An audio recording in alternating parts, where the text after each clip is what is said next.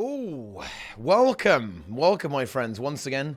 Roy is joining me here, slightly cut off. I need to extend him out a little bit there. There we go, perfect. Is the correct size just about now. Welcome to the global finals for the first Hardstuck Conquest League. Here we are on this beautiful Sunday with 5 unbelievable matches with our top 4 teams are going to be here. It's going to be Prestige, the Invitational Worms, the International Worms, you know, I guess it kind of works both ways. Of course, Team USA Dragons, and finally, On Tilt are our top 4 global teams for this first PvP tournament, indeed. So, welcome to the stream, ladies and gentlemen, and also welcome Roy, once again hosting this tournament with me here for the 4th and final day of this epic event.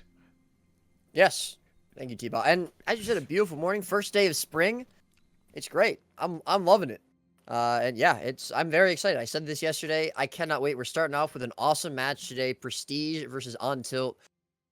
I'm really looking forward to it. Oh, I was a little cut off there, wasn't I? Yeah. But yes, yes indeed. That's been fixed very good. Yeah, I'm really excited for these. We got 5 matches today, so it's gonna obviously be our shortest day in terms of matches, but it should still be a decent amount of time because it is gonna be all cross region. At least, well, it might not be all cross region to be fair, but it's gonna be certainly some cross region. And yeah, I mean, I can't wait. We've been waiting for this a long time. Finally, we get USA versus the Worms, a match we've wanted. I mean, since the Moda at least. And Prestige coming out looking so good yesterday. On Tilt also, I think, looking really good. They almost took a game off USA yesterday in their regional bracket, which isn't saying nothing. You know, it's not saying nothing, right? And I think that was pretty impressive. I expect some good stuff from them today. And yeah, I'm looking forward to it. I'm excited. We're pretty much ready to just get in there. I will say a tip for everyone. I think you should all, because we could be here a little while. Get up, stretch a little bit. I can show you a few good stretches if you like. You know, you want to get over, touch your toes, really get in there. We caught a little bit of legging there, a little bit of doom legging from, of course, the just a tease. ERP throw, just a tease for later. I see how it is. Yes, indeed, I do. But yeah, as Roy says, we're about to leap into this with Prestige versus On Tilt. Everyone seems to be vaguely ready to go. Actually, players about to join into the arena as the map picking process. I imagine. Wait, is it already actually good to go? I believe it actually may well be. Yeah. So we can go ahead and leap into this game. I mean, these teams are, and this is going to be a really interesting match, I think, because we are going to see a very formal style, right, from On Tilt. They are playing the meta. They are breaking it down with the Necros, the Revs, like the Minion Mods or the Scourge, all that good stuff. And Prestige were able to actually beat the Worms doing that, maybe with a bit of added extra range in there, but they were still able to win. Let's see if they're going to be able to replicate that performance and outmaneuvering the slow but steady composition that On Tilt will be playing here, using their Fast and Furious setup involving the Druid, the Hollowsmith, Thief, and Mesmer. I think this is going to be such an interesting match. Like, this is going to be, if they're able to win here, I think this is actually a really, really big precedent setter actually for the entire tournament, because I think a lot of players are coming into this thinking that you cannot play this style into teams that are really ready for it. You cannot play the Thief Mesmer style into these bunker comps. But Prestige, they've got, they know better apparently. They have a different idea in mind. So I think without further ado, it's almost time to actually get into this. So let's go ahead and head over to the arena. Arena! Just waiting for Aeon to hop on board here. And what is the map order going to be? So obviously we're here on Forest, but what are the next ones going to be? Because of course the way this is going to function.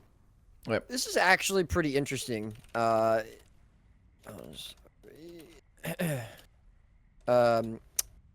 obviously, as we implemented yesterday, all the matches yesterday were picks and bans. We implemented picks and bans for the map rotations. We didn't have set map rotations like we did for the Open. And so obviously every team gets the opportunity to ban a map, and then they get an opportunity to pick a map, and then they can ban another map.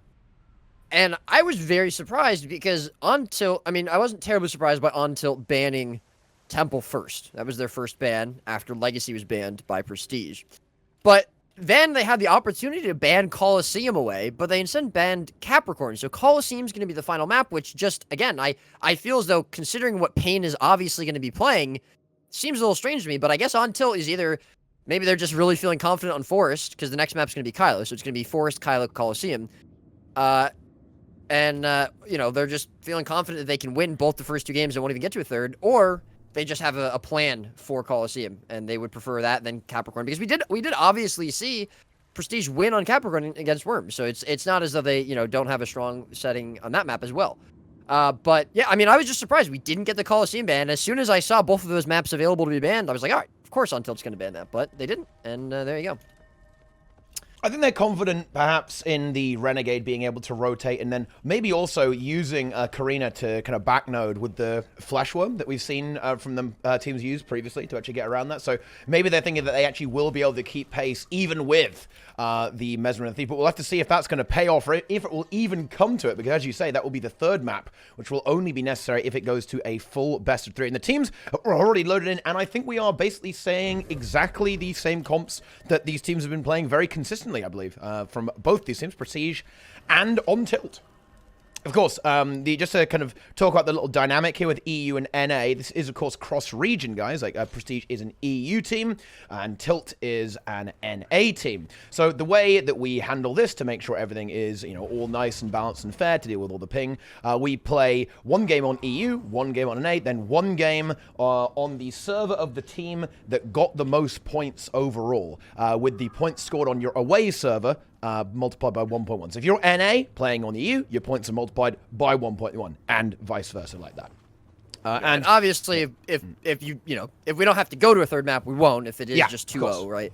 It's a best of 3 standard. But you know, a lot of the times we do kind of expect that it is going to be the EU team winning EU and the NA team winning NA. Not that that always happens, and it didn't happen that way in the MODA a lot of the times. But if it does, then you know, then we have that 3rd map for that eventuality, as Teapot has already clarified. Indeed, yeah, and just as the final note there as well, the server that is played first is picked by the team with the highest seed, which you'd often expect them to want to play on EU, but actually, during MOTA, NA, Team USA, actually picked to play on EU first, so there can be a little bit of mind games there, actually, in which server you go for first, like where do you want to go, and, you know, how you end up playing those games out, so kind of an interesting thing there, that, you know, there is that also bit of picking going on there, based on the seeding of these teams. Of course, Prestige, kind of surprising everyone, and in fact, being the top seed for EU, Roy, taking down the Worms yesterday in a spectacular 2-1 series at the end of the day there. But here we go, actually. We're just going to get right into it now.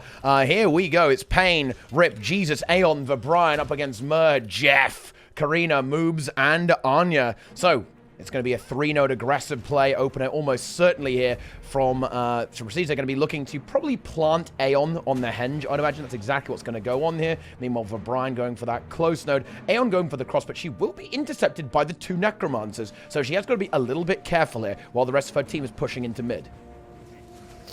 Yeah. And at the moment, Pain was thinking about going onto mid and to contest that, but instead he's actually going to just head back there with Jesus to put a little bit of pressure onto Moobs and Mur, who were making their way up there. You know, I'm really interested to see how we end up seeing the NA teams react to this Prestige comp, because they haven't fought anything like it on NA. And, you know, obviously very similar comps, like you were saying, kind of the more standard comps that we've been used to here are what, you know, these NA teams are playing, that Worms were playing yesterday. Aeon taking quite a bit of pressure here as Jeff and Karina doing quite a good job getting her off that node. She's going to be pretty low on the other side, though. Moobs has been taken out off node. RIP, Pain and Jesus. The Pain train, led by Pain himself, going to be finding a quick kill there. So first death, first blood here is going to be from NA.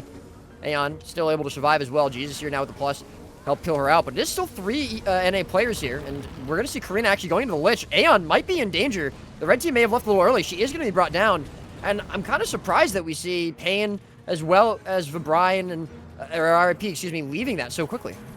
Yeah, I think maybe they didn't think they had enough time, because it is, of course, next to the blue team spawns. So Moobs was coming back very, very quickly, and maybe they thought it would take a while to actually break through all of that. And Aeon is not quite able to wriggle away there and get the disengage. However, they do manage to actually get a 2-cap off that by slaying Anya very, very quickly on mid, with, of course, as you say, the Pain train.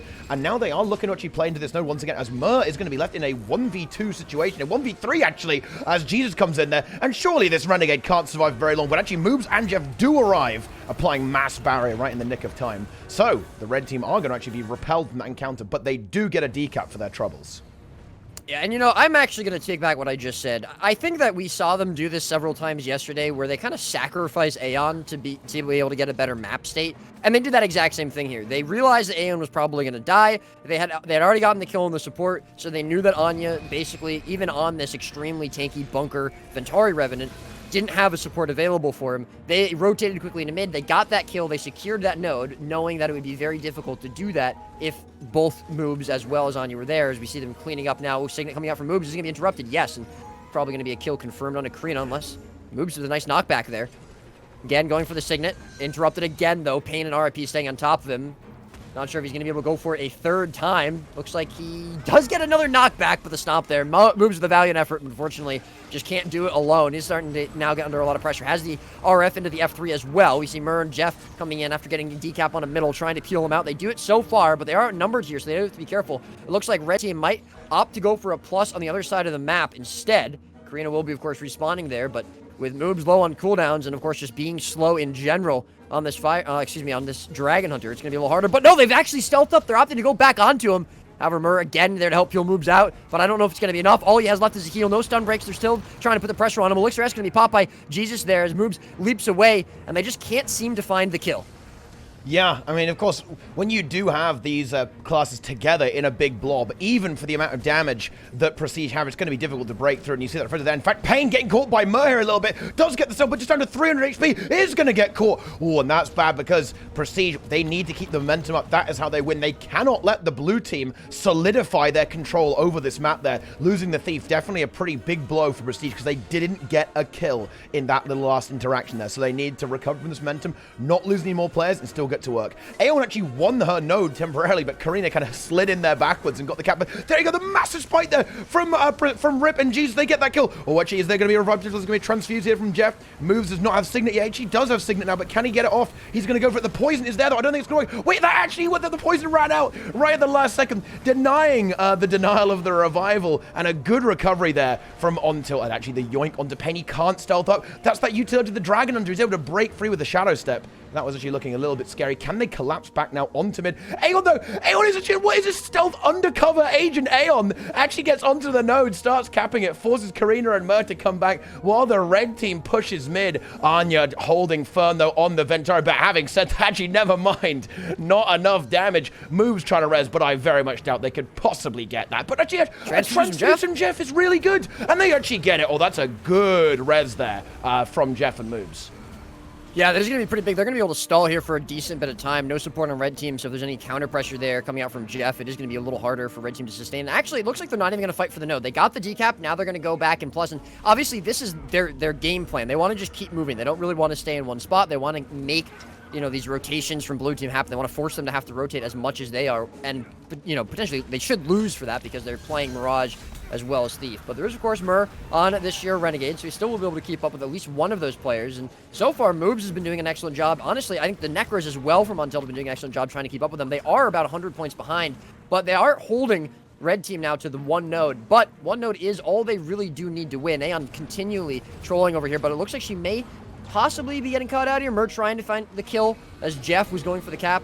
Doesn't actually end up catching it. His mid will go the way of blue team, though, for sure. But it's going to cost them 2 kills. Moobs as well as Karina being taken out in roads. Moobs now being bled as Karina's going to be on full respawn. Jeff might be next. As, again, this Zerg, these 3 DPS players, the Hollow, the Mirage, and the Thief, just finding kills left and right. And Jeff is next. Mur can do nothing as Aeon's keeping him contained over in the henge.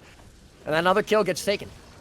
Yeah, it almost just looks like they are just running to try and keep up, but they just run out of energy, right? They just get tired and fall over. Mur gets deleted. Yeah, they just can't keep up with this stuff. And they're gonna, and this is bad, and this is corrective from Karina, but this is a really painful situation. They've got an AFK now. They can't, I mean, Karina cannot push out onto the map right now. Jeff and Moobs are now back so they can start to get going. The thing is, they're gonna have to deal with Aeon, which is kind of annoying right off the bat. And by the time they get to mid, there's just no way that Anya's gonna be able to survive 4 players from Prestige. The Glint healer is good, but I don't think it's going to be that good. The damage here is just ridiculous. Anya falls, moves. We can maybe sword port up there, but I think we're going to see a stomp out here and a kill fairly quickly onto Anya once again, setting the score to a 4v5. The poison denies the Signet moves. Did manage to make it there. Maybe a Bloodlust from Karina, but no, the damage is way too much. And all of a sudden, it's a 4v5 on the map again. 2 nodes in favor of Prestige. 1 node held neutral, and Prestige looking so strong. This rotating around this map at a blinding pace that so far on Tilt has just not been able to keep up with. I really would have liked to see Anya go into Aeon a little bit more. I feel like when they had him match Aeon at Henge, it seemed to be putting them in a slightly better map state. They obviously still weren't able to really put pressure on Mine, but as long as they'd started winning fights at that point, I think they could have started moving over there. They just never really got to the point where they were able to do so. Moves wriggling away from that DPS, those DPS players on Prestige. But, you know, I just feel like Anya's going to have a little bit better of a time into Aeon, and I think really trying not to give her too much value, essentially treating her as a Ventari Rev, what we see Anya on, I think makes more sense. His move is now taken out. Yet again, Jeff can do nothing but watch Anya just trying to put some pressure into the node, but again, he just can't do anything. Wait, there is a transfuse there. I don't think it's going to happen, though. No, Staff 5 coming out, and Jeff himself is probably going to be taking out the cleave from the Hollow, just too much. Barrier and some peels from the rest of his team keeping him alive for now, but they're outnumbered, and unfortunately, Red Team still just looking for blood. They're relentless, and they do find another kill. Pain getting that stomp. It's certainly looking like Game 1 on EU is going to go the way of Prestige. Some good things here happening from Untilt, but again, I think they do really need to respect this Druid a little bit more and just have a better game plan how to play into it, because, I mean, to be honest, Worms, they didn't have a good game plan playing into her, and it still doesn't seem like Untilt came prepared enough either. I think this is such a big thing with Druid, and we actually saw this in, I believe, the NA monthly AT that Blackjack's team won, right? If you don't have an answer to Druid, it just farms you, right? It actually just farms you the entire game. And yeah, I think because you don't see it so much, maybe not a lot of teams are kind of really ready for it in a way. And perhaps that's another reason why we saw the Asdome Academy so powerful with the legendary Ranger Curl playing Druid there for that team. You're absolutely right? I think they've got to find out how to handle Aeon. They've got to deal with this because, you were talking about the Ventari Rev, like playing into Aeon. Aeon actually won the node into Anya earlier on in this game, actually was able to successfully get a full cap versus the Ventari Rev. So I think it's easier said than done even from that perspective. Yeah. Regardless, though, just about 80 points or so left here for Red Team to take this first game. Of course, we should keep in mind it is obviously on EU. There are going to be some ping differences there for the blue team.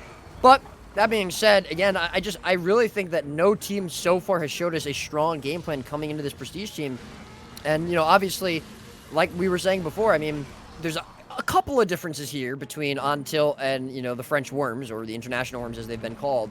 I'm going to hold that thought for a moment, though, as we do see Karina actually making good rotation, gets the decap on the Mine, probably a full cap as well. I don't think RIP is going to make it in time. This is the first time we've seen a positive map state here for Blue Team, holding these side nodes as Mur now going to be 1v1 against Aeon. That should eventually get decapped by Aeon, but as long as you can continue to hold it long enough, and if they can find some kills, fortunately, though, it's going to be a little bit easier said than done. Moves with a hero res onto Anya. Almost gets it. He does get it at the last second. I can't believe it. He got that 2-1, but Brian and Payne just unable to get the cleave into this Dragon Hunter somehow. And they now have gotten decapped on Henge, but they're potentially in a point where they can hold this map back.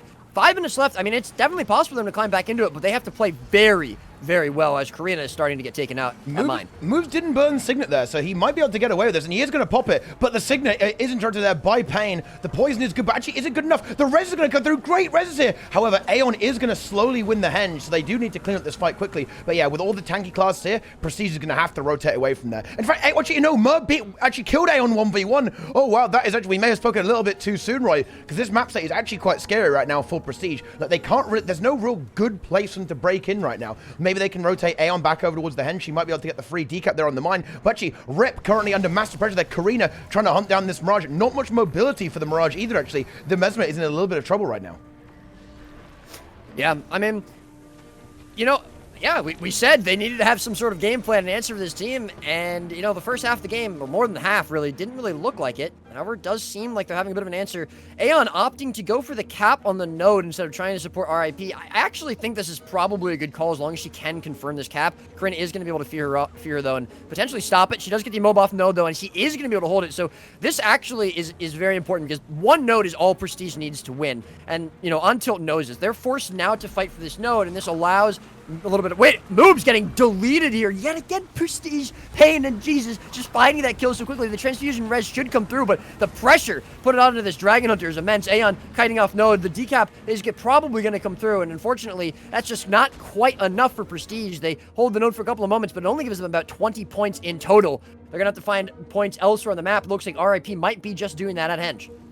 Yeah, RIP finds that, gets that decap there as well. Aeon will be able to probably win the node eventually versus the Necromancer over time. We're going to have this big fight on mid, and I think Prestige, they're going to have to start dodging that very, very soon. They don't really want to be here. They want to try and just delay this, like lock down the rotational power of the blue team as much as they can. Yeah, Rip is going to find himself the Henge. He's maybe even looking for a beast, but no, going to look for Mur instead. Their Pain is here too. Jeff will be coming in for support, but will that be enough to actually weather the storm here? I actually think it might be. I think they should be able to force this decap. Like, it's still very hard to win here, I think, but on Tilt certainly handling this later stages of the game very, very well. We're going down to nearly 2.5 minutes, so it's possibly going to end in a timer game in favor of Prestige, but that is pretty scary going into NA. Karina getting plus by Jesus at far. Moobs is coming in, though. Not sure if he's going to be able to get the Signet off. He does have it, and it's good right before the stomp from Jesus. Again, Moobs, what a hero in these games, keeping his team alive as Blue is going to be able to get that other side of the map. Henge confirmed again. But I got to just highlight here, I really like Aeon's move to come all the way over to my... Wait, Moobs almost... Oh, I thought he almost gave up that node, but Karina is able to step on it. But I really like Aeon. You know, she lost the 1v1 to Mur, as we said, and obviously that was very detrimental. So what does she do? She crosses the other side of the map, and she forces someone else to rotate into her. And I actually think it's a huge play. Moob's getting plussed here now, as Pain has made his way back. Jesus is stuck around. He's probably going to be taken out. Karina forced to stay on the node. They don't want to give it up, so he can't peel for Moobs at the moment, but they're going to be able to knock him off, and that is the node again confirmed here. Now the knockback from Moobs is going to start the tick, but it's not going to be enough. 3 players here from Prestige. Jeff now coming in to try to make this an even 3v3, but Karina already going to be too low. She's going to be taken out. No Signet available for Moobs. This looks like a kill. Transfusion from Jeff is going to be good, but the damage, I think, is just going to be a little bit better. Again, a knockback for Moobs. The cleave coming out from Jesus isn't going to be enough. No, it's not. Again, they get the hard res. I don't believe it. Both Neckers going to be alive again. Jeff now going to drop the breach on the node. They have to get this decap, though, but unfortunately, I don't know if it matters because Henge has been picked up by RIP yet again, and it looks like probably on Tilt going to lose this fight nonetheless. So Prestige will come out on top this game. It was a little bit close there for a moment, but it's going to be EU on EU taking Forest for game 1. Yeah, exactly. You can always see that how momentum based like the red team's comp is, and you know that's just the nature of their composition. But there was that really scary moment where they were losing the tempo right towards the kind of like I guess like the last third of the game. They just ran out of steam a little bit. Blue team started to stabilize. They couldn't quite do it, but they nearly had it locked, and that is exactly how red team can end up losing there. And blue team, they really, I think that there's a little bit of hope there, and I think it is worth noting that we are going to NA now, actually, or we're going to go there as quick as we can, guys, of course, to keep the energy up here. Like, NA will be a bit annoying for Prestige, not just because, of course, it's a ping difference, but also their classes that they're playing, and with the Thief and the Mesmer, are going to be a little bit more latency dependent than, say, you know, Dragon Hunter and Scourge and all that sort of thing. And of course, the NA boys are now going to have their home server to make sure that things are, you know, like a little bit easier for them to actually play there. So we'll have to see how that one is going to go. I'm going to swap over to NA. I just need to quickly record these scores so we can do that for the calculation if we are going to the third game. Okay, so let's go ahead and get ourselves over to NA, and then we can, we continue in this best of 3 series. Of course, we're going to have 1 apiece right now, guys. It's going to be a 1 apiece situation currently, and then we will get right into it, actually. In fact, hang on, I'm not going to show my email address because it's actually got my full name in it, which is probably not a good idea. Yeah, who would do that? Who would do that? Only an idiot would do that. So yeah, here we go. Let's get over to NA. I'm showing my beautiful face for the time being while I log into this account. But honestly, a very, very exciting game. Like right off the bat there, you know, that Prestige style, it is so much fun to watch. It really, really is. It is a lot of fun to watch that style. And hopefully we're going to see a replication of that on the next one, which is going to be Kylo. Now, Kylo is going to be a trickier map for Prestige to actually pull this off, of course. Like a very linear map. It's going to be much easier for Moobs and Jeff to rotate around and support each other. And I think you're going to see almost like a more extreme version of the first game with those hard reses coming through, right? Being incredible value there for On Tilt.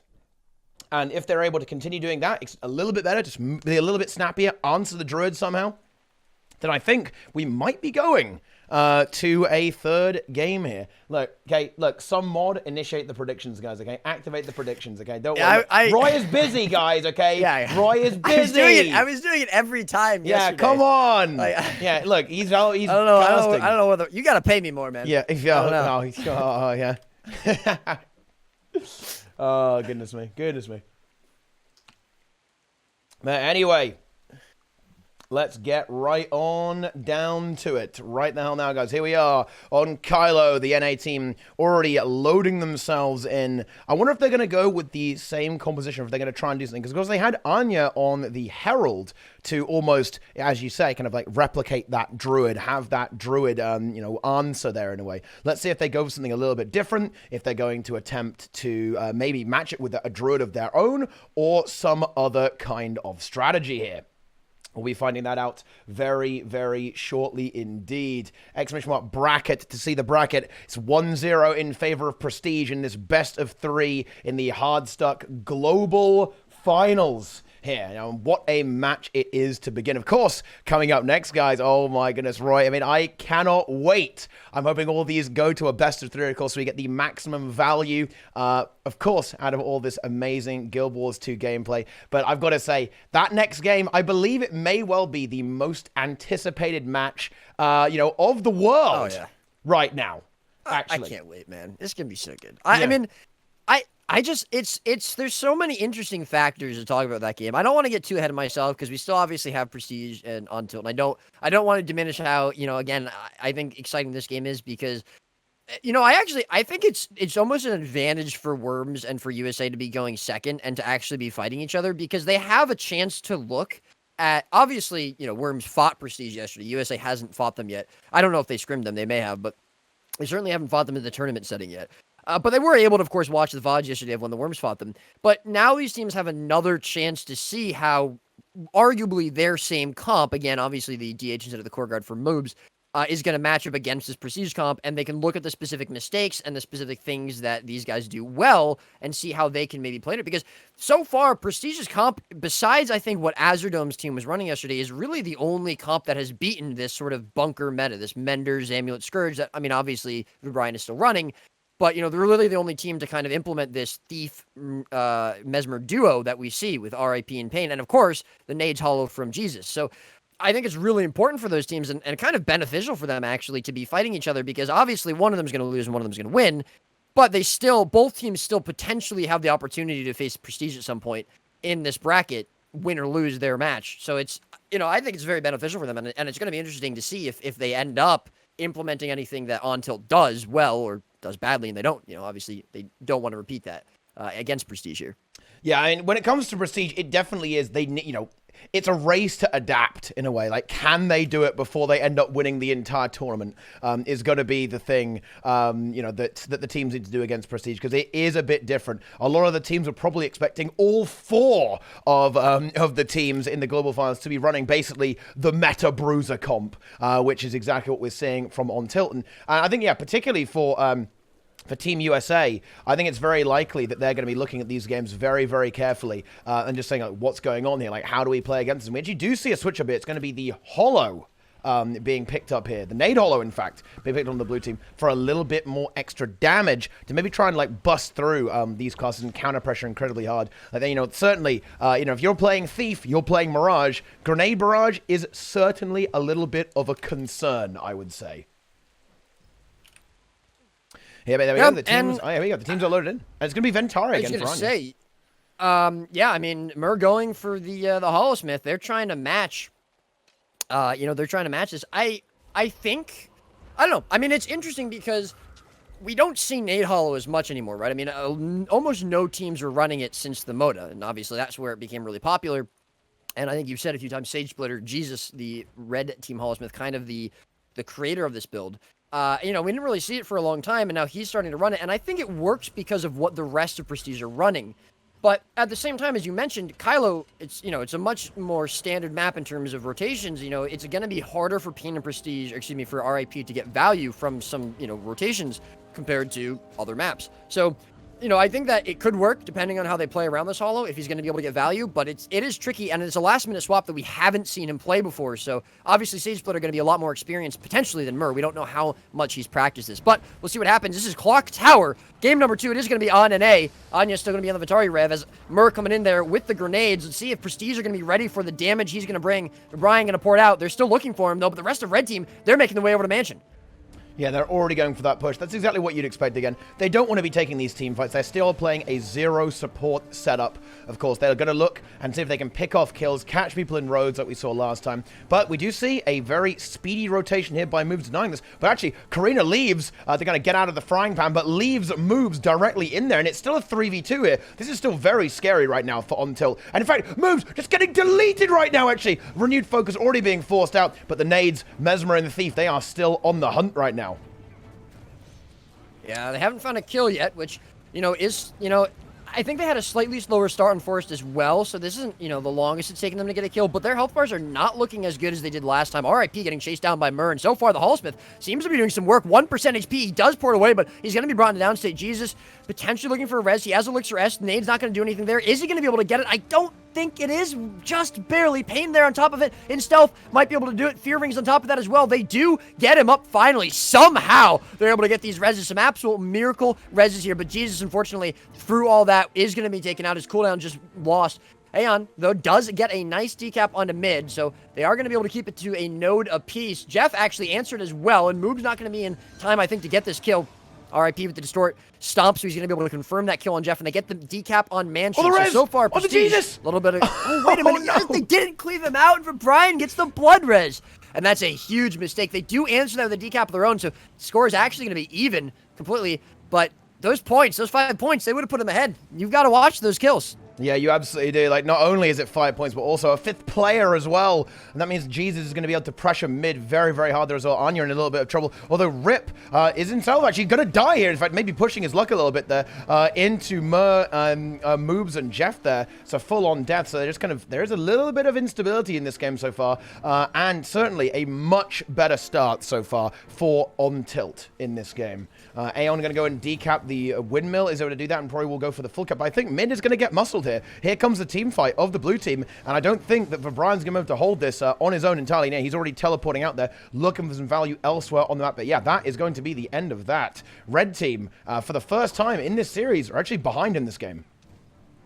Yeah, I think this is actually, it really speaks to the value that you can get from just adding some more DPS. So many teams just run only 1 or 2 real DPS specs at this point, but blue team, until they've decided to go for opting to run another DPS, this grenade holo, and I mean obviously he was running a DPS spec before, but I'd say there's a little bit more potential burst damage and potential team fight damage on this, although Renegade of course does bring both of those pretty significantly as well, so it maybe isn't the biggest difference in the world, but it does match obviously the nade holo a little bit better, I think, that Pain has, or excuse me, that Jesus has, and he doesn't have to worry again, as we mentioned, about, keeping up with Pain, keeping up with RIP on these rotations as much because of the nature of this map. And we haven't really seen blue team push onto this third node at all, other than going for that decap once when they had a downstate, and I think that's probably what we're going to see from them, and unless they have an advantage of the map, they shouldn't really be pushing that third node, which they didn't really do that much in Forest, but they were losing the fights before on Forest. They're not losing them on Kylo so far. Yeah, much fewer kills are being scored by Prestige. And, that's kind of the map here. Certainly a bit of adaptation. And I think the holo is good here as well. Like, the Renegade kind of gets exploded by the Thief and the Mesmer very, very hard. The holo, though, is very, very capable of counter-pressuring and really almost like bullying the Prestige team there as well. No healing. You can see those health bars. They just do not get back. Oh, a nice little yoink there as well. Onto Prestige Rip. He's going to have hard to disengage in there with the tether being connected there by Moves. He is able to leap away just barely. And a good decut there by Aeon. This is kind of what you need to see here from Prestige. They're trolling mid. Aeon is slowly winning her node with the Druid, and then they've got 1 node ticking. That's a good win condition for Prestige, but they do eventually have to concede mid there. Just too much team fight for On Tilt. Yeah, I mean, kind of just echoing what you said, and honestly echoing what Nas said yesterday. The counter pressure from Hollow is just, it's a little bit easier to get off necessarily than Renegade, because, well, as Nas pointed this out, if you can pressure the Renegade, it forces it to use its energy, and then, well, it doesn't have energy to do damage. We do see Aeon now getting taken out there, as we're going to see Mer plus that. Again, a little bit of value from that Hollowsmith, so she's going to be taken out. That'll be Mansion confirmed here. And so far, this really 2-node commitment is working out for On Tilt. It's really locking down, shutting down a lot of the potential for, for rotations that Prestige has. And at this point, Prestige, something that they need to keep in mind is they want to get as many points as possible, because even if they lose this game, they still want to go back to EU for the third map. And 334 points, that's what they have to beat, essentially, because that's how many points that we saw On Tilt get onto Forest. So exactly Prestige right. RIP, getting out here, just barely is going to be able to survive with his life. Again, that tether from moves, keeping him under a little bit of pressure. But I'd say also the other thing that's really important here, and the big difference between this map and Forest, again, and this kind of plays into the fact that they really are playing around 2 nodes more, mid has barely been decapped. It's been held for a significantly longer time than we saw mid held by on Forest. As we see the fight now start to progress. Moves getting deleted, shut down here around the Mansion. They are going to go for the hard res there. Elixir S coming out for Mur on top of that, and then the transfusion from Jeff. Knockback from Moves and downstay is going to be good enough to get them back up, but a lot of pressure already on this blue team. Yeah, Moves still not really in a good spot. Gets renewed focus in 1 second. Is he going to live for that? I think he might be able to get it. Yes, he is, I think. He should be able to reset himself quite nicely. Oh, but he actually does go down. He tries to greed for it. Doesn't get it. But the hard res is going to be good. But if Prestige cleans it up, that will be a massive swing here. The cleave is good. The nades come through. And Karina actually takes so much damage in that cleave. The Necro's about to fall there as well. That's going to be 2 kills secured there for Team Prestige. If they can snowball this now, they're going to be in an amazing spot. Can they find a third kill? Aeon actually in a little bit of trouble. The Hollow coming in there. Jeff and Mur trying to find that kill, but they're not going to be able to do so. In fact, they might end up losing their play here as well. Mur very, very low on the Hollow. No Elixir for another 2 seconds, but looks like they are going to be able to maybe get the disengage. But Jeff, not going to be so lucky. No, he's going to be taken out, and 3 quick kills in succession will absolutely swing the map. Mid, almost decapped. Anya going to try and go for a contest here, but I don't really think he's going to be able to last very long. He's already kind of low, is using all of his cooldown to survive. Jeff's still going to be bled out. Moves is coming in, though. They need to be careful. Pain actually gets taken out. They can go for the rally. The stomp is going to ran, but unfortunately it doesn't rally Pain. I guess he just hadn't, unfortunately, gotten the connection there, so that is going to be the Thief taken out. It'll be a 1-for-1 trade right there. Still, at the moment, they are holding a winning map state with their only node ticking there for Red Team, and Aeon starting to get some progress over at Mansion. We do see Mur coming in, but it is going to be an even 2v2, and Karina already low here. Yeah, that was such a godlike play by Jeff. He had the awareness and he popped the Necro down, say 3, killing the Thief on just 600 HP. However, Karina and Moves are going to return over here, and the Lich is going to be there, and I think we're going to have to see Aeon. Aeon is going to go for the big balls play and try and hold it. That is going to be impressive stuff if she's able to do that. It's a good troll. Moves, yoinks her off the node. She's still going to contest it quite well, and even after losing their Thief there, they're Prestige actually able to rally fairly well. Rip, unbelievably low. She nearly has the Hollow in a 1v1. This will be a really big kill. Can he find actually? They're both solo. Oh no, with the heal skill. Oh, Rip. Not seeing the heal score coming through there in time and gets exploded, but Aeon did win her node, so even with that kill being scored, not a horrible map state here for Prestige. They are really gaining some ground here, just 9 points behind. I mean, Brian is actually like playing out of his mind as well. He's been holding like 1v2, like outnumbered fights on mid, on good with no support for such a long time. Oh no, but Aeon gets plus there by the Hollow, nades come through, and that is a really, really unfortunate kill there for Prestige. They need to keep that Druid alive somehow.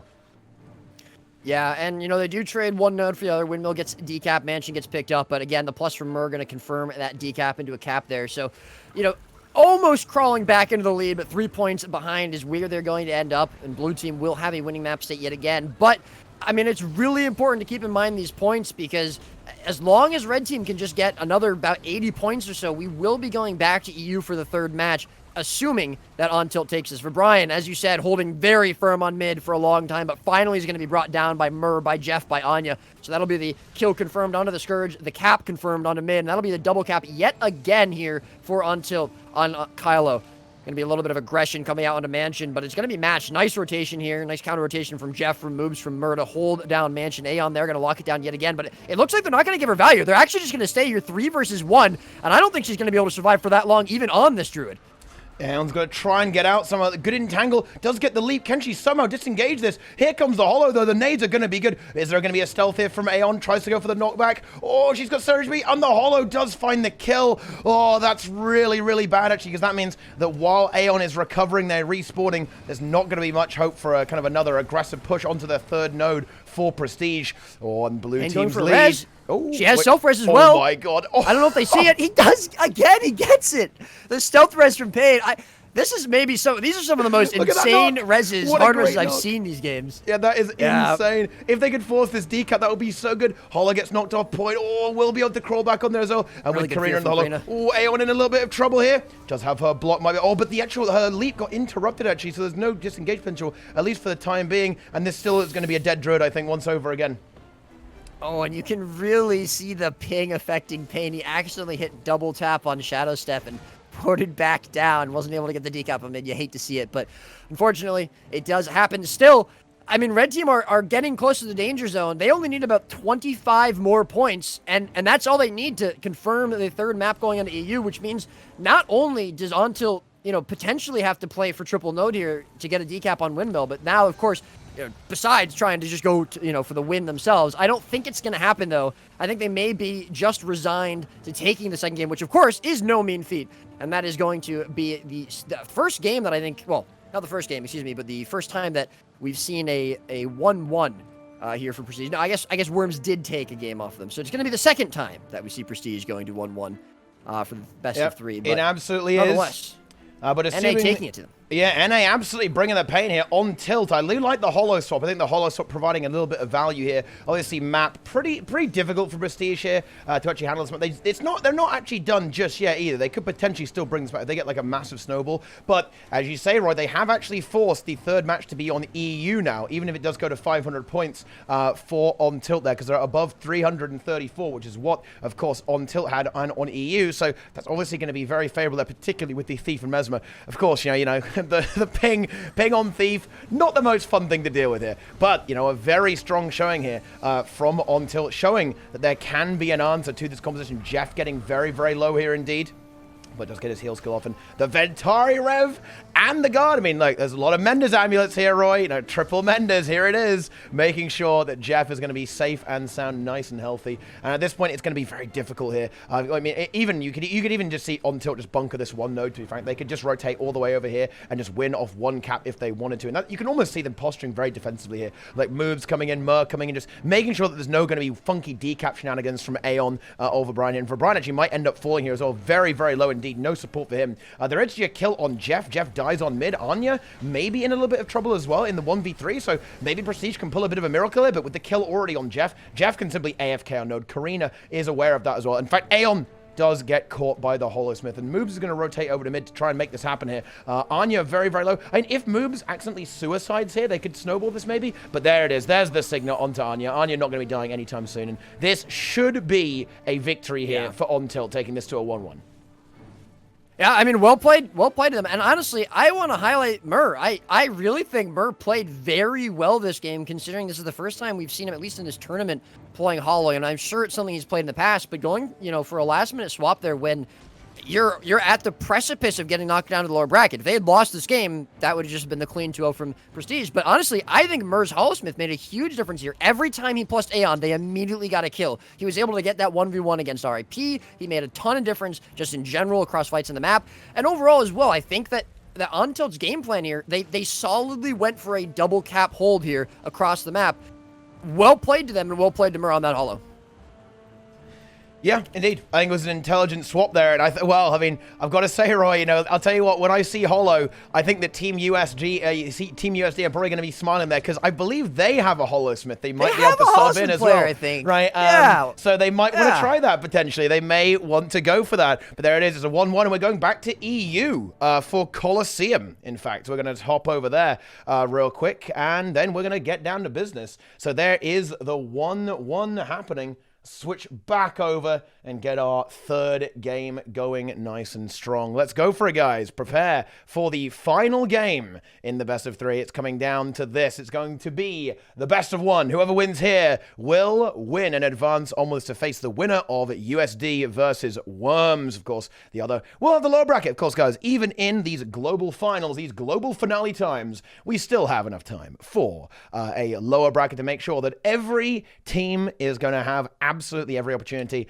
to fight their way back up to the top where they belong. And I think that just looking at the caliber of these teams, like, Prestige, I mean, bear in mind, Roy, Prestige beat Worms, right? 2-1 yesterday. So, if Prestige is beating Worms, right, and On Tilt is now taking games off Prestige, I think we're really getting a good impression of just how evenly matched these teams really are, and just the level of gameplay that we can be expecting, especially as things go all the way onwards here into the remainder of the global finals, and eventually a best of 5 for the ultimate grand global finals. Yes, indeed. And I mean, again, I do think it's really relevant to consider the comps that these teams are running, because I think that, again, I just want to know if, I hope you didn't just show your email on stream, Teapot.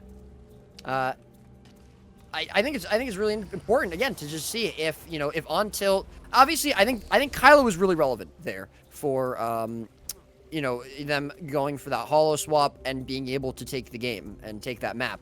I think that Coliseum, it's not going to be as simple as just putting the holo in. I think that they're going to really have to play, not just differently, which they did, of course, with Kylo, but they're going to have to be able to really react to these rotations. And I wouldn't be surprised to see Mur necessarily going back. We talked a lot about Thief versus Renegade yesterday. Nas was saying he thinks that Renegade is better than Deadeye on this map. Obviously, Pain is not playing Deadeye. He's playing Daredevil, so that might not still be the case.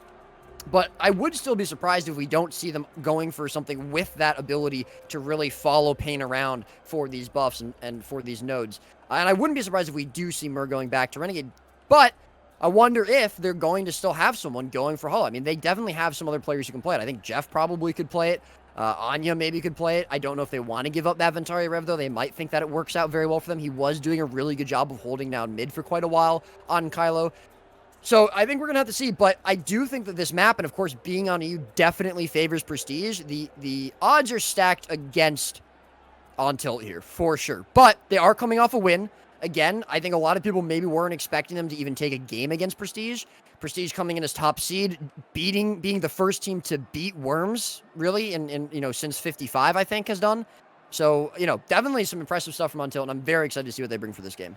Yeah, absolutely. And, the Renegade thing here versus the Thief, it's certainly true that the Renegade is going to be able to track the Thief very well, but I almost feel like it doesn't really work when the Thief is roaming with the Mirage, because the Mirage is very effective at just obliterating the Renegade there. So we'll have to see how that dynamic ends up playing out. But I think that Prestige are probably, as you say, going to be comfortable on this map. They're going to be able to abuse the buffs very, very easily and just rotate very, very quickly. I think we're probably going to see Karina almost play as like a, very, very, play the two-node style with the back node. They're using the Worm to also track the Thief, teleport through the walls, to try and keep a hold of that. And then it's just going to be, I think a lot of this is going to be about moves in a way. Like, can moves actually, and moves and Jeff, right?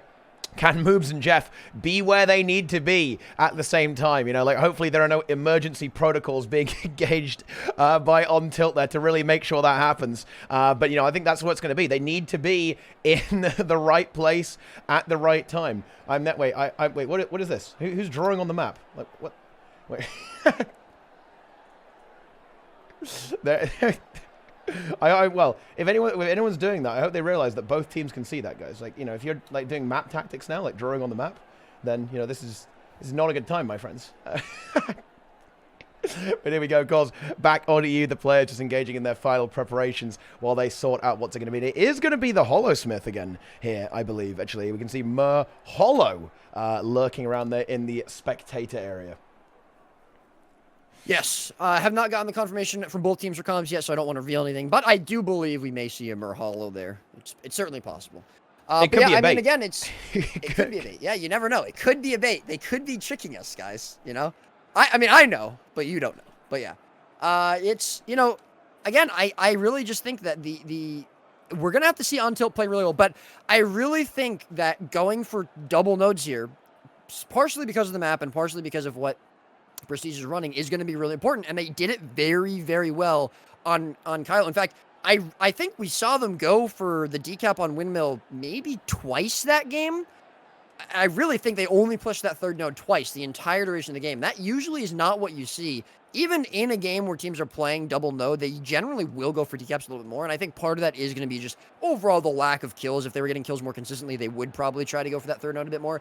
But I really think they showed some serious discipline, really holding on double nodes and making sure that they weren't overextending. They did lose players a couple of times, but for the most part, that wasn't due to overextension. I think that was just due to mostly them getting one shot by Pain, by Jesus, by RIP, which is just unfortunately kind of the nature of the game when you're playing against those classes. So again, I really want to say I was very impressed with On Tilt there, especially because, you know, again, I think it's really difficult to kind of expect things from a lot of these NA teams that aren't USA. I mean, we put USA on this pedestal so often, and also, I mean, for good reason, of course, but also we just don't really see a lot of other really strong, consistent NA teams emerging. But several of the players here are players that were in the MODA. Obviously, a couple of them were also players that were on Dark USA, which was the second seed for NA for MODA. So I'm not too surprised by it, but I am very impressed. Yeah.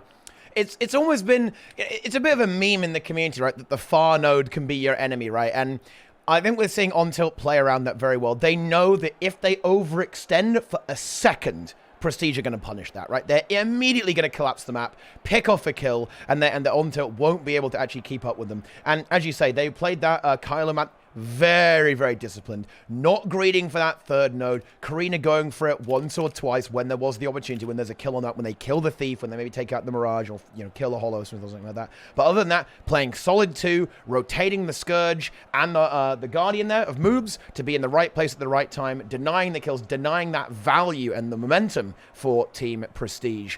Now, it's going to be hard to do on this map, and of course it's on EU as well, so it's going to be no mean feat if they're able to pull this off. But here we go, we actually do see the comp locked in now. It's going to be the Core Necromancer from Karina, Moobs on the support Dragon Hunter, Merhollow playing Merhollow. No bait here for the Renegade. It's going to be Jeff going for a worm there as well. Okay, giving kind of like the feelings of the day of old with the teleport. And then Anya, still on the Ventari Rev. Going to be kind of like role-playing as a druid, but also something that can really provide some good sustain in a 2v2 as well, if it comes to it, being able to support there as well. Some good healing, good boons, and CC, all that sort of thing. And yep, same thing here for Prestige, the same composition. The Mirage, Thief, Hollow, the Druid, and a Scourge, just to be a little bit handy in these team fights. Yeah. And, you know, I think, it is going to be Prestige, opting again with that same comp. And, sorry, let me just make sure. Okay, here we go. And this time it's going to be a more aggressive push here from Prestige. They kind of gave Aeon a bit of an escort in the previous games, but this time they're going to be going for an all-out push. Pain, Rip, and Jesus looking for it, but it is actually predicted by On Tilt and maybe denied. But actually, Merhollow getting spiked out. Elixir's going to get forced there immediately, and this is going to be scary. Where's Moobs? Moobs is going to have to rotate over here very quickly. He should be able to teleport through the wall there to get to support that Holosmith. Is going to go for it. There we go. So that might be able to stabilize that, and that should be good here for On Tilt. However, we do see Pain actually get that contest, denying that node, at least for the start of this game. Mid now being contested by there for Brian, but they rotate immediately back to Anya. Moves, though, is doing a great job being where he needs to be. Look at this. He is already here, but now I think now he's going to turn himself right into a target, and he just gets annihilated. No time for a new focus. The transfusion is good. Can it come through? Projectile bot there from the Ventaro, but no, it was not enough. The Stomp comes out, and a decisive victory there at the start of this game for Prestige, with immediately eliminating that support. And I think Jeff and Anya are going to be the next targets. They're actually Merhollow, very, very precious as well. Pain looking for that kill. Then, oh, there Jesus gets the kill. Karina is going to have a hard time reviving that. Does go for a fear. The Blood Rose here might come through. The transfusion will be available here for Jeff. Another Blood Roll will come through very, very soon. Can they actually somehow get this? The cleave is big, though, from the red team, and that is going to be the kill there. And now Jeff finds himself very, very exposed. And On Tilt, they've got to be careful about this. They are getting a little bit snowballed right now. Moobs is already back here, but I don't think he can make it in time to actually support Jeff. Yoinks Aeon off the node there with the Dragon Hunter pull, but Jeff is going to fall, and I don't think Moobs can get there in time. Yeah, no, very, very aggressive start from Prestige. Not really expecting anything different, of course, but you know, it is going to work out well for them so far. They get Pain with a nice decap at far as well. And, I mean, as you said, they snowballed. You know, Moob's playing very aggressive here, actually, going into far there, trying to get Karina over there, and potentially force that decap into Aeon.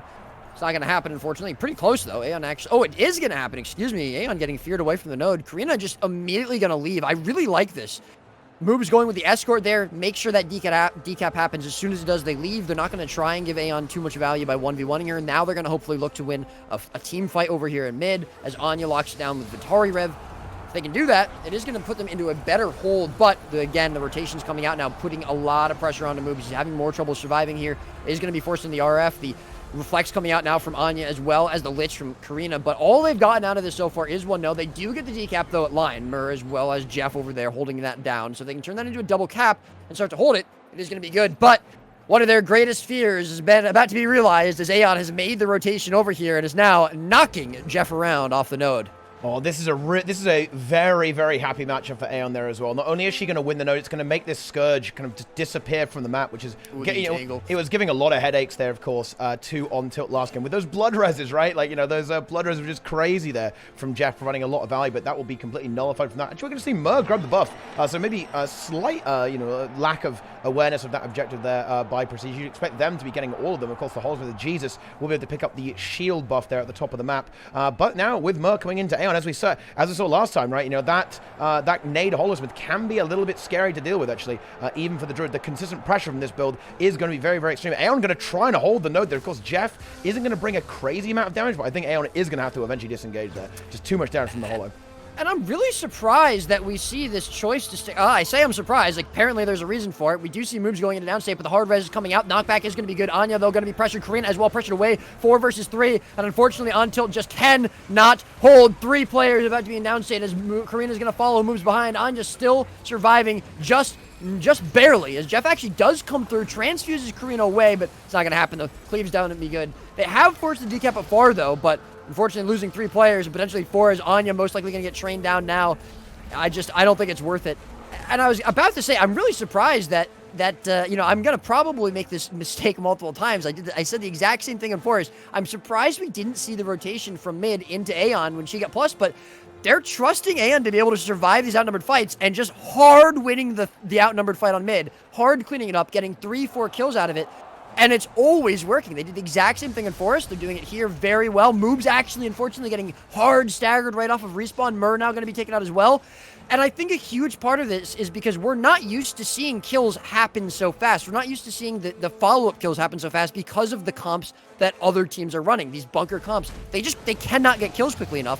But Prestige can, and they're doing it very effectively. Yeah, I mean, that is absolutely disgusting. Complete devastation there. That's basically killed every single member of the team. There's a repush coming out there, and of course, I think, we're going to see Prestige probably disengage. They're not going to take this direct fight, but actually they might be able to, because they've still got the outnumber. Moobs is not back here, like Mur isn't here either, so it's still a 5v4 on map. We could just see them just snowball this again and again and again with a brutal 3 cap on the map right now. This is almost game ending here. It's going to take a long time for the blue team to recover. If there's another kill here before Mur's able to get back into this fight, then that is going to be the end of that. They are able to hold on there, driving Jesus away there, so they might be able to find it. But actually, they're going to go for the Holo, actually. Holo, not really there right now. Hasn't got the elixir, has been used, but Moobs and Jeff are going to be here to actually peel that player out. But the node is still held for Prestige, and they can just disengage this whenever they want. They've got the mobility. They're going to leave it now. There we go. They're just going to leave and let them have that node. Aeon actually trolling 1v5 right now. I mean, I think we're going to see a bit of a sacrifice here. This might be a little greedy, yeah.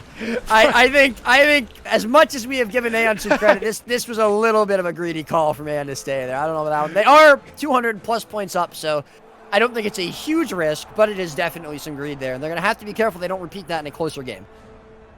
Yeah, for sure. Again, because of the nature of the Prestige's combo, it is a more fast-paced game. So, you can see that there's actually 9 minutes left. So it's not like unthrowable. Like they could definitely still lose. They're still looking very, very favored, of course, with that massive lead, as you say. And just the way they've been playing so far is just looking very, very good into On Tilt. But they do have to be careful. We saw in the first game, they did get locked a little bit, right? They got a little bit stuck at around 430 points, right, for a while before they were able to finish the final push. But I think they're going to be able to get things started here a little bit by going for a kill onto Karina. Karina. Moves is available. There is Shroud up there as well. Meanwhile, they actually do get neutralized here. Like, Jeff manages to make it all the way over to the Dragon and is able to start work on doing that. But again, it's going to be into the Druid, which is just not going to be a fun matchup for the Scourge.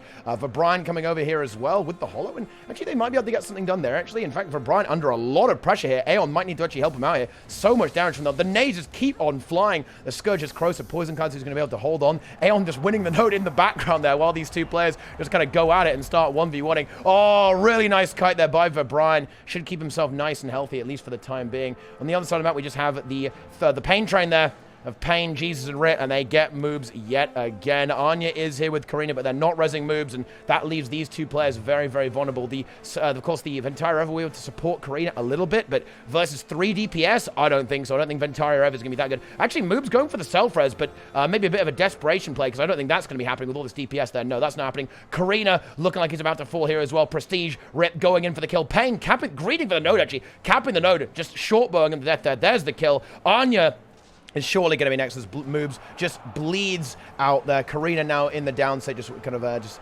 waiting for the respawns, waiting for the end. For Brian caps mid, Anya about to fall very, very soon. All the cooldowns have now been exhausted, and that will be another solid 2-cap there for Prestige, and they're going to be on their victory path now with 3 players dead or just respawned. Yeah, and I gotta say, I mean, obviously I said at the beginning of this game that, you know, the odds are a little bit against Tilt here. You know, not just because of the map, but also, of course, they are playing on EU for the second time now. And, you know, again, I think credit where credit is due. They did very well against Prestige there on Kylo, obviously taking the map, taking the game there. Of course, you know, we should mention it wasn't an A, so they did have a little bit of an advantage. But overall, I think they just also, you know, they really had a strong game plan and they played it well.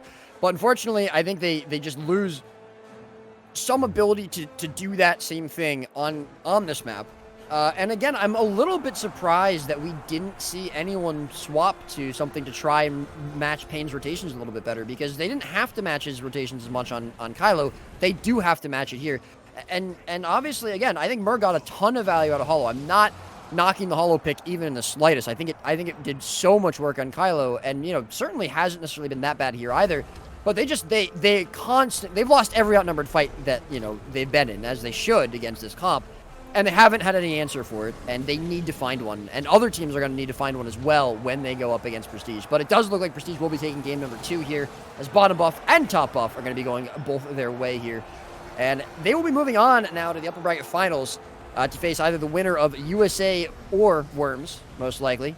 Again, well played there from On Tilt. They do take game number 2 away from Prestige, but they will be going down to the lower bracket after this game number 3.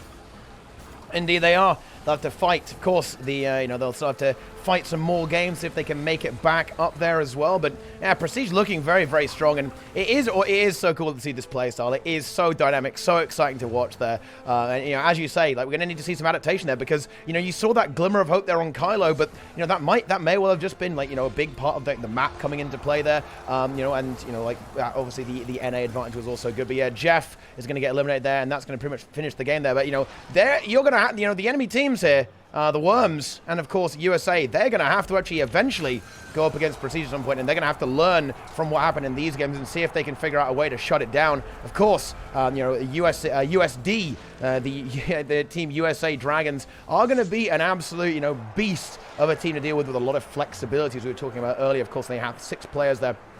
With, Mark maybe as a sub there, Zan, Misha, Naru, Helio, and Zeromus. There's a lot of things they can change up and different things they can try, but there's going to have to be a way to deal with it, because on a map like this, on a map like Eternal Colosseum, looks like Prestige are extremely difficult to deal with. We are going to be leaping into this game right now, and let's see who we're going to see in terms of the players here. Like, for the roster, do you expect USD to actually field all of their NA players here, or do you expect to see, maybe Zan and Misha being utilized here? Well, I definitely think that throughout the entire tournament on NA, especially, they're going to use all their NA players for ping reasons. I think the biggest question today is if we're going to see Zan. Did he even show up today? No one knows. Well, he is here. He actually is here. He is USD Zan Roy Teapot. In fact, there you go. He's Is he in bed on a laptop or is he at his gamer station? That is the question. I heard he was in bed the other day, so we'll see if he activates today. Well, yeah, we will indeed. Of course, the Holosmith has been picked a few times, being played there by Prestige, and of course we've seen some Prot Holo gameplay, and of course the Nade Holo there by On Tilt. So it is maybe a pick that you don't necessarily see all the time. So we'll have to see what variant of Holosmith or Engineer that Zan would even be playing. However, he is in the arena, and because we don't allow the subs to be in the arena, that does imply that he is playing. And there we go. He has actually joined up, and it's going to be a Prot Holo by the looks of this actually here from Zan. Yes, that is exactly what it is. With Helio, Misha, Zeromus, and Naru. So it is in fact going to be the double EU side, the EU boys kicking in even on NA. Misha going to be on the Scourge, aka the Master of Disaster on Scourge. And then Helio on Renegade, Zeromus on the Guardian, and Naru. Oh, here it is. The minions, dude. The minions have been activated here. Look at them go with the Flesh Golem. Oh, actually, no. Cancel that, actually. Going for Core instead. Never mind. Well, I mean, Core Condi Necromancer instead. Of course, it's the standard Worm comp here from the Worms, with the Renegade of Azur's Goku on support Guardian, Dra on the Condi Herald, Esprit on the Scourge, and then Frey going to be on the Necromancer as well, the Conditioned Necromancer. So I think we're going to be seeing almost like the, we're going to be seeing some Condi Rev side node action, obviously pushing into the team fights. Almost a similar thing there from the other Necromancer. It's almost funny to see two side noders that have like this this level of kind of like slow mobility in the way. And then we're just going to see some big ass team fights. Because of course, here we are on Revenge of the Capricorn. It is going to be a very team fight focused map with, of course, the Bell coming in. And so it is almost a mirror here, in fact, actually. Very, very similar. Like, how do you feel about the profession picks here, Nos, here, from these two teams? Like, Holosmith into Kondirev, essentially. Right. So, looking at this, I think Kondirev is always a solid pick, but I'm looking at Zan on the other hand, and I'm kind of getting some flashbacks on Moda here, where I'm seeing the grenade toolkit, right? And he's running Zerker Amulet. Whoa. So this may not be as sleeper of a game as Twitch chat might think, and this will be a very exciting game.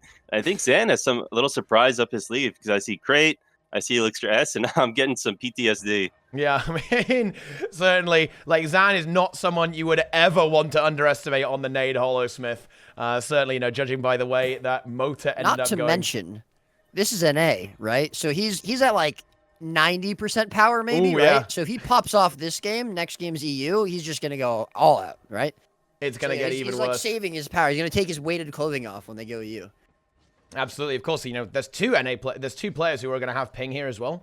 Misha and Zan are also going to have that. Of course, maybe Misha not too worried about ping on the Scourge here. As much as the Nade Holosmith there of Zan, but it still is going to be a factor. The team's just kind of preparing themselves here a little bit. But like if it really came down to it, like a full-on, so there's like a massive 5v5 on the Bell here. Like who do you think wins this, Nos? Is it just basically Pepega? Like just RNG, or do you think one team would have an advantage here in the full-on clown? I think the ping's going to matter a lot in 5v5, and I think that'll definitely impact it. But in terms of comp, I definitely give it to the Kondirev. Kondirev is just able to put out so much node pressure. Let's take a look at the opening splits. Both teams opting to send their Necro to cap home. This is definitely one of the harder maps to push across on, because you can clearly see their push in the mid node. And looks like they're both, the blue team is sending their Kondirev along to Scourge, a very solid 2v2 onto Naru's node right now. He should be able to cap it in time. Blue team not letting that happen, or red team going to stop them in their tracks. And it looks like we're going to see an early crate so far from Zan. Zan giving a lot of pressure out to Eastbear, definitely the target. No utility left, almost every button on cooldown, just with staff autos left. You don't like to see that. It looks like they're just going to be happy with their node and sort of peel back. Draw maybe getting the decap almost there. And Helio barely makes it in time. Good port by him. And sort of a harder 2v2 for him on node, but Draw already taking a lot of pressure. This is a very vital 1v1 if anything happens. And it's going to look like a Scourge going to support him. We're going to see an early 3v3 breakout. It's a pretty juicy one, though, for the Worms here. Like, having the Scourge and the Kondirev and the Guardian is going to be difficult to deal with here. Like, not as much support. There's a lot of damage, though, for the red team here. Team USD are going to have the Holosmith and the Renegade with the Scourge for a little bit of support there. But they might struggle just to eventually get outvalued by the Worms here. They're just going to be so tanky, so sustaining that it might be difficult for the red team to actually maintain node control here over a long period of time. Having said that, though, the pressure is good onto Esprit, but Zan is now coming under under fire there. But actually, Azaz dies on mid, in fact. Zeromus and Nara able to just outpress the minions. Maybe a little bit too much there from the Lich Storm exploding on Azaz, and mid will be yielded. So the actual first map advantage, the 2-cap, will in fact be going to the Team USA Dragons. Frey going to have to back it off there and try and intercept Naru as he tries to push over into this team fight to assist his team. E-Spirit was dropping dangerously low during that, reached 1 to 2%. It was able to resustain back up. He's definitely be the target of choice for Zan, and Zan will be the target of choice for the others. This is still a very volatile 3v3, and it's just going to stay that way for a while. Very close call at this point, but they're trying to overwhelm E-Spirit at this point with as much power damage as possible. Scourge's weakness sort of being overwhelmed with these Zerker amulets, and he has 2 of them in the form of a Renegade and a Power Nade Hollow. But the pressure on Helio is so much, dropping 1% goes in the downstate. Will they get the res? Trying both, and just great coordination from them, both resing instantaneously and some good cover fire. All while noting, I might add, they're holding the node too during all this chaos and still getting great counter pressure. E-Spirit dropping 20%, 33% heals himself back up. Doesn't have much left in the tank. A little bit more counter pressure than it should be fun. Yep, and we see it, as you called it, roll the dice. Teapot, what's going to happen? Goku's going to get the res. Oh, poison! No, poison! Poison saves the day. It's going to be a massive wipe. Goku goes down. Draw about to go down. And Naru's already rotating away. And is that Bell coming up soon? Yeah, it's Bell. Oh, what 1 a second. time to wipe. You really hate to see that sort of thing happen. And now the blue team is just absolutely devastated, running to the hills. I've never even seen this part of the map before. How did they even get over here? It was so far away from home, so far away from those. And they're just going to be tunneled out of here. Tries to worm away Frey, but not enough. He's going to be bled for all his worth. A draw, maybe getting a cheeky decap, but Helio, once again, excellently done, is aware of this and ports right back on node. And now, look at the map state. They do a really good job of profiting off this. Naru, instead of going for Bell, temporarily holds it, and then just pushes onto the blue team's home node. And now we're going to see potentially another fight break out on Bell, but they have Frey on respawn for 15 more seconds, and it's going to be a long trek. And the furthest player away on red team, Team USD, is Helio. They're just going to port right in, and Teapot roll the dice. And honestly, by the time that we actually see Frey get back here, it's very likely that the Worms, they may not be dead, but they'll have lost a lot of cooldowns. They'll have lost a lot of value. And yeah, they know that they can't really fight this right now. They're going to try and force the disengage and just survive with the Spree and Goku here on the Bell. Just play the outnumbered fight here for as long as they can. It's going to be Zan and Misha, the duo, going to try and hold on there as well. Zeroma's coming in there for the support, but there's no decap. They didn't actually get the decaps. Like, USD actually matched the movement there from the Worms very well, with Naru pushing into Azaz here, liching away there. The minions now starting to go crazy there as well, and this is going to be a little bit painful here for Azaz, of course. Like, the condition pressure from the Necromancer going to be annoying to deal with. The Shroud is getting melted down, but Naru is not going to be giving up this node anytime soon, particularly with the fearing there as well. Azaz in a little bit of trouble. Bell not really going anywhere. It's going to be the Scourge Mirror. That's going to take a while for anything to happen, but so far, Team USD very far ahead in this game, and the Worms just like, I mean, a lot of this came down to that lost team fight there, of course. It was fairly close, but when they just weren't able to get there, having that kill happen, the Signet get denied by the poison, just not getting that revival, not restabilizing the fight, and the entire thing collapsing, the entire map snowballed, and, well, as we saw yesterday in a lot of these games, it is so hard to get it back after you've lost it. I know, and they're doing their best to try and get as many bodies on nodes as possible, stretching themselves to 3 nodes if you count the Bell. Bell going to be Mender Scourge gameplay. Don't look there for a while. We do see Naru doing a good job generally holding that 1v1 for a long time. And now we see a team fight breaking out over at the Bazaar. Frey a bit low, so is Naru, both of the cores. And we do see a DC! Oh no! Teapot, what happens? Wait, I believe we're actually past the point for a reset at this stage. So we actually can't reset that. So, I mean, they need to, like, do something about that and get their extra player there. That is, wait, who actually DC'd there? Zan. Oh, no, that Will is the Worms honor? It does not look like it. What? They are pushing ahead. This is the moment they've been waiting for. That is indeed, and they are, I mean, like full advantage. Still manages to get the res, though. Red team, though, still in a... Zan has plenty of time to get back into this game because they've done such a good job thus far into the game. They're definitely going to bleed some points as a result, but red team still playing as hard as they can and still maybe getting a kill on Frey. Helio to take him down 3% and just absolutely demolishes Frey in the 1v1, holding on to the Tsar and generating himself 5 points for that. Yeah, they're still, of course, they will eventually find themselves losing this game, essentially, like with the 4v5 on the map, of course. But Zan obviously will be connected soon. As long as he gets back soon, it shouldn't be too much of an issue. Like, it shouldn't be an issue. I think Frey was actually honoring and just That's why he was. Oh yeah, he just got. Yeah, he's gone up to corner. Yeah, he just so ran Frey to the corner and yeah. He's just gonna AFK now. That's good to see. Okay, Zan is actually back now as well. We so do of course see Zan coming back. Yeah, Frey can And resume. Frey will be a bit delayed. Misha a little bit pressured, but yeah, looks like the DC not really going to be very impactful. Frey now coming back into play, of course, but this is a very, very big deficit, and I think the Bell is really going to work against the Worms here as well, because they aren't going to be able to play the rest of the 3 nodes as well, like with this Bell up here as well. They have to try and win it, but that's going to take such a long time with Zeromus and Misha. Just stalling this out for as long as they can. There's not many roads to victory here for the Worms. They're just too far behind in this game. Yeah, they're going to have to start generating some kills, which they haven't been able to do for much of the entire game. We do see Kanirev versus Necro on the mid node, the Archway, and actually that's pretty good for the Kandi Necro because it's a larger node, so it's much easier to cut away while still holding the node. Bell is still full-on Mender's action, and there looks like to be a final attempt of just hopefully winning a 2v2 on the blue team's home node, but they have a bunker there. They have a Renegade there. Very solid 2v2, and they don't even have any support there. And Zan's coming in with a Zerker Amulet, going to be able to clean up Frey pretty quickly, and there's not much left for blue team to do at this point.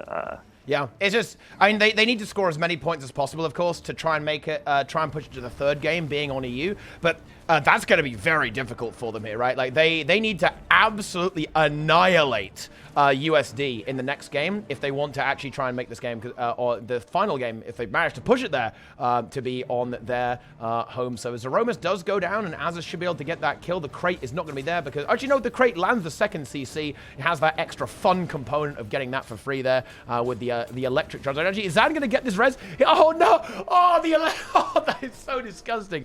The Elixir S res there. Oh, I mean, you love to see it. You really do. Well, unless you're on the blue team, then you really hate to see it. That could have been a potential moment to grab a few free points there and make the actual overall set between these two teams a little bit more even there, but that's not going to happen as Zeromus is brought back up to a fully healthy state there by the medical engineer. Right, and it's important for the blue team to keep going because each point does matter if it gets taken to a 3rd game. So it's good to see them still in the game, and technically 6 minutes left on the clock. That's enough time to get 500 points if they just play perfectly. Still 2 nodes in play right now. Frey maybe getting themselves the first cap in a while. Going to start taking up points away there.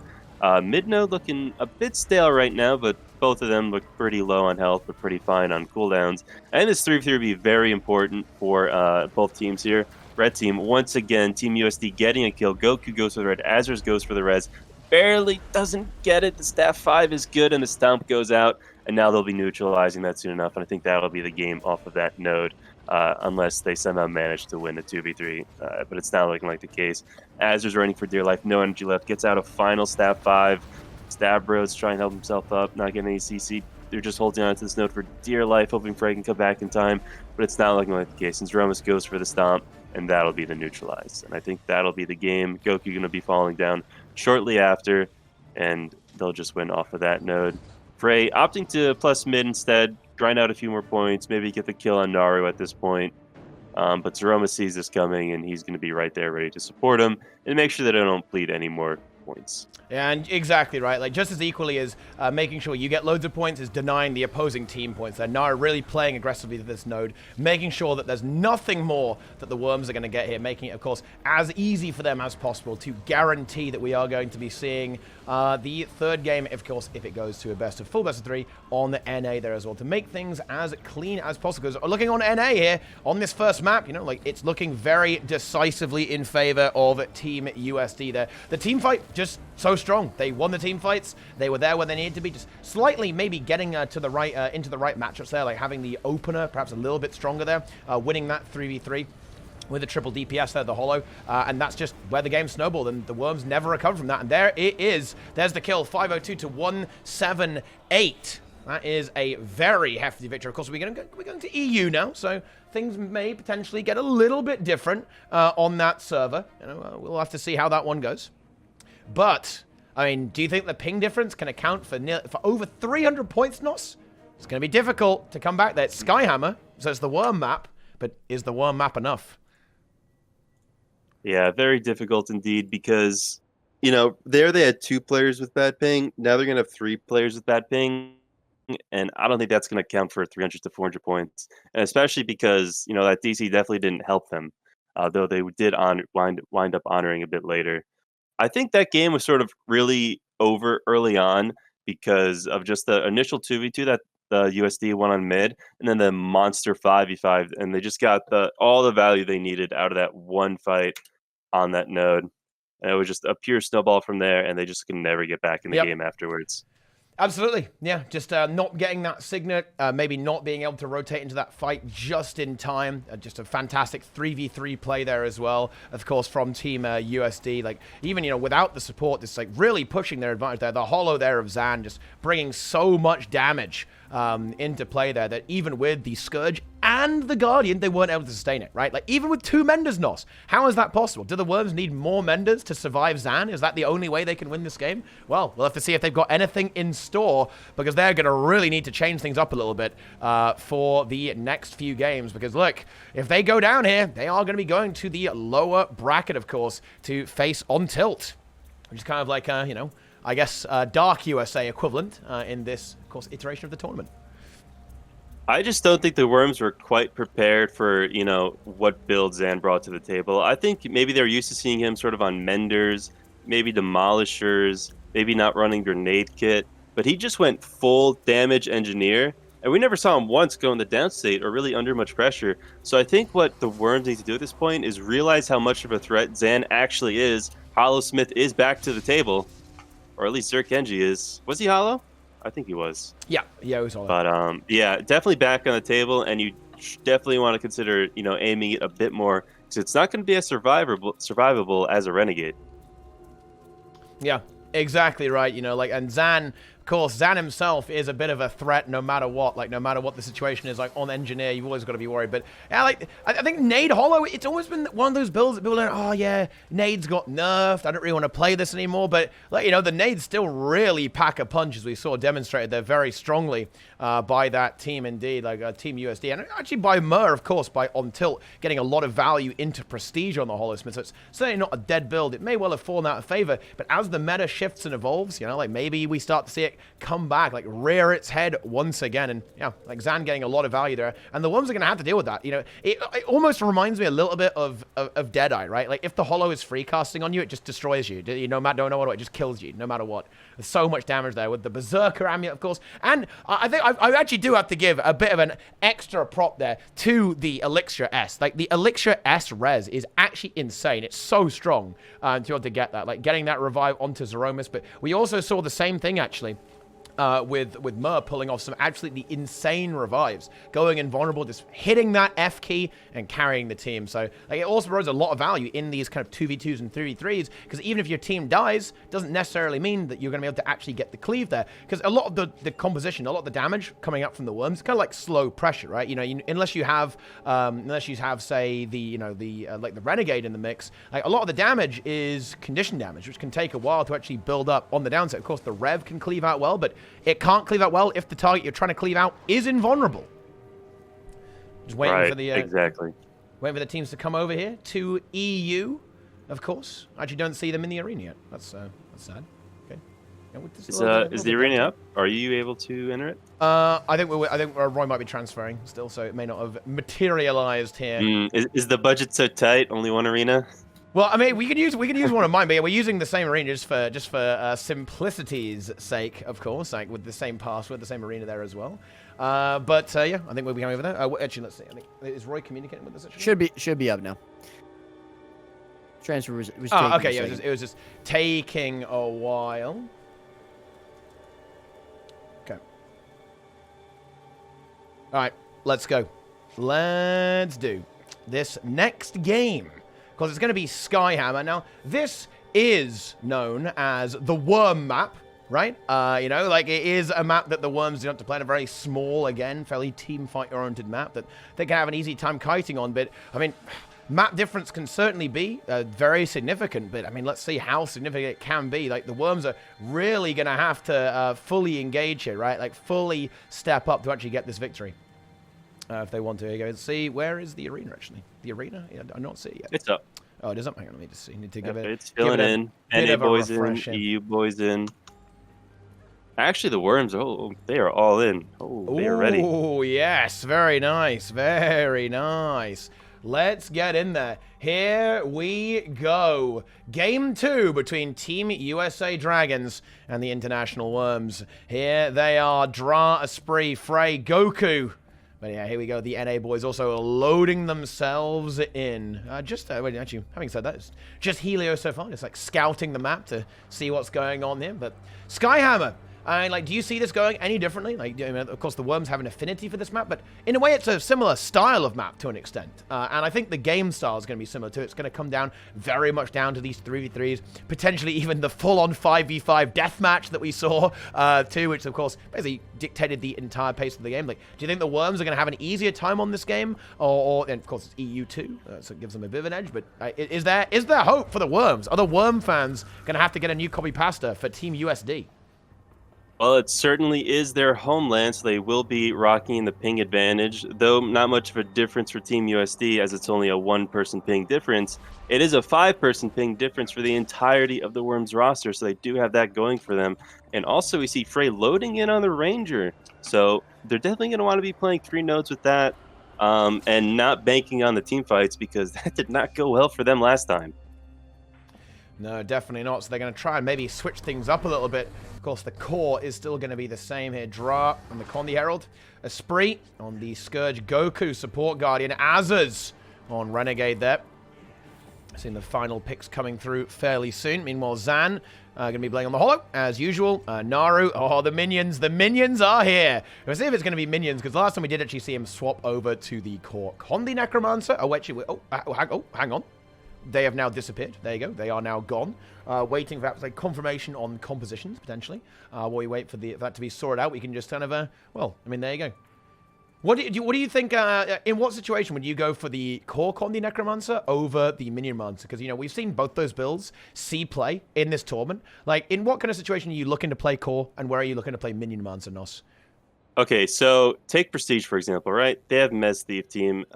Very hard to sort of catch and sort of hammer down on if you have a bunch of slow walking minions, you get confused with the Z-axis. But you know it doesn't get confused with the Z-axis? Fearing. If you can trap a thief in a Fearing, you're definitely going to either get Shadow Step or do a lot of damage to the thief. So I think if we see Team USD versus that, we're going to see a lot more core necro, which is what Team Int tried to do as well, Jeffy's and Moob's team. So there is that difference. But in terms of this match we'll be seeing right in front of us, Minion Master will be sort of good competition, I think, for Frey if he decides to go that side node Ranger build. But I think Terramancer is definitely a lot stronger of a pick in a giant team fight. Okay, and I think that might be what USD is going to be looking to try and set up there. It's a little bit of administration happening here by the looks of that. I believe all the players are more or less here. Just taking a look at that roster. And it looks like it is going to be both Zan and Misha playing, I think, actually, once again. So that's going to be the main roster. We haven't seen Mark rear his head just yet. And hey, you know, maybe he wants that. Maybe he's just here for a free title, right? You know, free gems, you know, free little bit of title there as well. Like along for the ride, having a nice relaxing Sunday morning and just watching some Guild Wars 2, I guess, while his teammates win the tournament for him. Could be fun. Yeah, Mark is definitely in Cancun right now, sipping some nice beverage on the beach, that's for sure. Zan and Misha doing a great job, though. And you definitely don't want to be swapping people out when you're winning, so definitely won't see Mark coming in for this one. Yeah, and it is going to be the Druid, as you say. Frey going to be on the decap Druid there. Now, we did actually see, we saw Frey play Ranger, of course, yesterday, but it was a Soul Beast. Didn't really work out. Prestige were able to get the job done there and send them off to the lower bracket. So we'll see if this is going to be a little bit better. But this is basically the same build, I believe, that Aeon was playing, essentially. Yeah, more or less the same thing here. Signet of Stone, go for the Ties, the Entangle, all that fun. I mean, don't you just love pulsing Immobilize? Particularly as a Necromancer, I guess. Like, that's a lot of fun to deal with there for the Ancient Seeds. And Naru going to break out the Minions. Of course, that will be a worthy 1v1, as you said, into the Druid here from Naru. The rest of the team fight is still going to remain strong. And once again, it's just going to be that, you know, it's going to be which team fight is going to win. Is having Zan throwing grenades over the place going to be better than having Dra spread conditions all over the place? That will be the main thing here, of course. And in terms of the 5v5, of course, the I think we're going to see Worms probably trying not to go for the 5v5, because although the Minion Mancer does tend to fall off a little bit as you get into like the really big fights, like the minions get cleaved out, it's still not terrible, right? It's not a complete slouch, and the Druid probably can't really bring too much into the really big team fights compared to, say, another Necromancer. Yeah, so they're both not going to be bringing their team big value in the giant team fights. At least when the minions die, they explode. When Frey's pet dies, he just gets kind of sad. And if you take a look at the amulets, I was just doing a quick count. We see 5 Menders, 4 Zerker, and 1 Carrion. So a pretty good mix, actually. A lot of Dam versus a lot of Bunk. It's almost even with Big Dam and Big Bunk. Yes, indeed. Because the Worms are slightly leading the way in the Mender's Amulet. Let's see if they're able to make that work for them this time. Because I believe last time it was basically identical, right? It was double Mender on each side, but now it will be an additional Mender's Amulet here for the Worms. Of course, I imagine Team USD is going to be looking to make it a 2-0. You know, you never want to be in that, oh, if we lose this game, we're basically getting knocked, right? Like, you don't want to be in that situation. I think they're going to be really playing aggressively here to try and make that win. But even if they do have more difficulty here, there were only 178 points scored by the Worms in the last game. So the game is very likely to be on NA, even if Team USD loses here. Yeah, if you're Team USD, you have to feel really good going into this matchup. Because even if you do decently, that still should be enough to get you your own home region. And we saw how dominant they were there. Absolutely. They're very, very strong indeed. Like, this team, I mean, look, it's former enemies have joined together to become allies, Nos. Like, the only thing that matters is winning, and USD want to do exactly that. Similar splits there. Once again, like Naro just going ahead to cap that close. Actually, is being guarded by Zan, maybe expecting the Druid to cross, actually. And Frey is looking to do that here by the looks of that. Yeah, he's trying to slide around there, but Zan will be here. Actually, no, he is leaving. They see it. He cuts the corner. Naru, suspicious. Yep, and they do see it, and we do see that faded 1v1 duo occurring.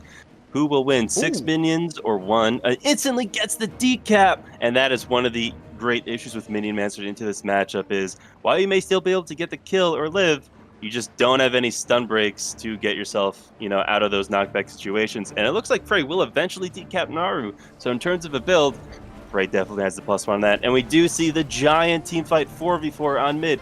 Breach being used, E-Spirit being the target, Zand being the target. They switched up to Zand, so they're not able to do as much pressure. But E-Spirit still taking a lot of damage. Does a good job with positioning there, finding himself in a nice safe spot, not taking any more damage, trying to sustain. Helio gets a great knockdown, gets feared as a result, and they're just really hoping that they can kill the Scourge before they kill one of their own Zerker members. Yeah, and Zan, what a kite play there. Like, just he was so pressured, but he was able to wriggle away with some masterful movement control here from the Holosmith. And all that time, like, the Worms were able to find that kill. Now, of course, there is a bit of a problem here for USD, and that problem is the Druid, right? They haven't been able to actually push into the decap there, and Frey, as long as he lives here, he won't be giving up the node. Although, of course, the Minion Monster, that build is bringing the pain right now onto Frey, but a very good knockback. But the Minions are actually killing him while he's trying to, Frey's got to leave the node. He can't stay here for too long while this fight is going on. Once again, Esprit just getting obliterated. He doesn't get the jump pad, and he goes down. Goku should be able to get the signal now, I think. Does get that, but the Worms, again, struggling in this team fight, Nos. They're really having a hard time. What have they got to do to switch this up? Like, they can't seem to find a kill. Yeah, this is definitely a big winning position for the blue team. They love to be in a stale position because they're just freely taking a node. And it looks like Naru isn't going to be able to get the kill on Frey anytime soon. And then even if he does get the full cap, which looks like he'll be getting soon, he'll just be able to knock him back again and get the decap. So this is generating his team so many points, and the red team are just believing so hard in this team fight, really hoping they can win. And once they win, they'll be able to snowball off it. And it looks like that may just happen. E-Spirit goes down once again. Clear low staff vibes on the corpse. Jade wins, everyone. Blue team, look at their health pools, 50%, 60%, barely able to resustain. The Core Guardian has nothing left in the tank, and the Zerkers are all over that. They're aware they get Goku down, and they realize that, hey, they have a much better team fight, and they're fully utilizing it. Now let's see how they react. Still trying to hold the node, draw tanking the node, has some decent cooldowns. Azur's not really sure what he wants to do, doesn't have enough pressure to generate kill in his position, just tries to peel, uses Jade, wins, and we do see Helio with a big plus on Frey finally taking him down, and we're going to see Team USD finally get themselves back into this game with a masterfully played team fight. Yeah, I mean, the Worms have kind of managed, if they get that res, that's really good. They do get the res on draw, so they may be able to hold mid-neutral. So they haven't actually given the 2-cap, so the advantage is still going to be with the Worms. If they can, Nara's going to go for a decap here, I think, or at least try and restabilize that from the... Oh, no, he's actually going to go for a hammer here by looks. No, he is going to go for the crosshair as well, but will be matched by Az in that 1v1. Meanwhile, though, Hammer now in play there. Hilo in a little bit of trouble, but Zan now comes into play. He is ready to throw some grenades and look for some kills here. Esprit and Dra, though, are going to have a fantastic 2v2 here. Will be difficult for the red team to actually take this. There's going to be a lot of pressure and good synergy as well. Goku coming in as well might be a little bit unnecessary to actually bring the Guardian in there too, but Misha is here, so perhaps, in fact, that will be a good play there. Dra going to try and move out onto the map there, look for some value here, maybe try and free up Frey so Frey can go back to his home on the final. That's exactly what we're seeing. Zeromus is a little bit trapped here. Like, what do you want to see from Zeromus? Do you want to see a swap from USD to allow the Guardian to rotate into the fights, or just concede the node here? I think as is, it's sort of acceptable. They're sort of just trying to match best they can. But something that is interesting is Naru is facing the Zerker Renegade Azers on the A node and spit low, but also be able to get the decap. And it looks like they are having Helio plus into Azers as well, which is a fantastic plus because Azers are already low and Helio has enough mobility to catch up. So great rotation there by Team USD. And now we see Zan fighting Frey. Old friends, now foes on the C node. Let's see if Zan's build fares any better than Naru's did. And right now, every single node imaginable has a body on it. With Skyhammer having 2 Mender Scourges, barely getting themselves below 100%. Here comes Azers trying to shake things up, but will it be enough? I do not like this rotation by the blue team because it's not enough to try and generate a kill, though Helio still following.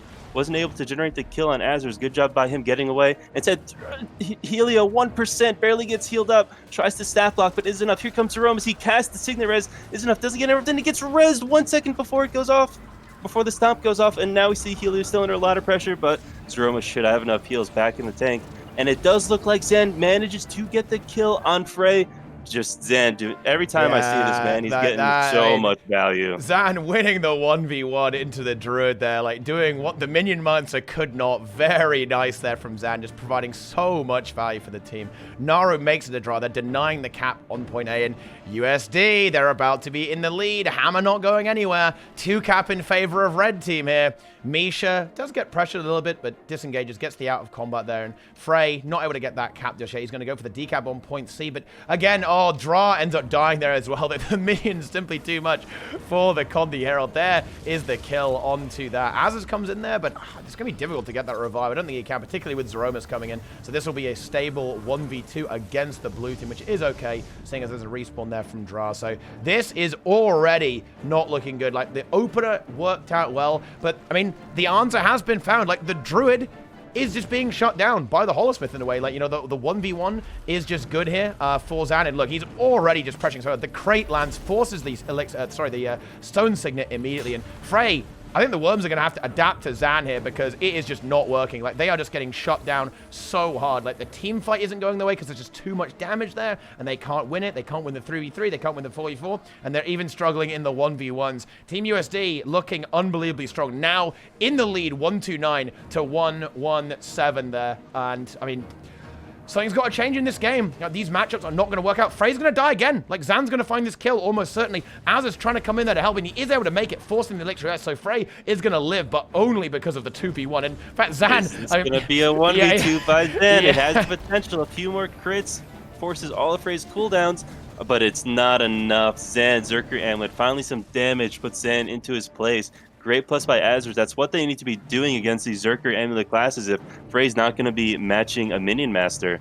Is you have to plus it because they're a much easier kill to get on the map, and that will finally start bringing Worms back into this match.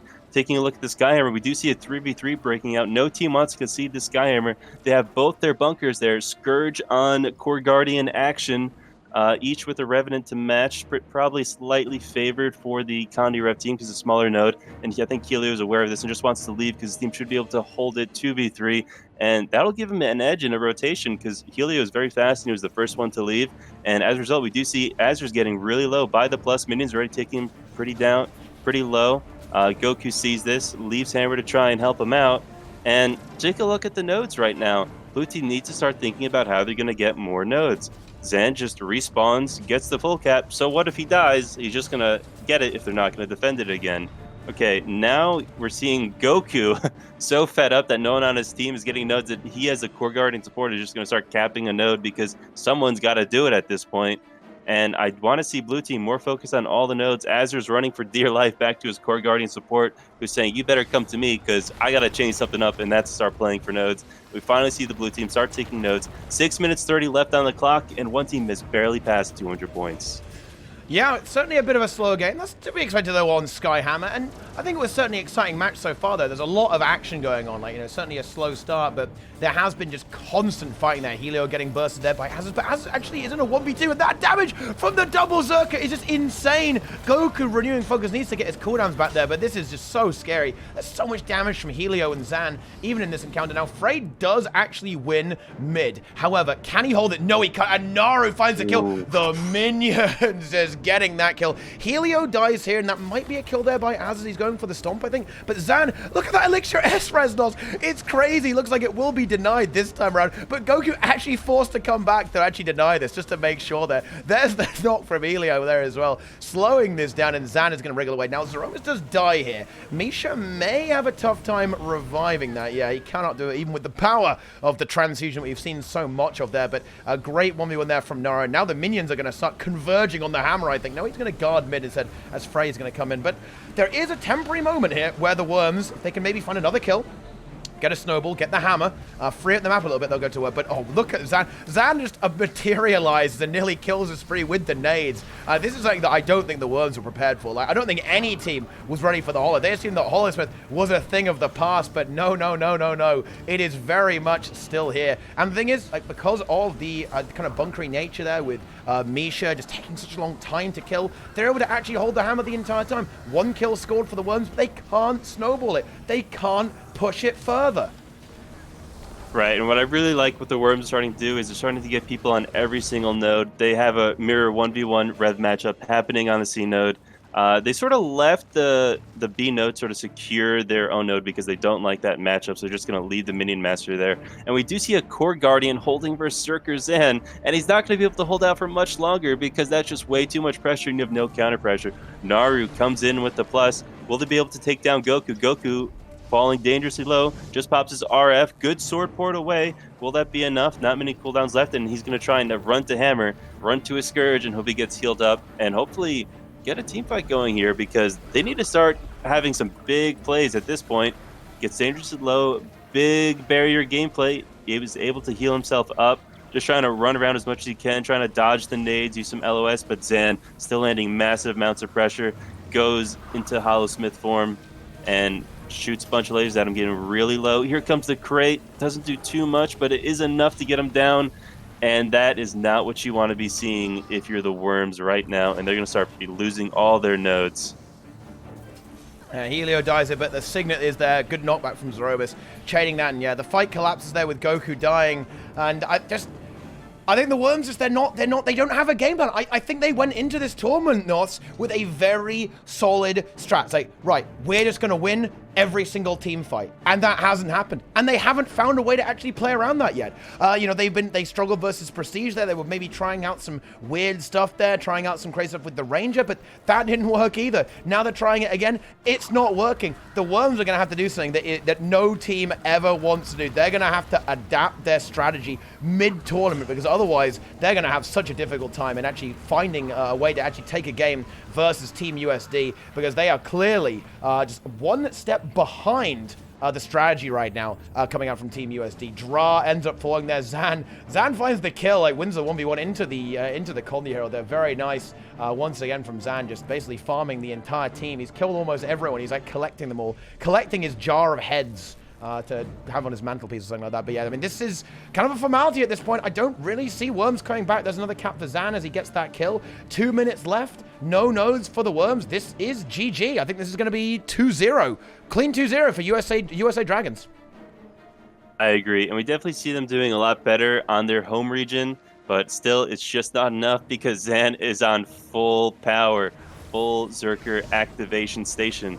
And the only 2 times we saw Team USD falter was A, when they were sort of stuck with the Frey 1v1ing Naru on the home node, the opener, and B, when they got to themselves in a really bad 2v2 matchup, which is double Zerker Amulet, right? This was on the A node versus Goku and a Rev. So those are the only 2 times where it looked like Team USD was sort of misrotating, misplaying, and that's how Worms were able to generate majority of their points, not all of them. But when it just comes to the 1v1s, the 3v3s, they're not winning these. They're just not. And they need to sort of reflect on this and say, do we need new builds? Are we just playing worse? What's going on? How do we kill Zan? It was great when they outnumbered him, but in terms of the 1v1, he's been taking heads, as you were saying. Yeah, he's this complete monster here.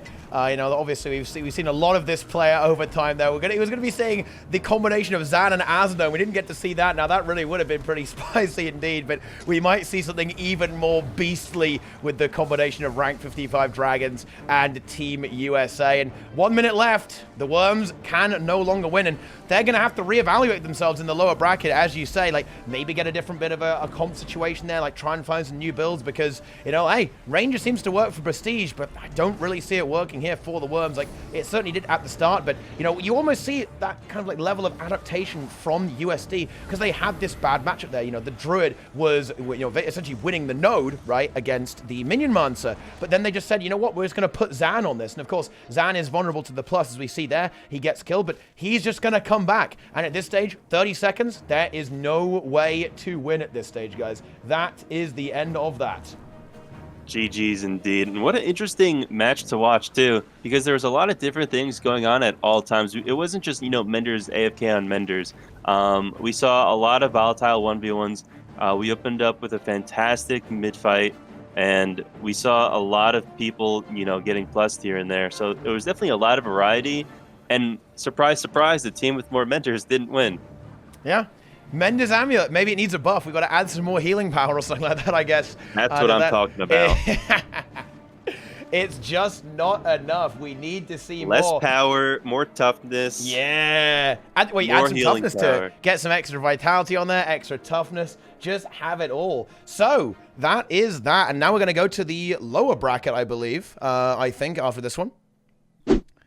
Let's see if that works But out. anyways, I think we'll have... Nos and myself take this, Teapot, so you can rest your voice if you'd like. Nos, assuming you're still up for casting some lovely Menders. For you, Roy, absolutely. I love to hear that. What'd you do today in the gym, by the way? What was today? Your shoulders. Oh, nice. Very good. I have to do shoulders too. I might do it tomorrow morning though. Already in sync. Oh yeah, exactly. It's good stuff. Bit of a comp swap here from both teams, in fact. Just worth noting there, actually. Well, it's Moob's actually going for the Core Guardian, interestingly enough, instead of the DH. Not really sure what that's about. And I mean, there it is. Yeah, draw going on the Holosmith.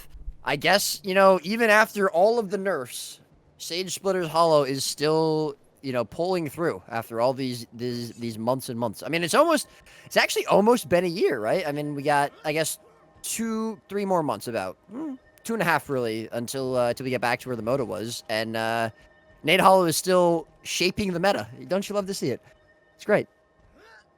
We've come full circle. We have come full circle, though. It's going to be a Pro Hollow from Draw. Nade Hollow there from Mer, combined with the Renegade as well of Anya. So a lot of damage here, right? The Mender's Amulet is being forsaken here, perhaps. Of course, it'll still be played by Moobs and Jeff. But a lot of damage, actually, from on tilt here. Like with Court Necromancer, Terramancer, the Renegade, and the Holosmith. That's going to be bringing the pain here. Like a lot of very fast damage here. A similar thing happening over there on the Worms. I guess a little bit more on the defensive side with the Prot Hollow instead of the Nade. So like a full-on side node. And then, of course, still with the normal Renegade. It's Scourge, Guardian, and Necromancer there from Frey. 31,000 HP. I mean, dude, this is insane. Wow. Look at that Rune of Ore. Putting in the work there for Frey. That massive health pool. Huge second life bar there as well. Like, this is insane. 55k HP on this Necro. OP. Insane. Esprit is actually now telling the enemy team to ready up too. The Say chat activating here as well. It's good stuff. But I'm sure we'll be getting started very, very soon. And yes, yeah, I will. For Tilt to ready up. Oh, not exactly sure what's going on there. Yeah, none of them are readied up there whatsoever. Well, I mean, look, it might be a bit of a Discord situation, right? Going on there. Yeah, maybe, the Discord might be disconnecting. Yeah, it might. Yeah.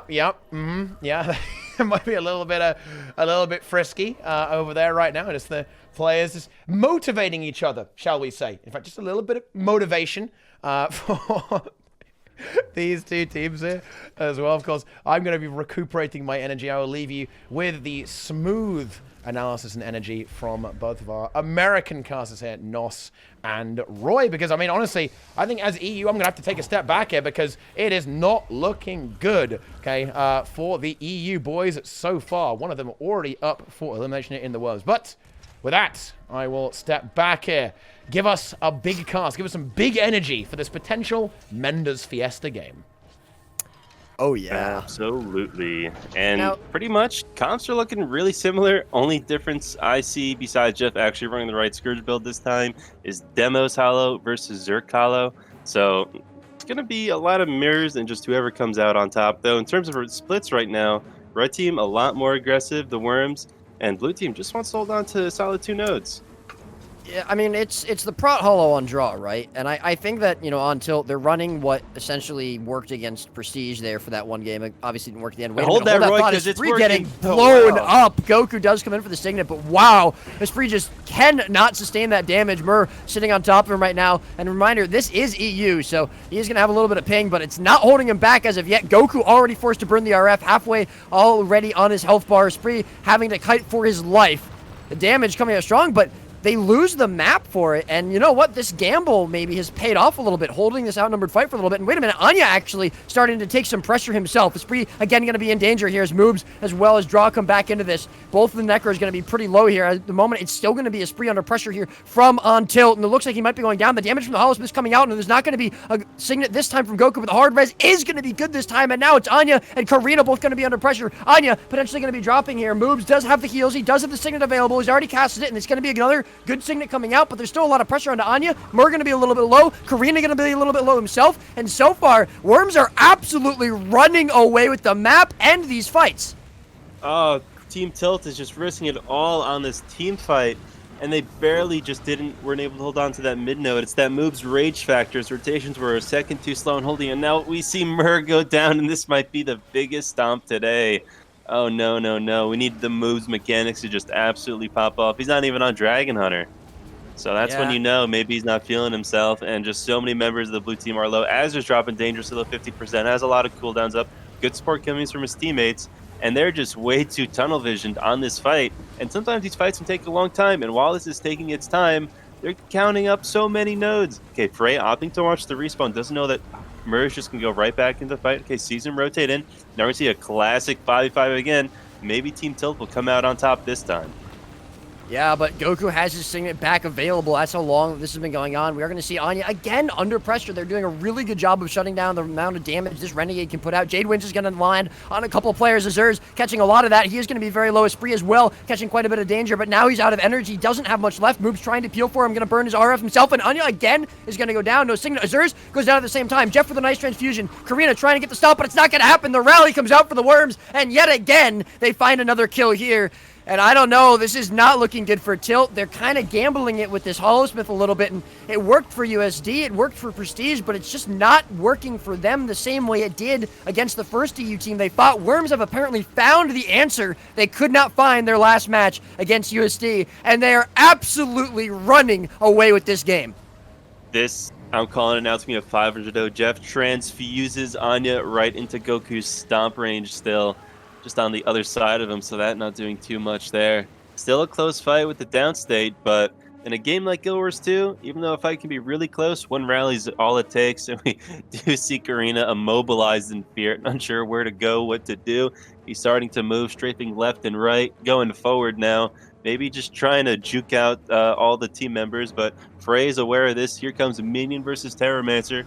Pretty close matchup. Good Fear Ring. Gets himself a few ticks. Fears him back into the Fear Ring. Another tick.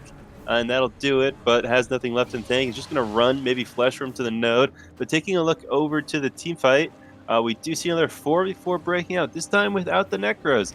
Maybe the Minion Master was the key to Team Worm's victory there, but probably not, if I do say so myself. Mur getting dangerously low on the Zerker Hollow. I think Frey's team is all too familiar now with Zerker Hollow, and they're making it a very prime target. Okay, good counter pressure coming out onto Azers. Not much left in the tank. Mur still around half. Both of them have low members. Mur dropping dangerous low. Takes a lot of retail damage from multiple nades. And Mur forced to Elixir S at 7%. And Ana's already leaving this fight with his teammates who are at 10% versus people with 100%. What do you make of that, Roy? Yeah, it's it's not great. They have gotten the decap, right? They have broken back into the map a little bit, but I mean, it just doesn't really matter. At the end of the day, they are not able to find kills in the fights, and I mean, they should be the ones essentially with the more pressure, right? They've got a more aggressive Holosmith build. And again, we obviously know it works, right? Because it worked very well for Zan. It obviously was working for Sage Splitter, though of course that is going to be a different comp with Prestige. But they're unable to make it work here for some reason. Whether that's because of the ping, whether that's just because of the way that they're playing these fights. Maybe Moobs is just not feeling as comfortable off of Dragon Hunter like you mentioned. And, you know, he should be on that DH. Regardless, this certainly was a very rough start for them this map. They have been able to do a decent job of getting back into it after, you know, they first stalled out those first couple of fights. And they did decap some nodes, but unfortunately, Karina now losing his 1v1 against Frey at far. That's going to be the side node, certainly at least confirmed for them. Middle node not going to be going anywhere except potentially downhill for them. I mean, I think this was kind of over from the start. I think as soon as they lost that first fight, they should have regrouped fully instead of trying to come back into it. You know, potentially behind on cooldowns, Mur coming in a little bit later, obviously after respawn. It just didn't really make sense for them to keep fighting until they were fully regrouped. And I mean, we saw, you know, they just basically started really regrouping and coming back into the map, trying to re-rotate into the map about 250 points behind already. I mean, you can't do that, especially on a map like Legacy. Right, their regroup wasn't the worst thing in the world, right? They were still able to, at the end of the day, have both someone on the downside while they had someone on the downside, so it's still extremely close, but they just were an inch too slow, an inch too behind, and that just pretty much sealed the deal at that point, though. The blue team may finally get their first point of the game with Karina going off respawn after losing to that minion madness. Okay, and we see moves now go into the downstate. Jeff trying his best to get the res, but the entirety of the worms are all over that corpse. They're just taking dastardly cleave. Jeff goes in the downstate. Anya, Mur extremely low. And as you're saying before about Zan being so effective, but Mur not so much. I mean, I've played, you know, with Zan here and there. I played against Zan. Mur is no Zan. I don't think that's a DC. Rockets Moves launching. He has disconnected from certainly the game. He's just going to the next region. He's just going to the next region. You know, he needs time to cool off. The engines were a bit too high, perhaps an overheat, despite not playing Holosmith. But regardless, yes, and we you know normally we would just probably, you know, game end if they are in fact confirming GG. But as mentioned before, points are important, right? And I mean, can be relevant. So it's 21 points aren't that relevant, though. No, but you never know. We have to. Sometimes you know, though. Sometimes you know. Everything into consideration. Sometimes you know. This is looking like it may be a reverse meta where we see EU claim number 3 and number 2, but USD looking very strong to claim number 1. And we see another person taking off. It's not Mur, Anya, Jeff. Jeff B's launched. He sped up so fast. He is already in the next region. Yeah, and that, you know, that's fair enough, right? I mean, if they don't think they're gonna get any more points, I mean, if they don't think they're gonna get any more points, they just might as well just try again and do it on the other region. Yeah, and playing Zerker classes are definitely not going to be... Actually, they're on EU right now, right? Yep, it's going to be on NA. So it should be more now. favorable. It should be more favorable if they want to stick with the Zerker. Though is ping the 500 difference. Only time will tell. I mean, you know, it's Legacy, right? It's not necessarily hard to get locked out. And again, especially against worms. My real, not exactly concerned, but I'm really curious about why the Prot Hollows seem to be the difference there. Or if it was even the difference, you know, maybe, again, like maybe they just didn't play those fights as well as they should have. And Prot Hollow, you know, didn't necessarily have, you know, that much of a difference. Because obviously the fight, you know, Draw wasn't involved in the fight from the start. So he came into that kind of late. And I don't know that Prot Hollow really is going to be the difference there. So I'm interested to see if On Tilt's going to be able to come back and, you know, try and play those fights a little bit better. Or if the Worms just kind of have their number figured out. I think you answered your own question when you said their team name, and I do believe they are living up to On Tilt, Roy, whether or not you knew it or not. I think it'll be a goodness. miracle if they rally themselves back together at this point. Well, you know what? No, But sometimes it's good to have a what they little bit of need, faith. right? But sometimes you put your faith in the wrong people. Well, I mean, like that is something that you do have to consider in these tournaments, and I think this is something that we're going to have to see from the Worms too, right? Because they are probably feeling a little stressed, if we're going to, be polite about it, right? They're probably not really happy about the way a lot of their games have been going in this tournament, right? Like not only into Prestige, but also into Team USA Dragons. And so, I think rallying your morale is definitely an important skill to have, right? You need to be able to maintain a good feeling within the team. Otherwise, how are you going to win then? The rage mode may be a little bit too strong. They need a team leader now to emerge more than ever before. And I don't think they've ever, had a really solid figure like that for them. Maybe Anya, not too sure. Definitely not that Guardian. Oh, Nos. All right, Nos. All right, Roy. All right. Someone's got to say it. Are you speaking from experience here, Nos? Like, is that what? Yeah, you were actually on a team with Noobs in the Moto, weren't you? Yep, and I was able to hold it together as best as I could, going through teammates left and right. Calming voice, but at the end, just soothing everyone down. Is that what it was? Sometimes, when I commit to something, I give it my all. And that's partly why I didn't play this time, because I didn't feel like I could, give it my all for this one. I also wanted to pursue my passion as shoutcasting along the ranks of Teapot and Roy. So, wow. Well, Hoops is online, so okay, all right. Yes. So there will be another game. So that's a good start. He's just recouping, right? So there's still another game, guys. Don't worry. NA's not quite out of it yet, and we saw how much worse, the Worms do play with the ping difference, and you can't blame them for that. And if you think about it, it wasn't that big of a difference. Like the points were a gigantic difference. It doesn't get worse than that. But if you look at the fights, they both had someone in the downstate. If Jeff maybe just transfused them a little bit further away, or if they were just, a little bit more efficient in coming together and doing damage, they could have won that fight and snowballed right back into it. We saw the other day, too, on Legacy. 500 O's a commonplace. Yep. So that's the map to get 500 O'd on. And with region disadvantage, it's maybe closer than you might think. Yeah, the games were actually close. I mean, in fact, we actually saw the first downstate was a spree, in fact, in that game, right? It was a spree going down first, but Goku was able to secure that revival. So the fights were not exactly completely one side. It's just that the nature of the meta right now means that as soon as you win the fights, you just keep winning. And if you can't win the team fight consistently, then you just lose. And that's exactly what happened there. It just went out of control. If they weren't able to win the fight off, first of all, Esprit going downstate, right, and they burned that signal very early, meant they should have been ahead. They were ahead in the team fight, yeah? But then they just were not able to, come back into it. For the record, Nas, you're not allowed to sub in there, sorry.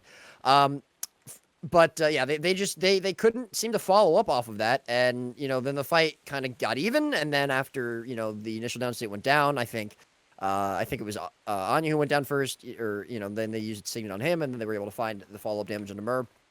It just, it didn't work well. They needed to just leave that team fight completely disengaged from it once they lost, and then it just went downhill from there, and they got hard shut out of the map. That's very demoralizing, as we saw, and they just could not come back from it, and that's not what you want as a team, especially at this point. So it's it's unfortunate it happens, but it does. And we'll have to see if they're going to be able to recuperate. This is obviously, maybe a better map for them. It is obviously on their region as well. But yeah. Yes, indeed. It's, it really is the last game, the last hope, in fact, for at least one of the NA teams here, of course, for On Tilt. This will be leaving them in 4th place, of course, if they end up losing this game. But, I don't think I would write them out. I mean, certainly that game did look very, very one-sided, but they are a powerful team indeed. Of course, it will be... Wait, it's their map. Oh, no, it's not... this is not their map pick, I believe, actually, right? Because I believe Anya, At this point, I don't even know. I don't even know. Yeah, because there was, this debate going on, and then Anya, out of nowhere, starts banning... I believe this is the Worms pick. This is the Worms pick. Okay. And, it did get a little confusing there. I mean, they started... Yes. There was a lot of infighting there, arguing with each other. And just going at it. They were pretending. They were really all good friends who have absolutely no... issues. No animosity. There's zero animosity there. There's no animosity. It's all good. It's all clean. Oh, you love to see it. Well, that is the passion we want to see in the scene, guys. Like, these players really care about the outcome of these games. The teams appear to have loaded in, so we can go ahead and take a look at what's happening here. The International Worms leading with a 1-0. Very strong performance there. Can they bounce back, guys? Can they bounce back all the way through this lower bracket and make their way up to face either Prestige, of course, or the Team USA Dragons? Of course, it actually is so weird, like, to think about this. Like, one of either the Dragons or Prestige are going to end up being in the lower bracket as well, because they're up next. I mean, like, this is not, being in the lower bracket is not where you want to be. Like, having to face Prestige or the Dragons to get back up to the grand finals, there's no nice solution there. There's no, oh, wow, I'm real glad we got to play against those guys next. No matter what happens in these games, it's always going to be very, very spicy indeed for all these teams. So, let's get this game going up, underway soon. Everyone appears to be loading in. Let's see if we're going to see a return to the Dragon Hunter here. But no, it's going to be, I think we're going to be seeing the Hollow come out there again from on tilt there. We can see the Hollowsmith in here. Looks like the compositions have been confirmed. There is the Hollow, the Scourge. Oh, hang on. Wait, are we seeing double? Wait, hang on, actually. Oh, no. Hang on. Oh, dude, Floody, Yeah. he's channeling his inner Floody, man. Not. Oh, Jeffy's why. So Not the redaction. That is another. Look at those utilities. He's got Phaneram in his belt. He has got another Mendes Amulet. He's only one node that man's going, and that is the far node. Yep. There it is. He is about to activate the full decap scrapper here. Personal battering ram and throw mine. Going with the medkit with pistol shield. Goodness me. What are we going to be having a look at here? Of course, the Worms going with the same thing. They seem to have maybe found their stride with the Hollowsmith there. The Pro Hollow. They're going to go with a Core Necromancer this time, though, instead of the Minion Mans that we saw in the previous game.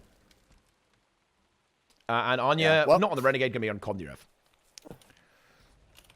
Hopefully we'll see some interesting things. Well, I shouldn't really say interesting. I don't think interesting is the right word for Scrapper, but hopefully we'll see something happen here with on tilt. They'll be able to recuperate, regroup, and come back. And you know what? If they can shut the Worms out to 20 points or less, then that does mean that we will be having our third game on an A. And Nos, remember, as you said, 21 points might not be relevant. You know what? Maybe it could be. You never know. But we will see pretty shortly, I think, if they end up getting to 20 points or more, or 21 points or more, I should say. But yes, right. What are your thoughts on this change? Why change from Scourge, right, for Jeff, and then obviously Karina's going Scourge? Why drop the Core Necromancer for this Scrapper? Well, they just want to change their entire playstyle. Perhaps they were not too confident in Jeffy's Scourge capabilities, but perhaps they are confident on putting Jeffy's on a Monkey side node.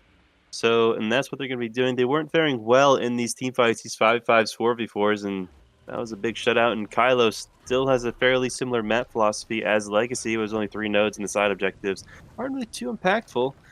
So they're just going to be going for a lot more side notage and a lot more stalling. So Anya, though, not going Ventari. Perhaps that would have been better suited to this strategy that they're going for. And I do think we see Frey swapping to minions. Full minion gameplay activated and going to mid node. Normally not a node you see the minion master go, because you generally don't want to see it in team fights, but I think they're more than well aware on what the game plan is. And we see a 2v2 breakout on mid, 1v1 on the windmill. And taking a look over to the mansion, we do see a 2v2. No nodes are capped. Roy, what'll be the first node capped and for who? Well, it could be mansion. In fact, I think that's probably going to end up being where we see potentially something happen here. We see moves coming in now with the rotation. It's going to be Mur as well as Karina here. Goku does make the rotation himself. Well, you know what? With that rotation from Goku, I think probably mansion is going to be a little bit more of a stalemate. But there's probably not going to be too much going on at mid for at least a little while. Windmill as well, I don't think will be happening. So yeah, I think really the potential comes out either from Frey winning his 1v1 in Anya or vice versa, or the team fight ending up actually changing something. It looks like that's not going to happen. Azur's, unfortunately, Pert not working out for him, is going to make the rotation out away from that node. He's going to be trying to follow Moobs here and trying to get the kill on Anya, who's going to be about half health with the Lich from Frey, but it's not going to matter. Moobs there, nicely rotated there from the Dragon Hunter. Mur as well making his way over here, and Azur's actually just going to make his way all the way over to Windmill. No nodes as of yet. And, this could actually end up being a lower point game than we initially expected. I don't know how, you know. Ray goes in the downstate. Rest Signet Oh. is good enough, so nothing too exciting there. Jeffy's not making much progress with the battering ram. Draw doing a good job holding that node neutralized. And there are rotations, but they're being matched fairly well. Frey not having a good time on minions. Gets really low. Mermaid just land the first solid kill of the game. Here goes Goku. No rest in it. Do they have any cleave? Here comes the barrier. Poison nade drips right through it. Any knockdowns? No. And the Scourge and the Core Guardian meet up to secure that res for them. Anya still a bit low on mid. Does have the Glint heal coming up. Should be pretty solid and comfortable going into Azur's. Jeffy's still not making any progress, but not necessarily throwing the game either, so doing the best that it can. And we do see the minion master not looking too great. Roy, take it away. Yeah, a lot of grenade pressure coming out, but they forced the Elixir S onto Mur, and so far they held him out. I mean, I can't believe it. No kills, no caps so far. The entire map just held neutral for 2.5+ minutes. Neither team just able to find an advantage anywhere on this map, even with the Worms playing at a ping disadvantage. Frey, though, might be the beginning of this. Moobs leaping into him, trying to get something started. He's extremely low. There is going to be the transfuse coming out from his spree, but I don't think there's a Signet available, at least for a couple more seconds. It doesn't matter, though, because the hard res yet again is going to be good, and 15 more seconds will get him that Signet back up. Goku, that is. So if anyone else goes down within that time, or after that time, it'll be fine. But again, a completely neutral map. They cannot find an advantage anywhere. Anya almost getting the cap at mid, but Azur's is going to be there just barely in time. Still, this does give Ontil a bit of an advantage around this node. If they can keep pressure on Azur's, is already very low. They only need 2 more ticks to get this cap, and I mean, that might be all that matters. Goku will have a Signet available. Azur's goes into downstate. Is there going to be an interrupt on it? No, but that gets the cap nonetheless. Goku going to be interrupted now. He might be in trouble, and that's the first points of the game. A kill onto the Guardian as well. This allows Ontilt to snowball, and I mean, this could give them the win right here. Karina going to be really low, but Mur is going to be there in time to help peel for him out. And they've got the kill onto the Guardian, so they absolutely have the advantage of the map. He's just now going to start bleeding. Frey going to be pretty low as well. And I actually would have really liked to have seen Mur go far to potentially get this kill onto Frey. I do like the rotation from Moobs to help Jeff eventually get this cap, but I think I understand Mur had to go far. He felt that if he didn't, then Karina would have died. And it is obviously unfortunate, though, that they could not find that kill onto Frey. Still, nice job from Moobs to kind of cover for that rotation. Overall, good job from Tilt to find that kill onto Azur's. And then Goku. Hey, we're seeing a little bit of action coming in from Frey, and the Minion Master pops the Scourge, try and pressure Redaxon off, but if that isn't successful, he should be able to pretty easily cap a Minion Master, not known for its capabilities of holding a node. But for now, that'll just remain neutralized. Taking a look at the health pools here, Anya, the most low person here. 1v1ing draw on the mid node. Bit of a rough matchup for Anya, especially he's doing his best to hold that node. It's the only node they have. But taking a look over the team fight, Mender on Mender action. And it looks like they're going to be aiming the Scourge. Karina getting dangerously low, drops to 25%. Yeah, but Azur's is going to go down also first. dropping even lower. Goku has no Signet. rest in it. Had used it earlier. One gets feared off, but the stability's good, and they res him right back up. And during that, Anya did have to give up the neutralize on mid, because it doesn't look like it's a great matchup for Anya. He doesn't seem like he's having a great time. Taking a look over to the windmill node, Redaxon not making good progress onto Frey. Frey just doing too much counter pressure on Redaxon, keeping him off the node. Come on, Jeffies, hang in there for NA. Anya, you do the same. Taking a look back over to this 3v3. Moves getting a little bit low, has his heal, takes a few ticks of damage and condition pressure from the breach. Manages to leap away while still holding the game neut. And who knows, maybe that 22 points may come into play. 5 minutes. Oh no, Jeffies! Oh, why Redaxon?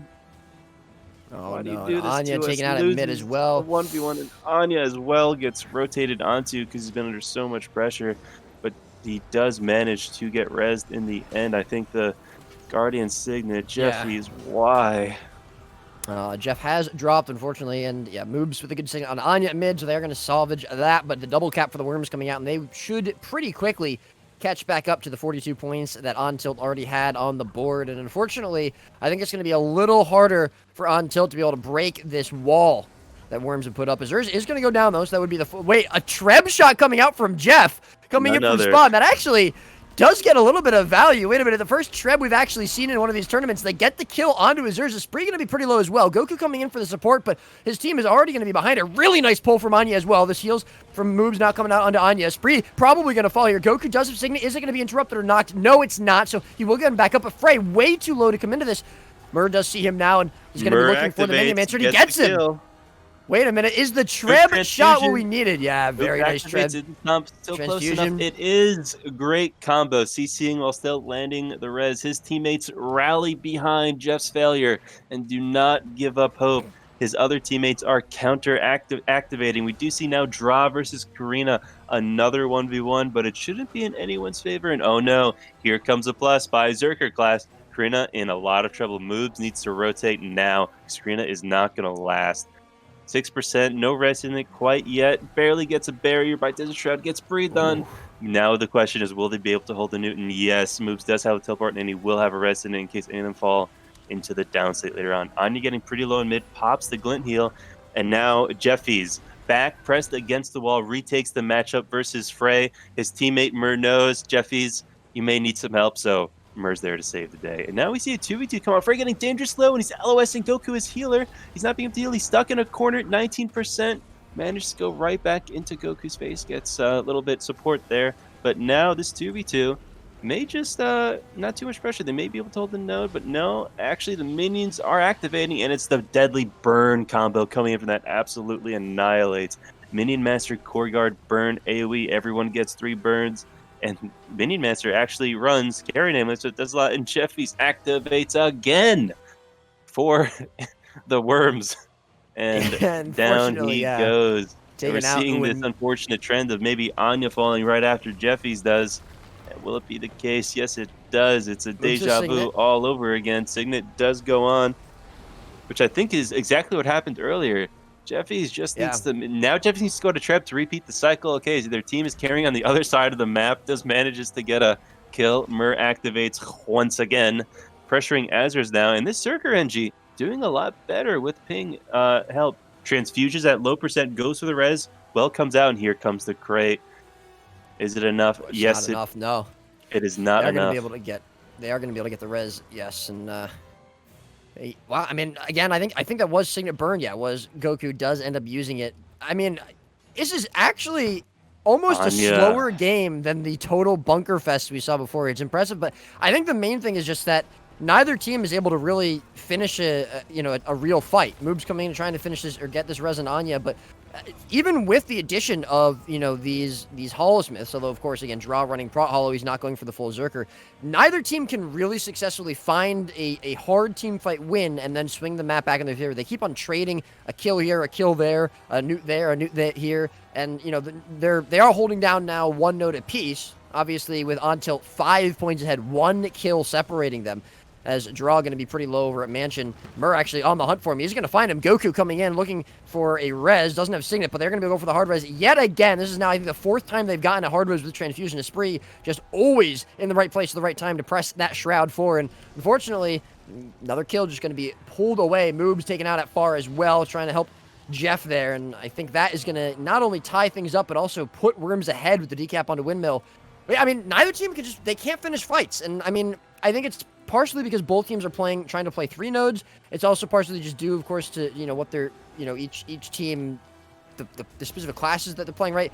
But I also want to just say I think both the Guardians are rotating excellently well and always in the right place at the right time to get a Signet off. Always support a hard res. Always peel people out, and that's why I think we see a lot of 1 kill fights and then no more follow-ups on it.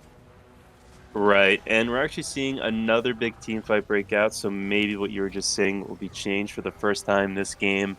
They're definitely going for Mur. Mur's doing a good job LOSing because he knows he's the target. Both teams holding the node Newt. Redaxon not wanting to fight Frey anymore. He's just going to sort of trade nodes back and forth because Frey isn't able to follow. So he's just going to be trying Newt here and there. And maybe Azure will be able to port on time. 1 tick left. Will he get the port? No. Just a half second too late, perhaps the ping difference. Will Redaxon activate and die in 5 seconds again? Let's see. Uses all his heals, and he's going to be trained down. In return, that means that they are being outnumbered on the Mansion node. E-Spirit the Scourge getting dangerously low. Down he goes. Great cleave from under. Great pull. No risk in it, and both the supports are down. They took the Jackson bait. Jackson almost killing himself with torment damage. And he finally gets hunted down by Azers, and they do trade 1 for 2. A trade that benefits in the long run Team N. On tilt. Yeah, on tilt. and right. But the thing is, there's only 3.5 minutes left in the game, and they have 50 points to make up. Worms still have Windmill. They have to double cap here. And they are obviously in a pretty decent position to do so. They have 5 on the map where we only see 3 because they for some reason, they didn't bleed Jeff out. I'm not really sure why they opted for that. Jeff, again, going for the Treb for some reason here. So launch a shot into mid. We'll have to see if that actually gets value. Apparently, they don't need it to kill Azur's, though. He's already going to be in downstate. They still haven't capped Mansion, though. We see Draw doing an excellent job of contesting that in Karina, and it's just really slowed down point gain here from Untilt. They have 3 minutes now, and they have about 45, 55 points to make up. Jeff, again, going to put some pressure onto Windmill. He does get a really nice knock on the fray. Wait, he actually might get the newt. I think he does. Yes, he actually does. Jeff doing a really nice job of getting that neutral node there for Windmill, and that puts Untilt in a very good position, but they haven't capped Mansion yet. Again, Draw doing an excellent job of keeping Worms here by just keeping this node neutral. Oh no, Jeffy's is going for the hero 1v2 play, holding on. Will it be enough? And Anya is able to rotate in. If they just hold this map state, this is a winning position. We have 2v2 on 3v3 action. Decap NG, not known for its 2v2 prowess, but Anya's Condi Rev is a monster in 2v2. And Minion Mancer, Zerk Renegade isn't too great either, so this is a very volatile matchup. It looks like Minion Mancer has no minis left besides his blood, being getting dangerously low. Anya doing great pressure. Jeffy's doing as much as he can with those auto attacks. Other than that, though, we do see a good rotation from Draw going to the mid node, just giving themselves more chips on the board. Hollow versus Hollow on mid, and this is such a delicate game right now. It can go either way. It's actually very interesting that Worms basically 500 0'd Tilt right in the first map, and now it's an extremely close game. Moob's going in for a Signet onto Jeff, not going to be interrupted, and that will be yet another Signet. Worms obviously fighting to try to get this cap. They have decapped middle node, though, so they have made technically the game winning for them at the moment, and they're putting some pressure now onto Jeff again, still trying to find him as Draw was a little bit low against Mur there. Azur's trying to hunt down this Scrapper, but obviously that's going to be easier said than done. It looks like a Spree and Karina are just holding hands currently at the mansion. Very nice to see that lovely cross-region friendship blooming there. Draw's still going to be a little bit low around mid, but Azur's there to help peel for him, and right now it's, again, a completely neutral map state. It's going to really come down to if either team can find kills, find a way to get a node on either mid or on Windmill. Mur, though, unfortunately looking like he's going to be the first one to fall. He is going to be in a downstate. I don't think there's going to be a function gyro res. That right there might be the kill. Knocks Jeff off as well. Stab road there for Azur's to make sure he stays up, and I think that kill is essentially just going to win the game for the Worms. 20 or so points ahead, but 20 points, that's all you need. 1 point is all you need, and with less than a minute left, the cap on mid comes through. Jeff falls as well. I think that's going to be a game. Indeed, there's no coming back at this point. They have no threats to the mid node, and they wound up losing the 2v2 anyway. Well, I think he started AFKing, but and that is going to be GG for Worms. Jeffy's, he tried his best, but once he got in those 2v2s, his build was not up to the challenge. And that will be it. A very well-fought game. And I my heart goes out to Moves' team because they did actually end up losing money in the end because they had to pay for EU accounts. And I don't think they knew that fourth or third don't get money. So I think they know. Gamble. They didn't know. They didn't know. Well, that is unfortunate. Maybe there'll be a reimbursement for those accounts. We'll see. But regardless, well played to them. Honestly, look, I know people are going to meme Tilt a little bit, but the fact of the matter is, I actually think that they played very well. They took a game off of Prestige, which a team the Worms lost to. They almost took a game off of USD in the regional bracket yesterday. And while obviously they had a very bad game, just now against the Worms on Legacy, that happens. It happens to teams that are better than them. It happens to teams that are worse than them. It happens to every team. It happens to the Worms as well, right? This game on Kylo, they tried something new. It almost worked. It didn't quite work out to them, but overall, I do want to say, obviously respect to them, GG's to them. I think they played pretty well. I think that this could genuinely be a good team if it sticks together. I'm sure Nas will have comments about that, but regardless, it is nice to see NA able to field, I'd say a considerably decent second seed team. And, where a lot of people, I think, have just always considered NA, myself included, a one-team region, again, for good reason, I guess, with the USA, right? But overall, I think Tomo did fine. I really do. So, GG's to them. And, unfortunately, that is where they end their tournament run, but still, it was a good one overall. You know what? I'm going to bring in a hot take here, Roy. That was actually a really good game. Real. That was actually an exciting game. Even though there weren't that many points. Yeah. I actually think that... Wait, no, I don't think that's a lie at all. Like, we had a Treb shot. No, I said that's a little high. Right. Wait, I don't think we had that's... 2 Treb shots. We had Treb shots coming through. We had Jeff using, like, you know, like some kind of insane theory-crafted build there to try and make things spicy, right? Like, it was really close. Like, the Worms were fighting from behind a lot of the time there as well because of the decap scrapper. You had the people dying all over the place in, like, 2v2s and 2v3s. I don't know. That was quality. You had Nade Hollow running around killing things. That was a quality match right there. It was long. It was brutal. The Worms managed to come out on top. But, yeah, I really want to underline what you actually said there to us, right? I think On Tilt is a fantastic team, right? They really have a lot of room to grow there as one, kind of iron out some of those creases and have some big raids. Look, wait, what? Wait, what is this? Hello, wait, has Jeff now confirmed that he's uninstalling the game? Wait, this team is dead. He's just joking. It's a trick. Because he wants people to not expect them when they come back stronger than before. All right?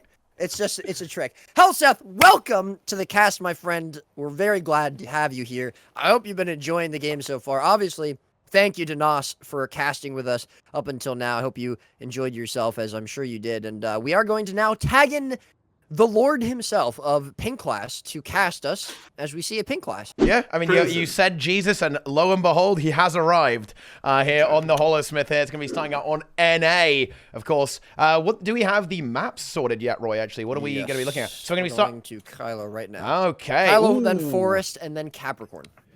Okay, so now, if we're talking about maps here, Kylo is going to be difficult for Prestige. We saw them actually lose against On Tilt earlier on today there. It's just the map is too small. It's too easy to kind of move that Scourge Guardian about the map and not get caught. Now, of course, you know, Prestige will have had some time to have a look at what's going on with there with the USA Dragons and take a look at how things go and maybe refine their strategy for this map. But surely, Helsa, this is going to be a very difficult map for them to actually leverage this Mesmer Thief composition here.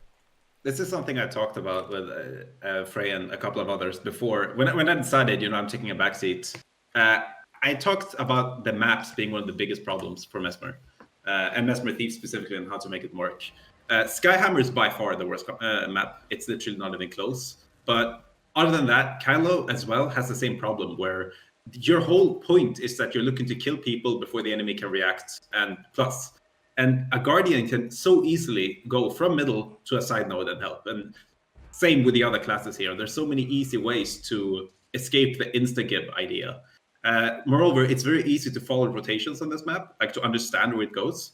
Like if the Holosmith wants to go from middle to far to plus it, it's going to be very easy to counteract that on USD Dragon's side. So it's a hard map. What were the other two maps? The other two maps, we're going to Capricorn, Forest, and then Forest, then Capricorn, yeah. Okay, so you have one loss. You're losing this one to warm up, and then you can go to one still. You're fine. Yeah, those two maps definitely are a lot more winnable, and I think Capricorn's a bit of a surprising map there as well, because it is known as a bit of a team fight map, but it's also a very big map, and we've actually seen Prestige make very good use of that by rotating very quickly, finding kills, and then actually Aeon in particular, like Aeon was going crazy on her Druid versus the Worms on Capricorn, like holding and trolling the bell for such a long time while the Mesmer and Thief run around killing things. Like having that fourth node does actually cause a lot of problems for compositions that like we see from Team USA Dragons. I actually need to swap the team names around here real quick, actually. Yeah, Capricorn is a good map. Just any map where you can actually make a rotation without someone seeing you. And if they don't see you, you need to be able to get a reward from it. What I mean with that is, let's say I'm a Mesmer, or let's say I'm a Thief on middle, and I decide to go far on Capricorn. If you, as the enemy team, don't notice them at far, I'm going to have plenty of time now to outnumber the enemy opponents because you guys weren't able to follow me properly. If you look at a map like Kylo, even if you don't realize that I just disengaged from middle and I went far, you can literally, on reaction, when I go far, you can leave your middle fight and get to far before I get my kill. And Capricorn, despite the fact that it has additional map and it has many team fight elements and all that stuff, as long as I'm allowed to rotate and I'm allowed to get rewarded from my rotations, you still have plenty of outplay potential. That's also why Skyhammer, for instance, while actually being able to take a little more time in terms of rotations, the reason why it really works badly for Mesmer Thief there is they can always just jump on the high ground to stall, and it's extremely effective. Which, Out of curiosity, Helseth, Yeah. so obviously we have a bit of a hybrid team here, right? Also, just to mention, this is the first time that we have Mark playing instead of Helio. But out of curiosity, so we have Misha and we have Zan, both from EU. So obviously they'll have ping on an A, and then the other 3 members of their team will have ping on EU. Yeah. What do you think is better for them? With because obviously 3 players with ping, it seems like it would be worse. But is it more important for Zan to have less ping because he's playing Hollow? That's the most important one by far. But just think about it logically. Naru doesn't need to have good ping because he plays mini. He doesn't play mini master now. He's actually Terror. playing a build. Okay. When he played the autopilot builds, he didn't actually need to have ping. Now he might actually have to press worm and such. All right, let's actually look at the map.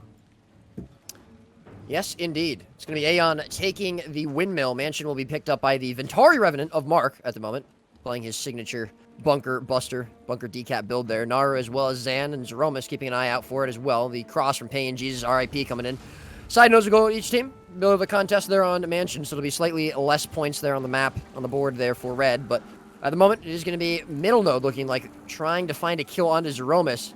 Obviously, blue team going to try and do their best to not allow a kill to happen here. They've seen what's happened there against the other teams, and they don't want to let it go. Jesus already burning the Elixir S here, getting chased down and actually taken out.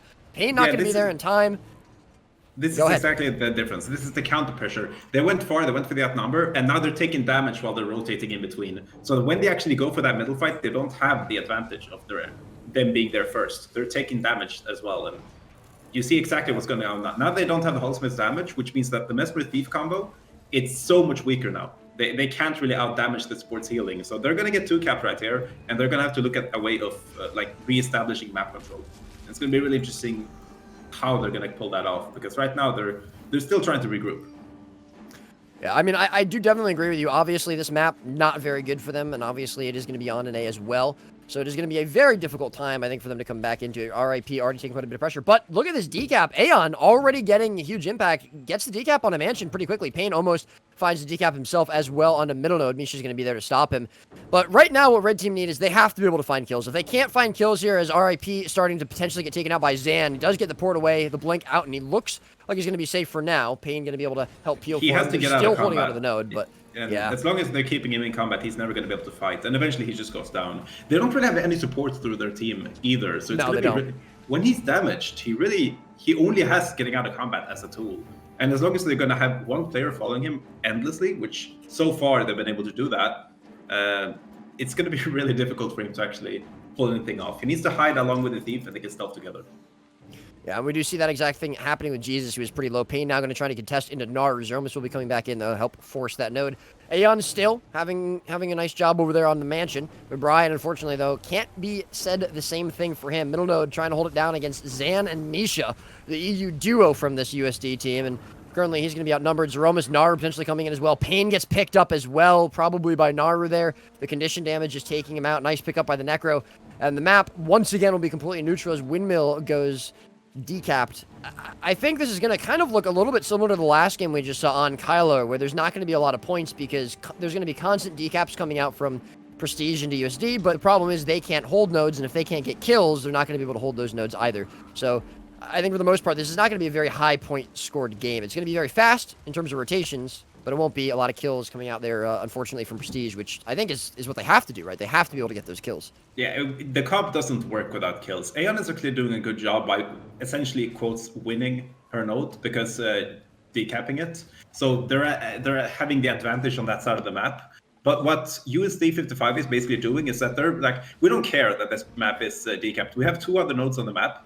As long as we don't let you get any kills and so on, I think we're just going to constantly be able to stay on the node and get to hold those caps. And then sure, we'll have one node be decapped, but once you actually eventually full cap it, you have a druid who's a bunker druid, doesn't do anything there anyway.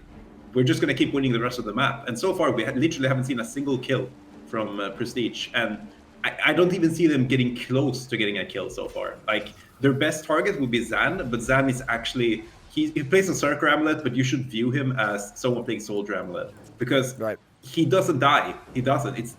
it's like you should focus in, but you shouldn't. But that means that what are you focusing? Are you focusing either on the Necros, and the Necros are extremely good versus Mesmer Thief? Are you like you have nothing to focus, and because of that, this is the state that you're seeing right now. I hate to be a pessimist, but the state that you're seeing right now, I do not see changing. The only people who's going to die here is the people on the Prestige. And the reason behind that is because they have no support. So while the fights are going back and forth, while people are resustaining and swapping nodes and all that stuff, they're not healing during this time. So you saw that Jesus on duty went down. Now you see that people try to rest, so there's some damage taken there. You immediately see Rip try to run to Windmill and do something. He's not getting anything. Now he's damaged. Now he has to stealth and get out of combat. He goes into combat. He's dead. And this is just going to keep happening. This game is brutal. It's tragic. Absolutely. But yeah.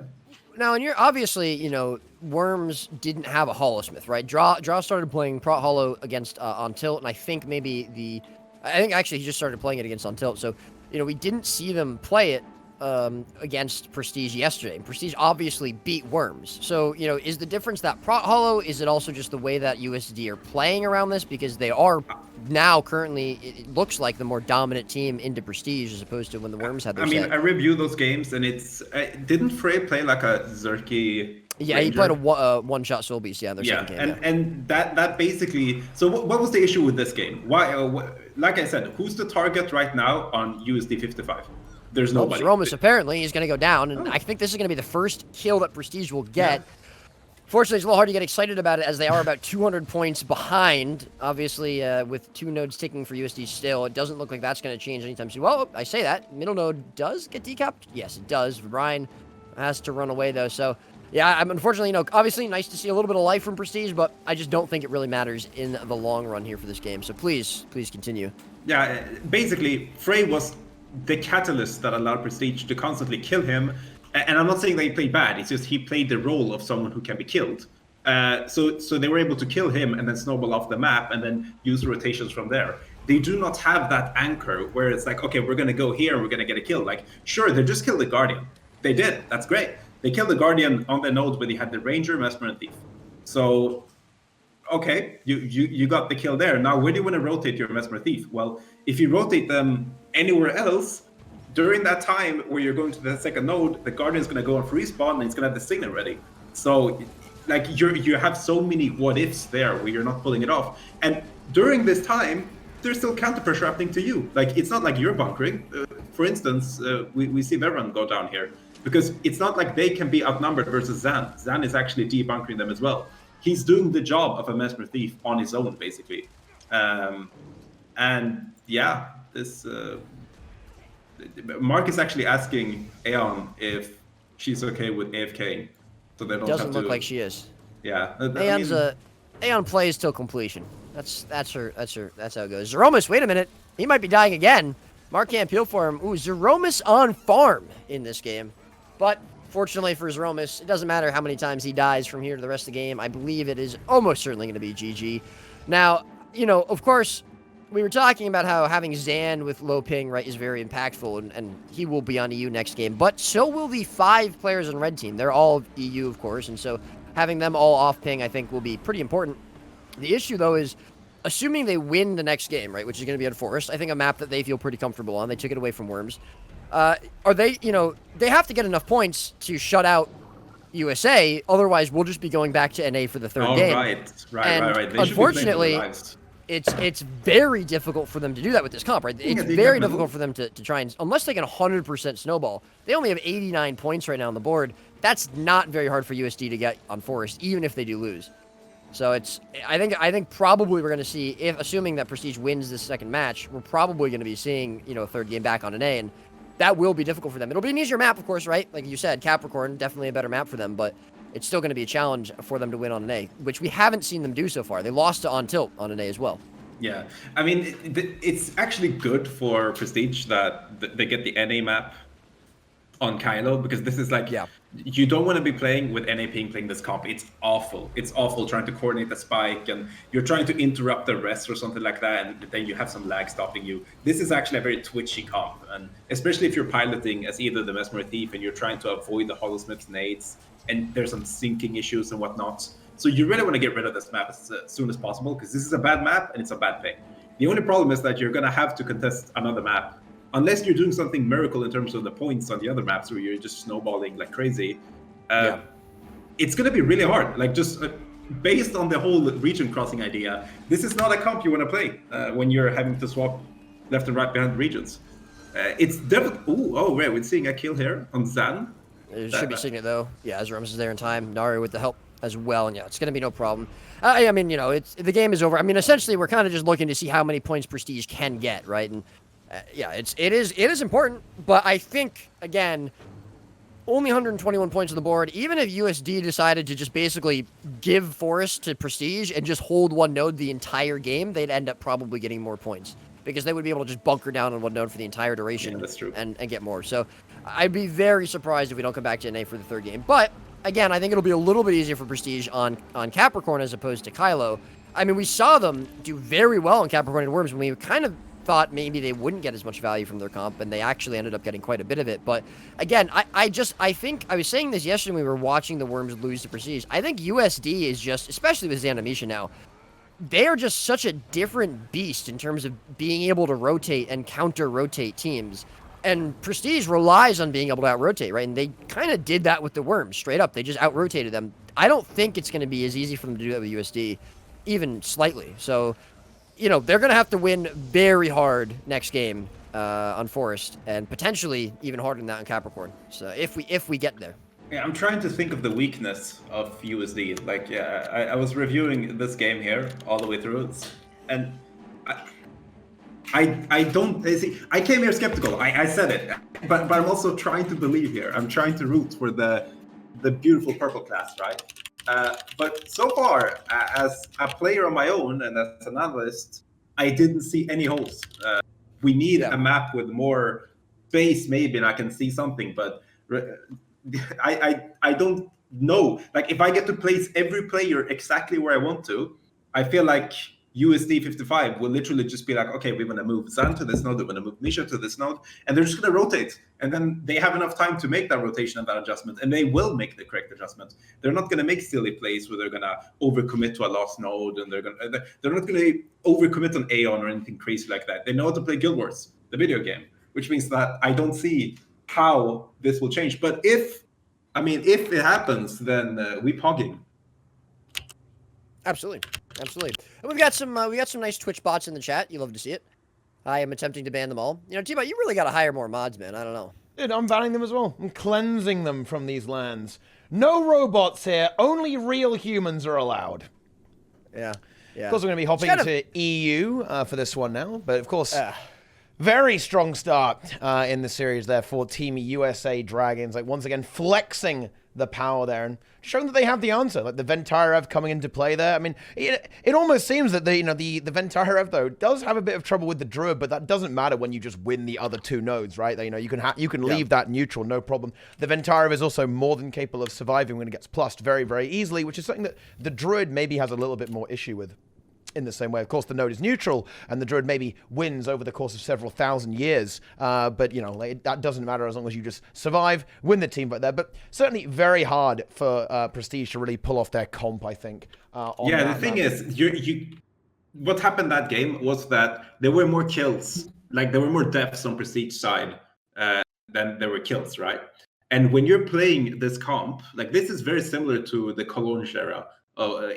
This was pre-HOT, where you would play Mesmer Thief, and there were all sorts of other comps that were viable. But the whole idea behind that comp is because you have two players, the Mesmer and the Thief, that cannot stand on node, logically speaking, to make the whole comp work, you need to have more kills than the enemy team. You need to be the one constantly putting the enemy team on the back foot, where they get points because while they're dying, they're holding the nodes longer before they die, and you're getting the points because not only are you getting the kills, but you're also getting to dictate like where the map goes left and right. Here, they're actually dying more than the enemy team, which means that everything falls apart. You have less bunker abilities. You do not have the team fight abilities. And the whole thing you're supposed to be winning at, which is roaming kills, you're not winning at it because Zan is single-handedly getting more kills than the Mesmer Thief combined. If that happens again, then I will tell everyone that has been telling me for the past few weeks, hey, Mesmer works, look at this team. I will tell them I told you so. and I will feel smug about myself. So, we'll see.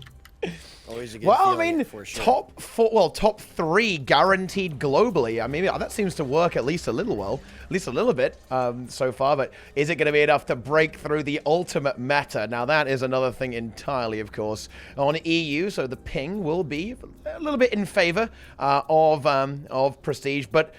Like, to be frank, I mean, now they do have to face, of course, Zan and Misha with their normal ping there. Misha probably not a crazy amount of difference on the Scourge, but Zan will be certainly more effective, actually, on the Horseman. Of course, that does mitigate the effectiveness of Zeromus, Naru, and Mark a little bit, of course. But still, having multiple players from different servers, it kind of like plays into USD's favor here. Like, they can select what roles the players play to make it so that the weakness of having to play on your away server is somewhat mitigated, and that's definitely coming into play here. Of course, Prestige will have a slight advantage, but let's see if they can actually make it work. It is a much better map for them to see if they can get anything done here, but certainly it will be no mean feat if they want to actually end up defeating this team. USD looking unbelievably strong here, and well, I mean, one more game, and they are going to make their way over to the grand finals. And I think we're going to get a rematch if that happens. It will be Prestige versus the International Worms for the lower bracket final, the elimination in the lower bracket final. Yeah, that would be really interesting if we get that, actually. Not, of course, that I'm saying, I would hope this game goes one way or the other, but it would just be interesting to, have the rematch there between Prestige and Worms. And to be fair, even if, let's say, Prestige wins the next 2 games and sends, USD down, and then USD loses to Worms, we could still have that in the grand finals. But it would just be interesting to see, if Worms have changed, if they've learned anything from, the last couple of sets, and if they have a better idea of how to play into this. But yeah, I mean, I guess we'll just have to see what happens here on Forest. Again, obviously, Prestige should be feeling a lot more confident. No ping issues now. Hopefully for them, of course, Misha and Zan will be feeling that as well. But we'll have to see how Forest goes for them. Yeah, I said this yesterday. I would be very interesting. Sorry? No, the Minion Master. Oh, Here it is. Back? Well, it's to compensate for the ping, right? Yeah. The Minion Master is actually back. I was watching these games. I was watching the Minion Master dominate 1v1s, and I was just staring at it. I was like, what am I watching? And here it is again, the Minion Master. Don't you love it? Oh jeez, I will give 500 gold to 10 people in chat if Minion Master loses here. I'm dead serious. I'm in chat. I can't wait. Well, we have. There is. I will. No joke. There is an interesting interaction here, actually, between the Druid and the Minion Mancer, and it is actually going to be Condi Necro. Like Naru's going to go for, he's going to depart the minions and go for another build, saving Helseth's gold there, seeing as there can't be a Minion Mancer loss if there is no Minion Mancer. But even when you do have the Minion Mancer, we saw Frey play Druid into a Minion Mancer, and it was able to actually decap and win the node. It did eventually die sometimes, particularly if it ended up getting plus, but you don't necessarily need to actually kill your opponent as long as you actually win the node in Guild Wars 2 Conquest. So like the Druid it's not like a hopeless matchup into the Minion Monster, but pretty much everything else is. Like that's the trouble with it. It overwhelms you. And another thing that's really good about the Minion Monster, it's just so good in like the 2v2s as well. Like the minions just overwhelm the target. Like you just send them in and they just start killing you. It is absolutely, it's very entertaining to watch, I have to say. The problem with this matchup and how it's going to work is that if you look at the Minion Master versus the Ranger, it's a timer matchup. And what I mean with that is the Ranger will get the decap, guaranteed, and eventually even maybe the full cap. But if anyone is dying in the matchup, it's going to be the Ranger, okay? And because of the way the Prestige comp works is they don't want to go to Aeon. The whole point is you want to put Aeon at a node and you want her to die there. And you want to win the other side of the map, and she's supposed to force multiple players there. But if Naru is versus Aeon, Naru will eventually kill Aeon, and you're still stuck with a 4v4 on the rest of the map. Which means that in the long run, unless you're able to plus Aeon and get a kill, you have a bad matchup in the long run for your team. So they need to win their 4v4, and they need to assume that Aeon is losing over time. Yeah. But let us see how it actually happens. The Stealth Blast is coming out now from Prestige. They have the pressure's on them, right? They have to make these kills happen. They have to make this map happen. It's going to be Zan getting opened up on now, Ooh, potentially forcing the Elixir S early. Naru is going to be there to help peel for him. Nice Fear Ring coming out. That's the Elixir S gone from the NG, but that is going to be Zeromus coming back into peel for him for Brian. Now going to be maybe taking a little bit of pressure as Zan just starts to go on him. Naru, though, getting caught out now by the Mirage as well as Jesus. So they're going to turn the damage back onto the Necro, but he's not having much of it. Mark coming in potentially can look to peel for him as well. And so far, no one able to be locked down by Prestige. They've all wriggled away from them. Then double cap yet again comes out for USD early on. Naru still a little bit low. Still looking to try and kite away. So far, nothing really happening. Jesus just tossing his grenades on him. Doesn't really have much Shroud left. Misha as well, actually. Both the Necros kind of a little bit low. Zeromus is kind of split away from them. Xander's come in to peel. Naru takes the Lich out. Wait, Pain almost gets one shot. He dodges away at the last second. He's going to be able to get the short bow 5 and he's heal as well. Just barely surviving that Lich doing so much damage to him. But with Zeromus away, there's not really a lot of sustain here. They do get the kill now. Transfuse comes out, and that actually ruins Zeromus' Signet, I think, a little bit, but they're going for the hard res now. They do get it, so he's going to be saved there at the last second. Fear Ring as well, going to continue to help peel him away, but a very close call on both sides here. The node is still going to be picked up, and Aeon will take a decap there over at Hench, as for Brian now puts some pressure on a Mill. So everything is going according to the plan of USD 55, where they're prolonging the fight, and over time, things are going to be lower and lower health on the Prestige. Eventually they'll tank a single nade burst, eventually they'll tank something, and they don't have the same rest power, they don't have the same heal power. Look at Rip right now. Rip is really low, and there you go. And because there's no rest power, there's no way they're resting him. So now the reverse normal is happening, so it doesn't matter that you got the decap with Aeon, because now it's snowballing across the rest of the map. They need to find the kills. Somehow, some way, they need to find kills. Yeah, and I think one key thing to note is that it's very interesting to me that they haven't been going on Zeromus as much, because we saw them open up on Zen, then we saw them obviously have that kind of 2v3 off node with the Necros, and they were able to get Naru down, right? But the thing is that yesterday, I think one of the big factors to them killing or beating the Worms was they were able to kill Goku many times, and we saw them kill Zeromus twice last game, right? But they haven't really been focusing him that much in these fights, and I wonder if there's a specific reason for that, or if it's you know, definitely because of the pressure job. that Zan puts out, that you feel the need. Oh, we need to kill this guy because he's killing us. This is what I said earlier, where you're supposed to focus Zan, but you're not. You shouldn't focus Zan. That's a fact, because even if you do somehow kill Zan, you're not winning the fight. You're still just with a bunch of bunkers, and they're just going to kill time until Zan comes in again. You need to get a kill, and the best person to kill by far is Zeromus. Now, I don't know if that's possible. That's a question on its own. But he has the Signet, which means that you really want to kill him first, otherwise he's just going to Signet. And if you manage to get rid of the Guardian, then the rest of the team will fall so hard, because they don't want to have the same support. But they're not doing that, so as long as they're not being able to find that kill, they will never win the fight. It's not as that. Yeah, absolutely. And it did look kind of close there on Zeromus at mid for a little bit, but he was able to get sustained and get peeled out by the rest of his team. They do find the kill into Naru. Zeromus not going to be there in time, but Brian now is going to be in danger. Barrier keeping him alive for a couple more seconds. Pain coming in to try to peel. Prestige is there too, but he's also going to be low. Zan might just have another kill delivered to him. Distort going to keep him alive for a few more seconds. He's going to be able to blink away, but Brian's still also very low. Jesus trying to help peel out, and they've actually isolated Zeromus now, so Zan moving away from his support, does need to get back. Is it going to be in time, though? They might find a kill on Zeromus, but all this while, they're losing points on the map. They do get the kill onto Zeromus, and they might even be able to find a follow-up kill onto Zan now. If they can continue to find these kills as Misha comes in looking for a res, there's the transfuse into the Fear Ring. Did they leave him alone for a little bit too long? The downstate symbol as well. He's over halfway. I don't think it's going to happen, though. I think the cleave is going to be too good. Naru coming in, though. He'll have another Bloodwell on this. I don't know. They might actually be able to get Zeromus up now. The stomp from Jesus is going to be good. Got a Zan decap as on well. as well, so the map is looking better Taken now. out. Yeah, I mean, this is the first time they have momentum. Yeah, this is their best map state so far. If they can find the kill on Naru, he's almost dead. Ports out, but probably they should be able to find him, even with almost full shroud. Zan still being bled as well. They have to kill Naru, though. They have to be able to continue this stagger. I don't think one kill on just Zan is going to be enough. Naru surprisingly left Shroud there for, I don't know why, but I guess he wasn't going to make it out either way. Yeah, he might have just wanted to make it, go faster. Misha should be able to get peeled out by Zeromus now. The Scourge and the Core Guardian combo obviously being extremely strong.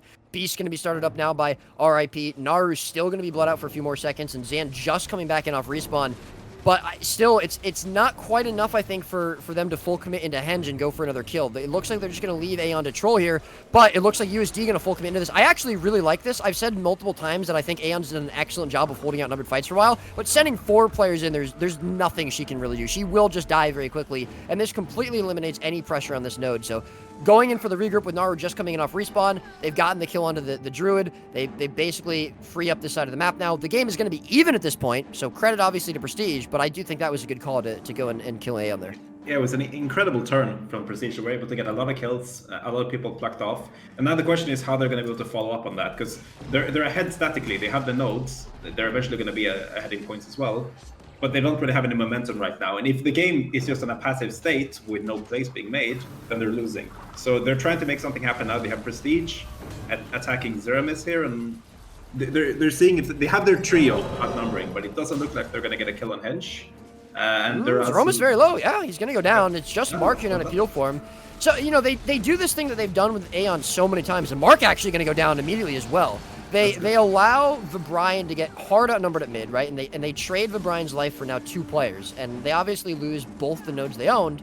They get 1 node back. So now it really depends on if it's, you know, if they can find more kills and then get one of these nodes back, if it was worth it or not. But they've set Aeon up on Henge. Yeah, but they lost mine. So they traded both nodes to get 1 The thing is, though, the support, right, is off the map for a little while. It shouldn't be hard for them to find kills, and we can see Misha very low. If they can find a kill onto him or potentially Zan, I think it's worth. I think they can swing the map back, especially because, again, they've set Aeon up on Henge, which is where they want her to. But Mark crossing to mine, I think, is a really good rotation for him. He doesn't want to even try to bother going in and eventually going for the decap on Aeon. He knows it'll just take too long, so he does it, goes and bunkers down mine. Probably, I think, the better call there.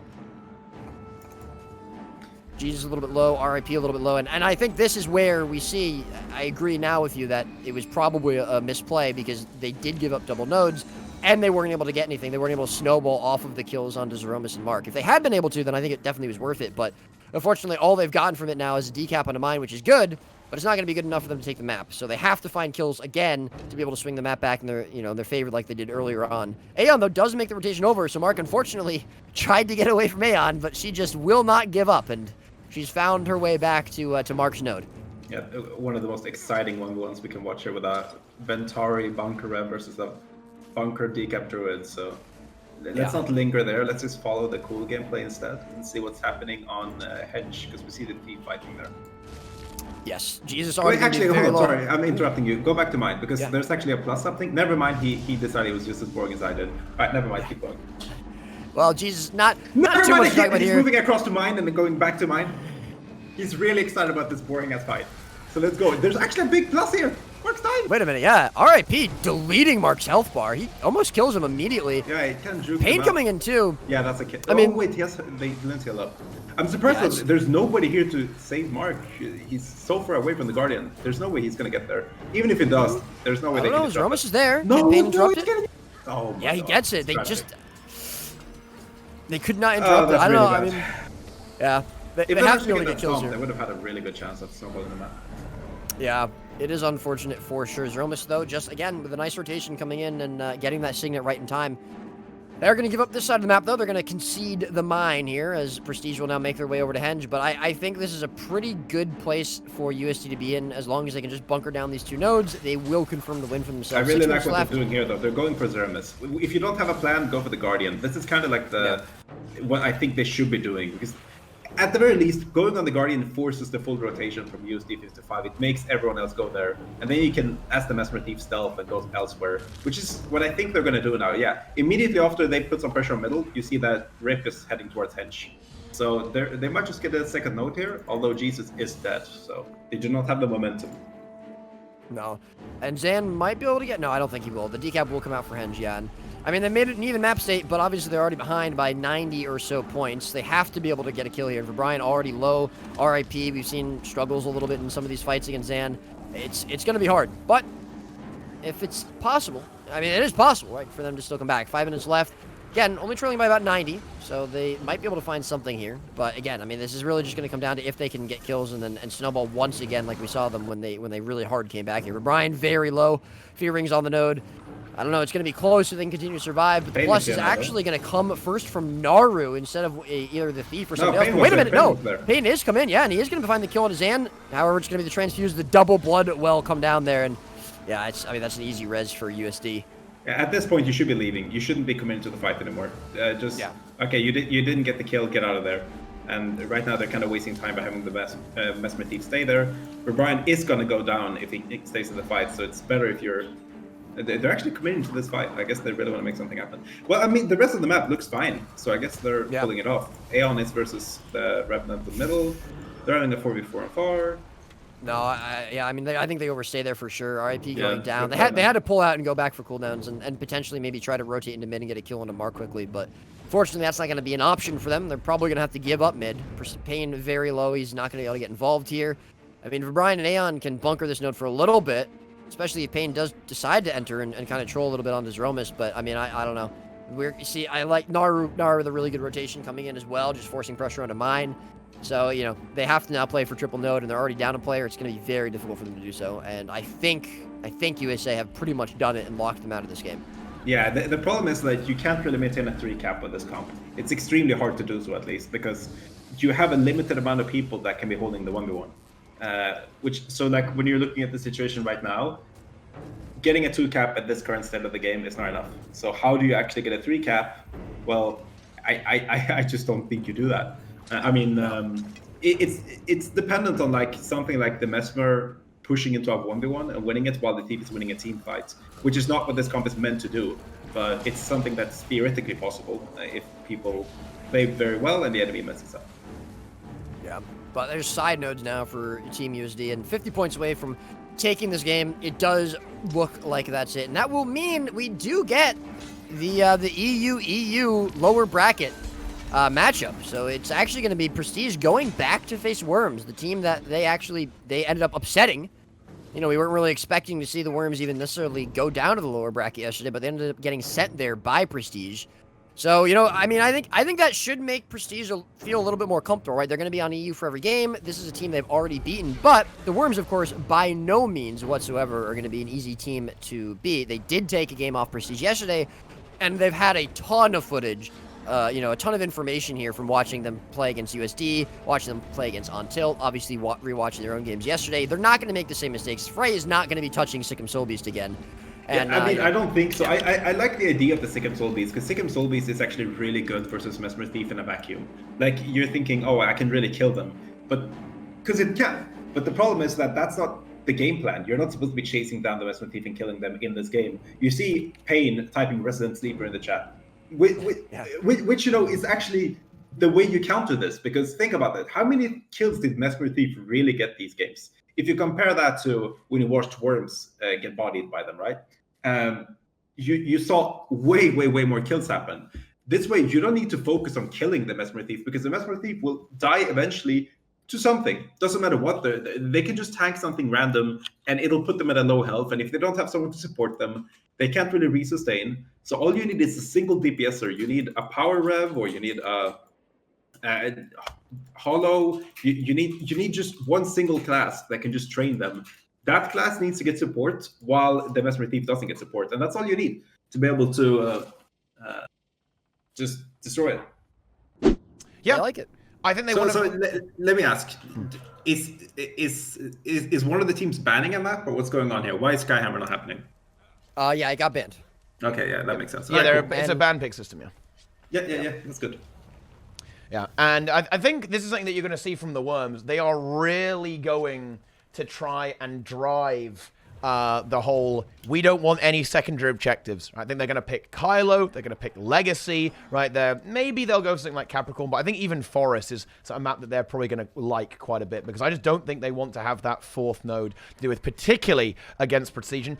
They have actually managed to pull that off. I mean, there's obviously Beast on this map that maybe a few points here and there for Prestige, but this is mostly going to come down to just winning these fights, rotating around, and of course, maintain that momentum that, of course, Helsa was talking about a lot earlier, right? Like, you know, the Prestige, they need to get this going. They need to find kills, snowball it, take the map, and just keep farming players the entire game. And, well, is it going to be a Minimancer from Frey? No, it's going to be the core Necromancer from Frey this time. So they're essentially going to be playing the same comp that USA is playing. In fact, they are. They're, in fact, going to take Dra on Ventari Rev to presumably handle Aeon in a similar fashion to Team USD, and then have the other Necromancers run around basically bullying everyone and reviving with the double Bloodwell, which is seeing a lot of value combined with Goku with the Signet. I mean, the comp is basically the same thing. The only thing that's been replaced is you replace the Holosmith with a Power Rev, which I think the Power Rev does. Wait. No, they're not doing the Power Rev. They're doing Revenant. I don't like this.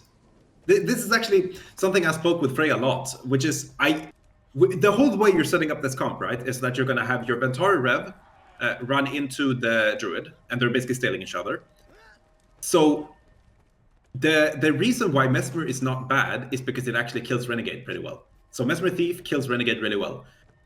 Which is why you shouldn't play the Renegade. You should just make it easy for yourself. You should play the Power Herald versus Mesmer Thief, because Power Herald is really good versus Mesmer Thief. And then the comp lines up extremely well, and it does the same thing as the Hullsmith does. Here, you actually have an entry point. You want to kill the Renegade as a Mesmer Thief, and it actually gives them a way to play the game. So Prestige is trying to win here.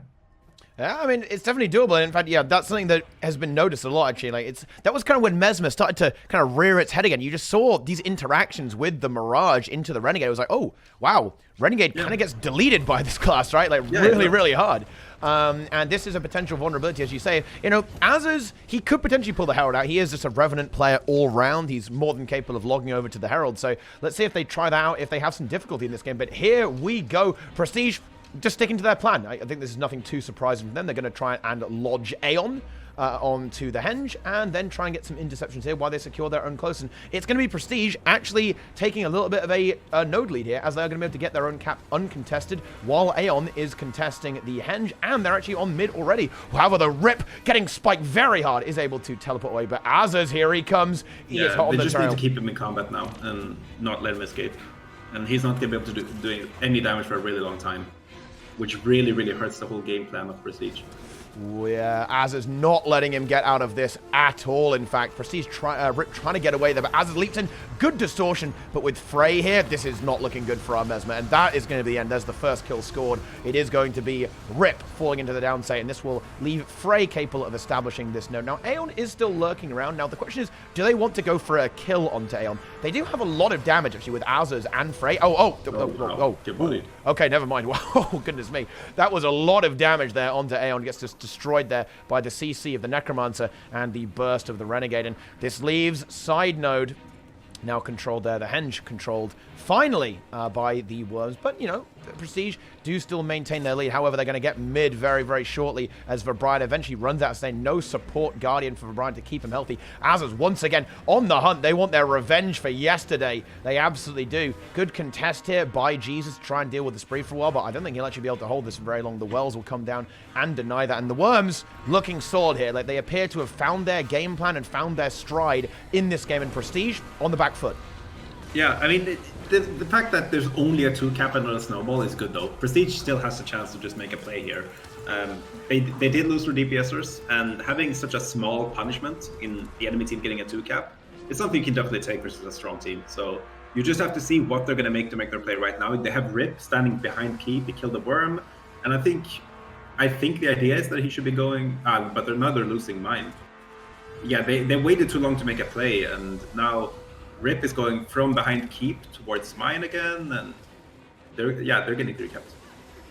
That's unfortunate. Azaz did get driven away. Kites very nicely actually survives the 1v2 into Pain and Jesus long enough for Goku to arrive. Meanwhile, the exciting Scourge 1v1 going on over there. And the mine is lost actually by the Worms as Aeon does show up there with Rip there trying to find a kill. Now the trouble is with this is that Aeon doesn't really do a crazy amount of damage, so they probably will take a while to get rid of Frey. He's being driven away though. Of course the Mesmer, the Mirage, is a bit of a threat to Necromancer, particularly the Minion Monster actually can get really shut down. There's no stun break or anything to handle the CC spam from the Mirage. And Frey still actually being harassed by Rip and may even go down here. A bit of Shroud as well, but we'll need some help from the Worms. A Spree coming in there to save the day. Going on, and the problem is that Rip now has no cooldowns, needs to get out of there completely. And now I really like what Spree's doing here. He's following him because there's no reason to let him get out of combat. When he gets out of combat, it's the same as him getting off respawn. But he's gonna have to go the long way around to get back into the game. Right now, what we need to see is the Mesmer Thief get back together. You're having them roam separately, which means that neither of them are scoring any kills, and they're just slowly bleeding out in points. They're not. How many kills have Prestige gotten at this point? None. I think it may well be 0, I'm afraid, so far in this game. It's been entirely in the direction of the international Worms so far. The map is pretty stale right now as well. We're seeing, once again, Frey is going to push into Aeon, and that is a matchup that the Minimancer will be able to eventually kill. Aeon already getting forced away there. The Lich is going to be difficult to deal with there. A lot of damage coming out there from that Necromancer. Pain getting low as well. He is going to get a free decap here, I think. Goku won't be able to make that bet. They're just not going to worry about that. They're just going to try and find some kills, because if they can kill the entire enemy team, there is no need to be dealing with, be worrying about decaps, particularly when they're already ahead. Actually, they get a massive spike, actually turning that around onto Dra, but Dra is not going down. There's not a lot of damage here. You know what? In fact, Dra was playing. Yeah. And there we go. Jesus is going to get taken out there. Dra, in fact, on the Power Herald, he wasn't. He was kind of messing around the Ventari for a while, but it's going to be Power Herald instead there to get that punch. And this is what's going to be, kind of tracking this, right? Like, really well. And this is something that you were talking about at the start of the game, actually, right? Like, to go with the Power Herald to track the Mesmer Thief, and that's exactly what they're doing. And they have the double Shiro Rev.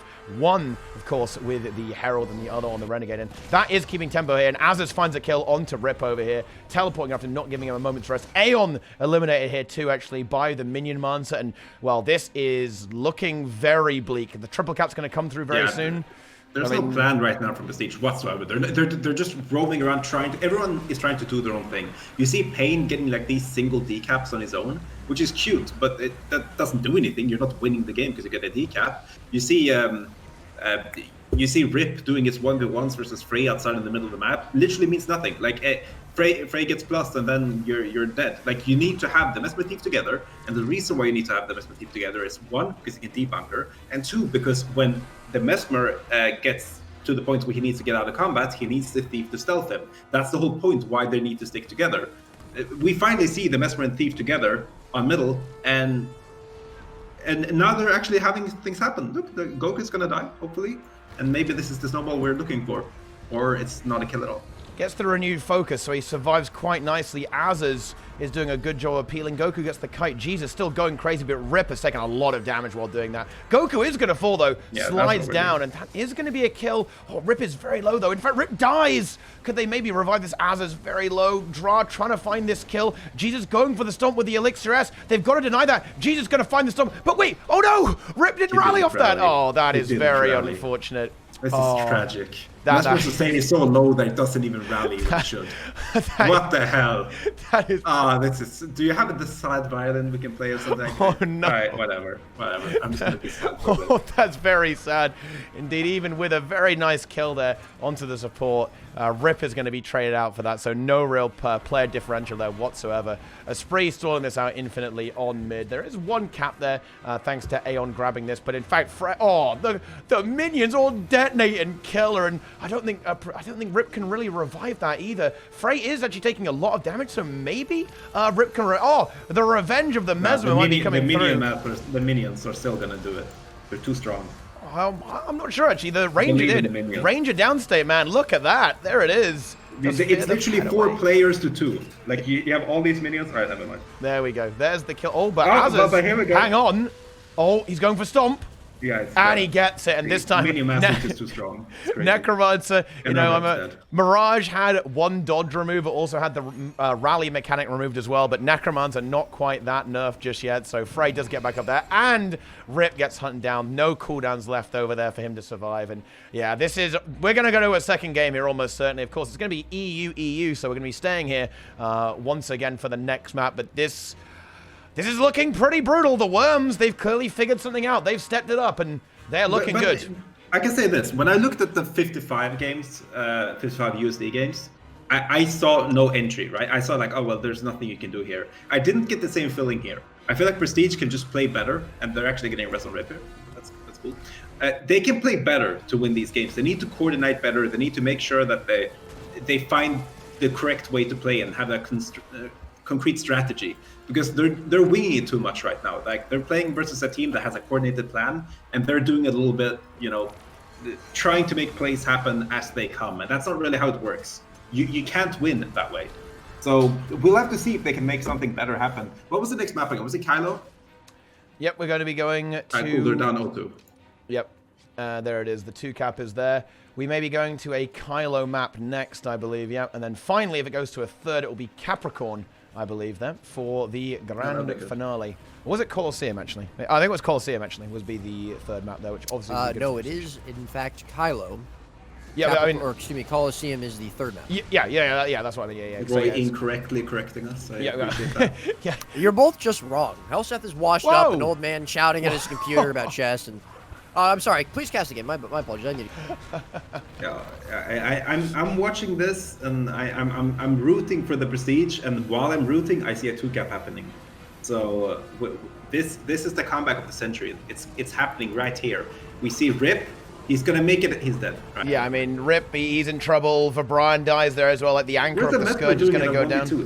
I realize that this game is more or less over, but this is still a sign that at no point should your Mesmer be 1v2ing it far. That's literally Aeon's job. Or you can put anyone but the Mesmer in this scenario. And I'm not saying that Rip is playing badly. I'm saying that Prestige as a team aren't doing what they're supposed to do.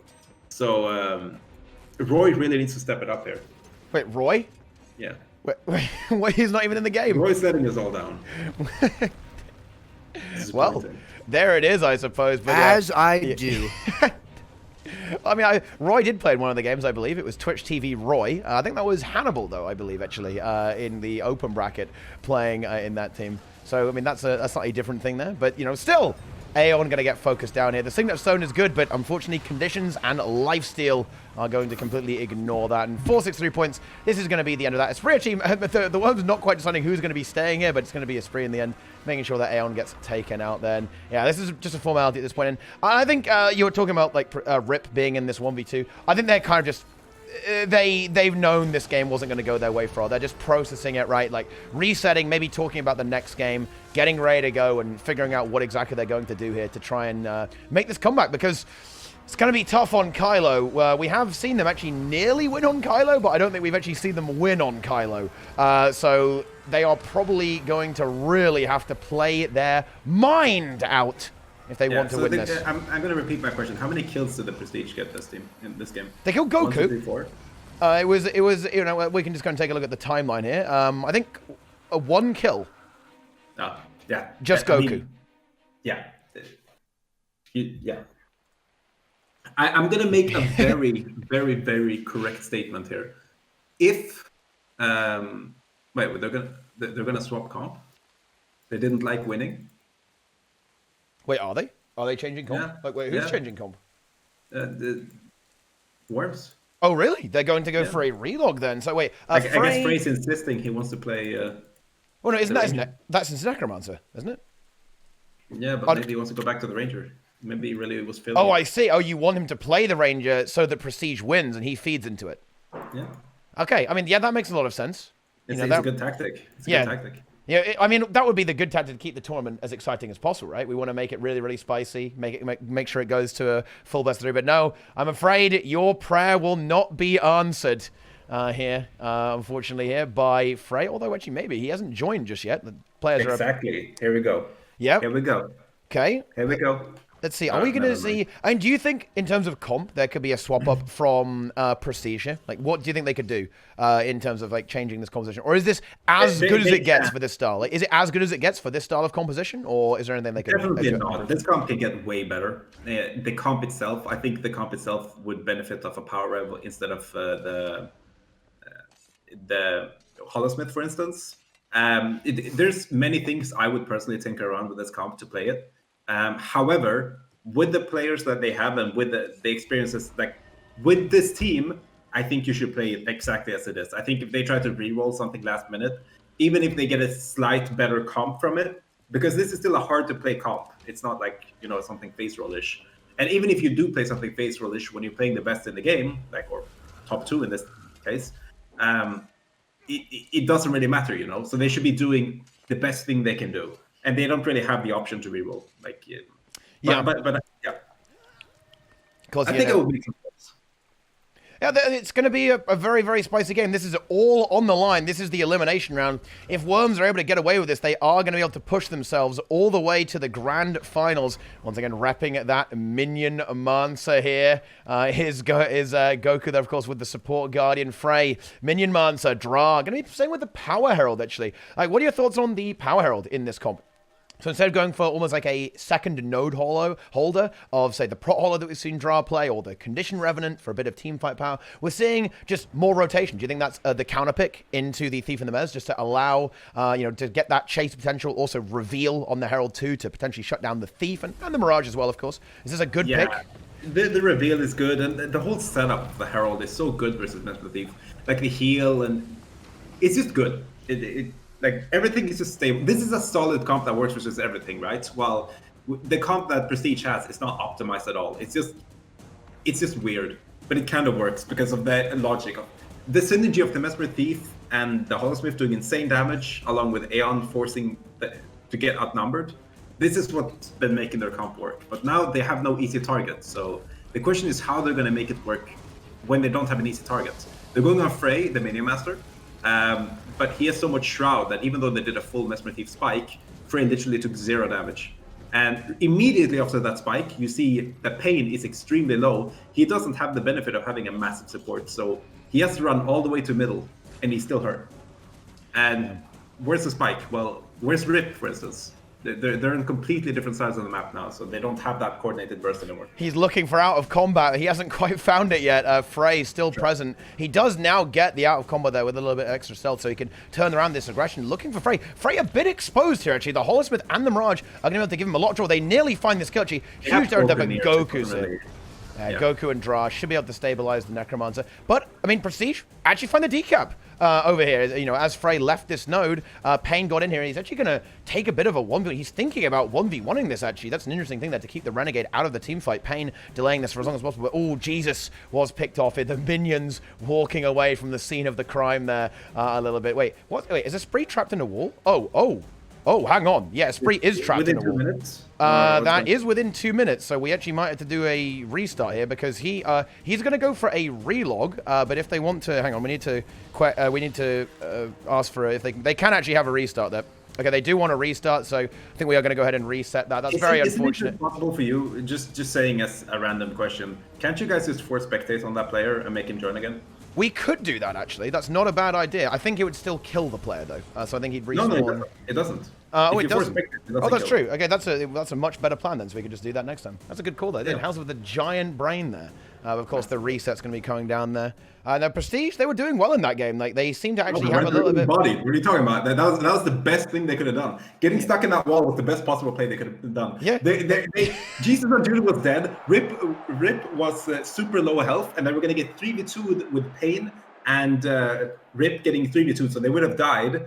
And the only person who could have gotten away there would have been Pain, but then they're looking at getting completely bodied. So they tactically had one of their members position themselves near a wall to get knocked inside of the wall so they could reset the game. These are the kind of next level ESL tier plays that we need in order to make this game happen. This is the Mesmer meta way of playing.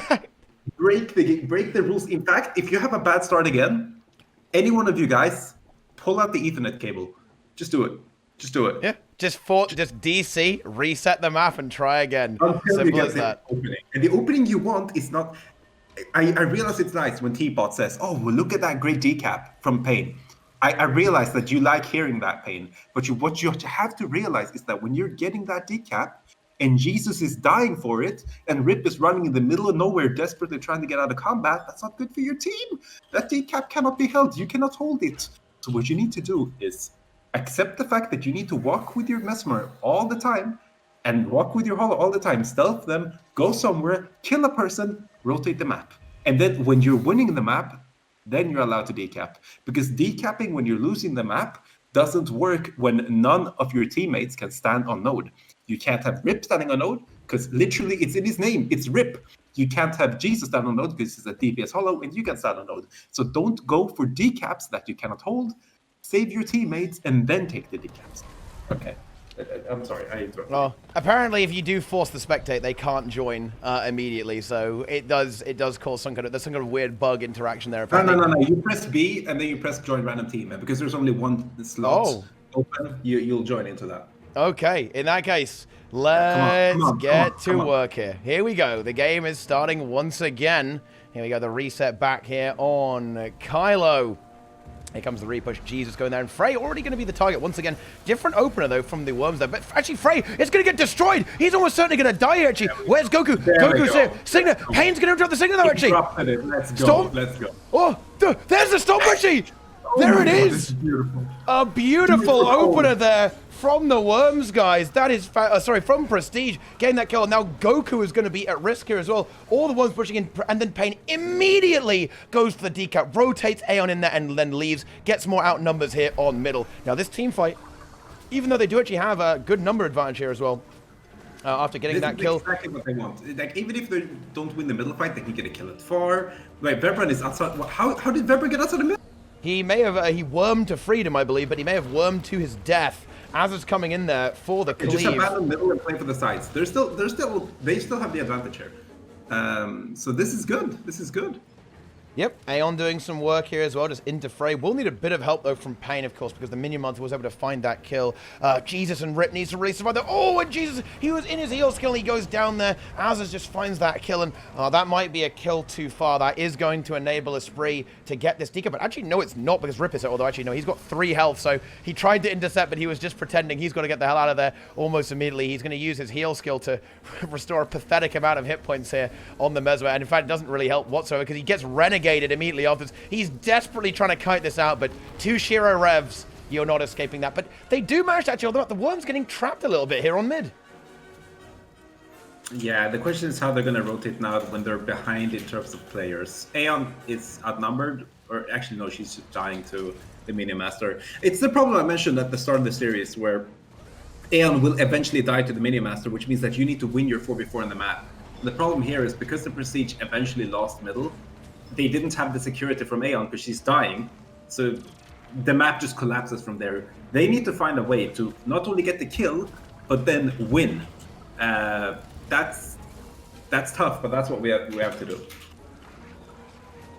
Worm's looking for a kill onto Brian here as well. Here comes Frey. There's the fear. There's the kill. The minions bringing up there for the stomp. There we go. The minions get that kill. And looks like the Worms do appear to have stabilized this game. Aeon now back off respawn, but just as Brian dies, so it's still going to be 4v5. And oh, they do find a very nice kill all there onto Dry. I don't think Goku's meant to get that. Pain going to go for the stomp. Does get interrupted actually, but Jesus goes for the replacement there. Shower stomp not needed when you have Elixir S. And Az is now in a 1v2. Now Pain is low, so he does have to be a little bit careful not to die here as well. But there's the triple cap there for the Worms. Of course, it will be neutralized as soon as Pain leaves stealth over there on the mansion, but still a very difficult position here for Prestige. They have got all of their players back, so if there's a moment where they can start to come back and start to regain momentum, it is going to be now.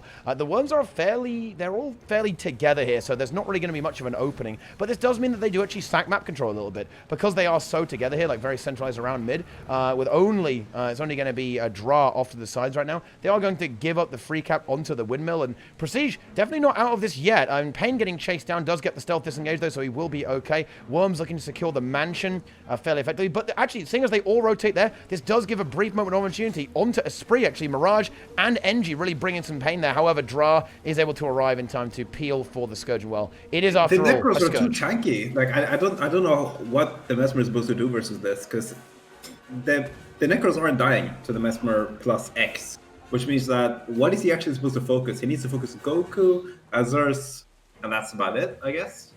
How do you win the map as Prestige here? Like, what's your plan, Teapot? You're the captain right now. Well, I mean, team captain, I think you got to kill Goku. I think the way to do it is kill Goku. Like, they need to find some kind of vulnerability here onto this Guardian, blow him up. And that is a good call. Good call. They're going to go for it. They're going on him. Good call. Let's see if they can do it. He actually is. He does have renewed focus.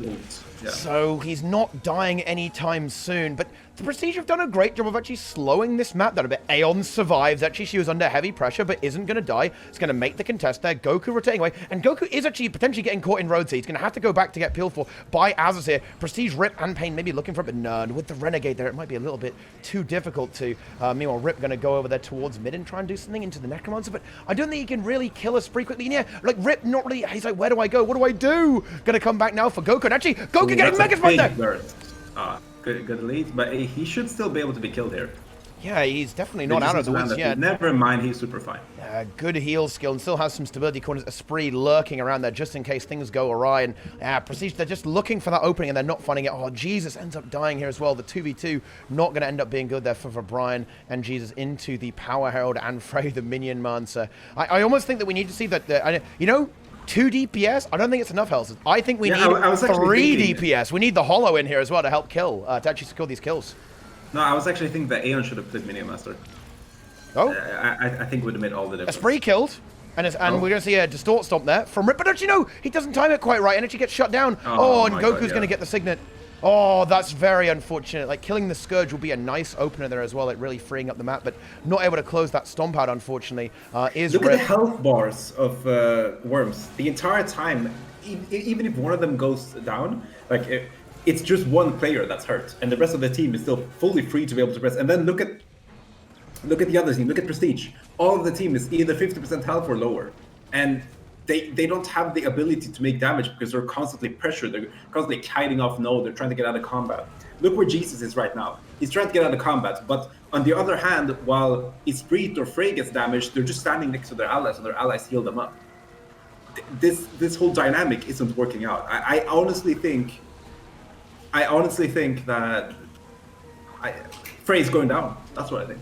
Frey is dead, and of course now you do see a lot of damage here, but look at that hand raise there. Yeah, Goku when you have your allies Esprit. be fine, you can still There it is, and that, I think that is a big problem for this comp. Of course, they have a lot. They do have Cleave with the Hollow Smith there as well, but it's just so difficult to actually finish kills here because they had double revive trait there. Goku with the revive trait there on Guardian there for a bit of extra revive on the dome there, denying the projectiles, 2 from the Hollow, and then you've got the Bloodwell, you've got Transfusion. It's just so difficult for Prestige to confirm it.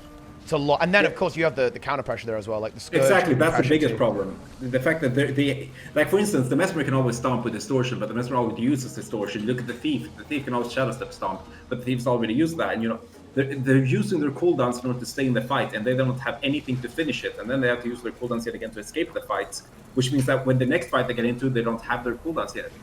I think they have to go trap. They have to trap. Oh, I mean, that does a lot of damage. It's kind of like a really big grenade barrage all in one go, I suppose. And, exactly. Brian falls there. Esprit's in down state, but we do see a Signet there from Goku, bringing him back up there. And it's not a triple cap anymore. The windmill was neutralized, but Worms looking very, very strong here on this map. You know, of course, it is Kylo, and I think it is worth noting that I think it's a shame we don't get to see the Colosseum match, actually, I think. Although, even on Colosseum, it would be difficult for Prestige to win. It doesn't work. It doesn't look. They have 1 kill. I realized you and I got really excited, but they got 1 kill in the opening, and they haven't gotten a single kill outside of that. Look at the health bars of Worms yet again. Look at the health bars. It's literally looking like they're overfull. They're overflowing, right? Yeah. Because you've also got the barrier from the Scourge. This doesn't work. I told you so, chat. Yeah. I told you so. I'm going back to chat. Buff Mesmer, right? Yeah. I've been thinking I'm not going to make this into a balance this call, but I think this makes very much sense. Look at Rip. Where's his health? Nowhere. 5%. It doesn't have enough. The enemies are resustaining on node better than he's doing off node.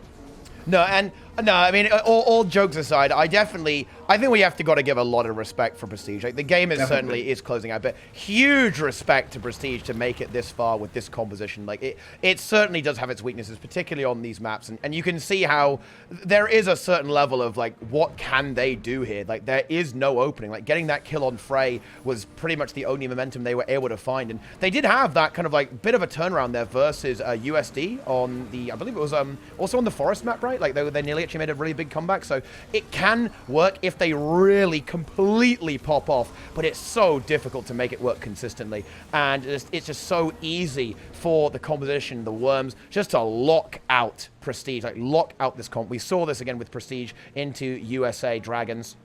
and we see it now versus the Worms. I mean, they can't even finish this. And look, as you say, Elson, we actually see a death here. Like, they tried to try and finish off Frey, but they actually do end up getting cleaved out. Looks like they are going to be able to finish it, as Spree doesn't quite have the muscle to do this, but with only 17, 16 points left in the game, even killing a Spree here is not going to be good enough. Az is coming in. All they have to do is just die on node on mid, and they will be going to the grand finals of the global finals of the Hardstuck Conquest League to face their enemies who put them here 2-0, the USA Dragons.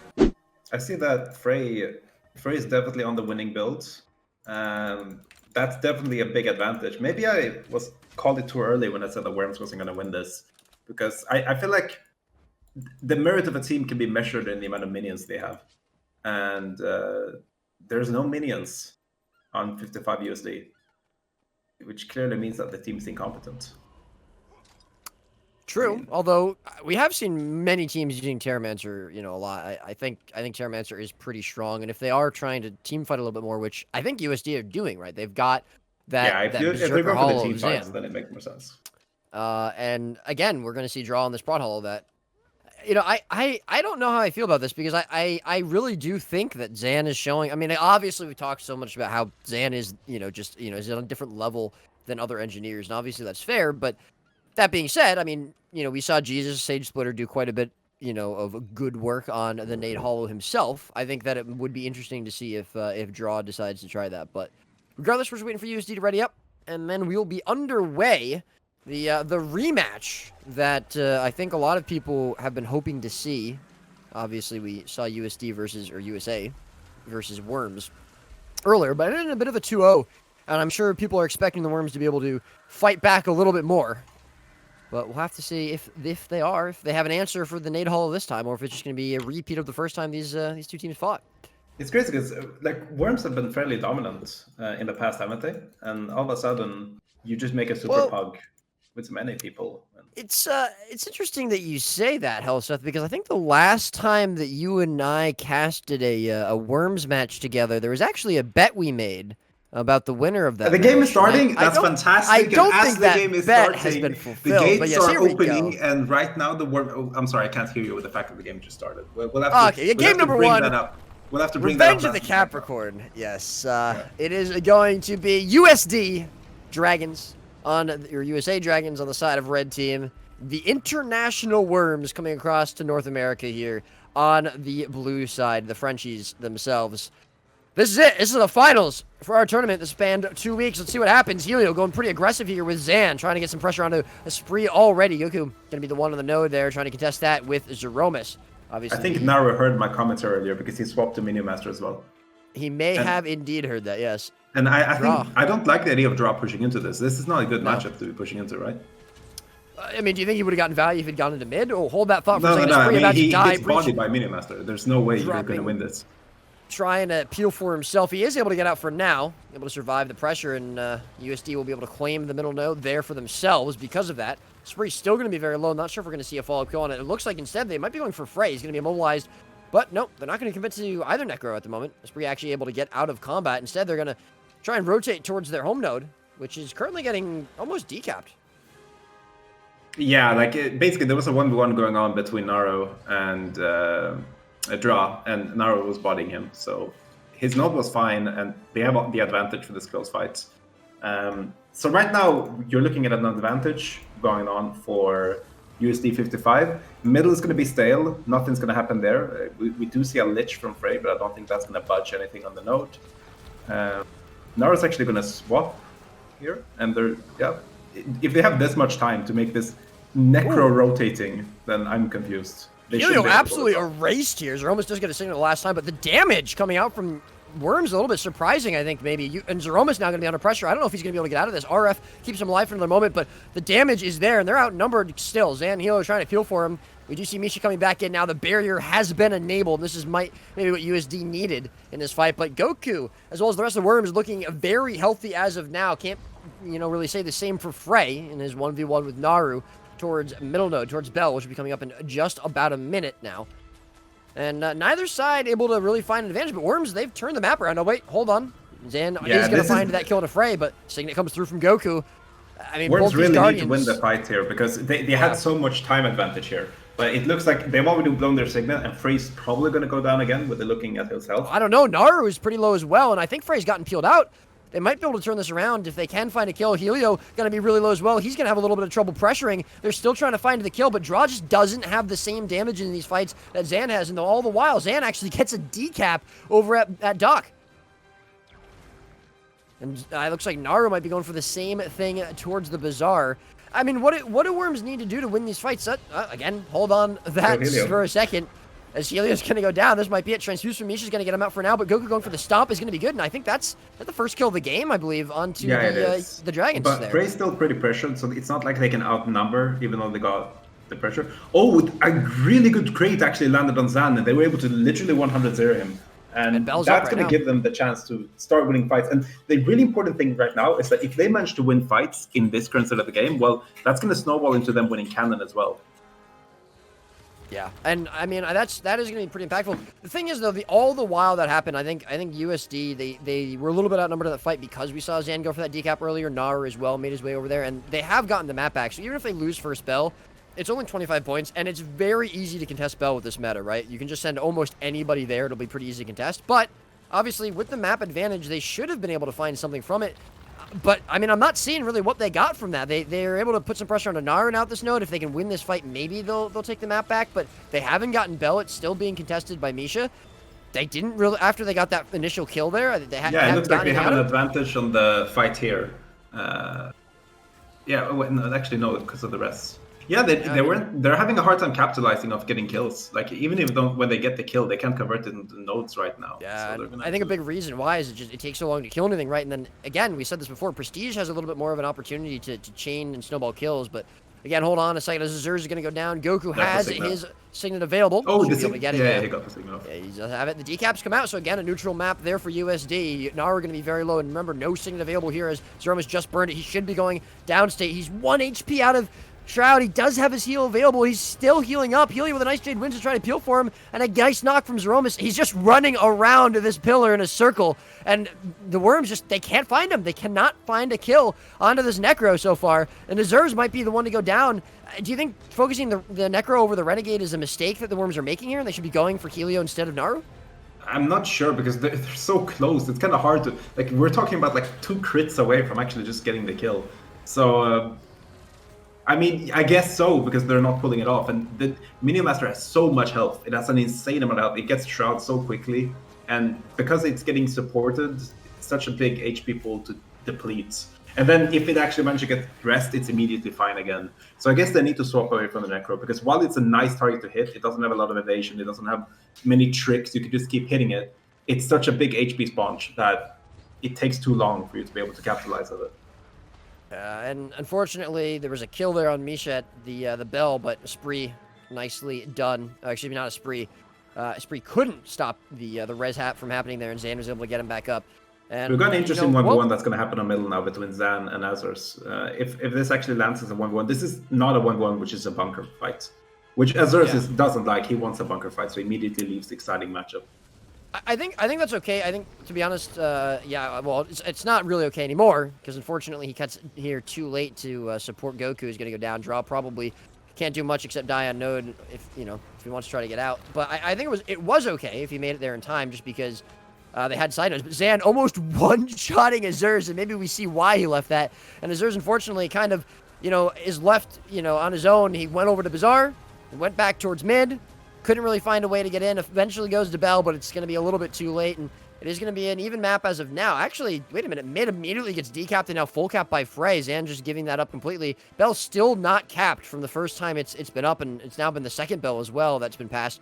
And again, Worms find a way to get this double cap here, still just trailing slightly behind USD. Yeah, it's a kind of weird situation where the team that wins the fights seem to fall behind in the caps, which is kind of the opposite of how Guild Wars is supposed to work. But somehow the other team just manages to clutch it every single time. So we got to see how at first, like, we got a ton kills for rank USD, but they can't convert right now. Like, I guess the idea is lose fights, because when you're losing fights, you're somehow winning nodes. I think it's the idea that they're bunkering nodes. So while they're dying, they're not focusing on winning the fight, they're focusing on holding the node, which, I mean, it converts to points. And we see that as Worms are now actually ahead in the game in terms of points. And these cannons are going to start mattering a lot more when the points get closer to the end. Yeah, Naru almost taking draw at 1v1. He's going to be very low, but over at the Bell, it's actually Helio, and now it looks like Misha, who are a little bit low. But again, Barrier and heals coming out from Zeromus now are going to heal them back up, no problem. As you said, a bit of a team fight brewing around the Bell finally, but I think, again, both teams are just going to leave one player there, and we see Zan going for yet another decap into full cap over at mid. The pressure will now be turned on to Naru here over at the Bazaars. Zeromus, though, with a nice rotation to counter the rotation from Frey, and I mean, it's just, yeah, it seems like neither team can fully finish, a team fight, and when they do get a kill, even, it either gets signated or it gets stomped, but even when it does get stomped, they just don't end up getting anything from it. Zan rotating around the entire map right now bringing pressure over, excuse me, to the dock, and Azurz is going to follow him in there, and hopefully outnumber that, look for the decap, or Helio, I should say, excuse me, onto Azurz, and that is going to make the map yet again neutral. Yeah, he's going to be able to hold this in time, right? Yeah, and this is the first time where I feel like we're getting some sense on the map. We see a pretty logical two-cap happening here for Rank USD right now. All the players are making sense in where they are. Like, Helio is outnumbered temporarily, but Zan will be there, which means that even if this node gets decapped, they're having their full cap on close, and they're occupying 2 players on middle. So right now, Ranked 5 has a very clear goal on the map, which is Helio doesn't want to die. And as long as... never mind, Helio's dead. But even if they have to leave this fight here, they're still ahead in points. Yeah. I mean, but, again, this is where they need to be able to find something off of that kill, right? They're forced to There's no way out. you can find anything yet here, because you're going to have to invest your player on middle. By the time your player on middle full caps a node that goes to a different node, someone else is going to be back. So what they got from winning that fight is that they're not behind anymore. Why do you think Azurz pushes into Dock after they get that kill? Shouldn't he have just gone Bell and tried to outnumber, or gone on Bazaar and tried to outnumber there instead of trying to I think the idea is that because there's a respawn coming, he was kind of hoping that he could provoke 2 players to go there. Like, Zan would have to follow, and then the respawner would follow in order to +1. And the idea is that he would escape, but instead he gets hard-bodied by Zan alone, because Zan is not a human. He is Zan. Yeah, I think Esprit might be able to get this res, but that does mean that Bell is they managed to get there. Bell for that, but it converted Goku, really well for them. Nice port there from Goku. Good counter rotation there from Worms to cover Esprit, but Naru very low here. As the game is beginning to get to a close, Naru is going to go down. Zeromus has the signet available. No knock, no interrupt, so again, he's going to be able to get back up, but there's a lot of pressure on these players. Zan doesn't have his elixir S, and Naru's still very low. Frey going in with the Lich. They might be able to find a kill finally after a down state, but he's getting able to get line of sight there. However, it might not be enough. He's 1 HP. I think he was in stealth for a moment there, but he's going to pop out. Helio going to be very low as well, though. Health bar is so very low, but they're still just barely able to hang on to life, and now the damage is starting to turn back onto the Worms. Azur's going to be low. Esprit going to be low. Misha able to put the pressure on Naru, though has almost nothing out of Shroud, but Zan will have his elixir back up, and Goku's starting to get some pressure out of here. They're just standing on node a little bit too much, and Esprit might even go down. They just cannot find a kill. Decap comes out on mid throughout all of this, and I think that's partially why we see the fight starting to swing here. Frey is going to be able to make his way back in, as again, Draw is going to have to try and bring some pressure from Azur's all the way over towards the dock. Excuse me, from Helio, and again, I mean, it really just comes down to this fight. Zan, again, going to use the Elixir S. Esprit's still very low, but neither team can find a kill. Finally, we see someone drop, but there's the transfusion now. If they're able to get this kill, no stomp starting to come out of it, but there is a lot of damage on it. Nice knockback to get them all off that res. Zeromus now going to be forced into the R if the stomp does come out, and finally, Worms have a foothold onto this Bell, but is it going to be enough? Is one kill enough to finish this? You this? killed the squishy guy, but there's still 3 bunkers in that node, so you're not going to get the node, and I'm not... You're going to have to put your player elsewhere, I think. Unless they manage to kill Zeromus, though. He's so low, but the barrier there for Misha just doing so much work, able to get him to his heal now. They just cannot dislodge him. Draw, though, nicely done, able to get that decap over at the dock. Again, I think he got plus there by Azur's. If they can turn this into a full cap, they have a chance, but unfortunately for them, Naru, again, I mean, making these rotations, every time that a team fight is basically lost, we always see Zan, we see Naru making these rotations to the side nodes to go for decaps into full caps, but it's just, it just seems like neither team can really get a huge advantage over the other, and just the fact that USD had a couple points kind of over the Worms for a while is going to give them a win here. Another fight converge here. Azur just went down, and there's no way you're getting arrested. There's no Guardian in sight, and Drak is not, unless he wins a 1v2, he's not going to be able to save the situation. Yeah, I think that might. I mean, Yeah, it's that's looking the definitely game like it's from gonna be now. game. By the way, 0 bells this map. No one able to cap the bell. Yeah, although at this point maybe we'll see something with Helio coming in to potentially look for a free plus there, since 2 people dead on the side of Worms. Yeah, I don't know.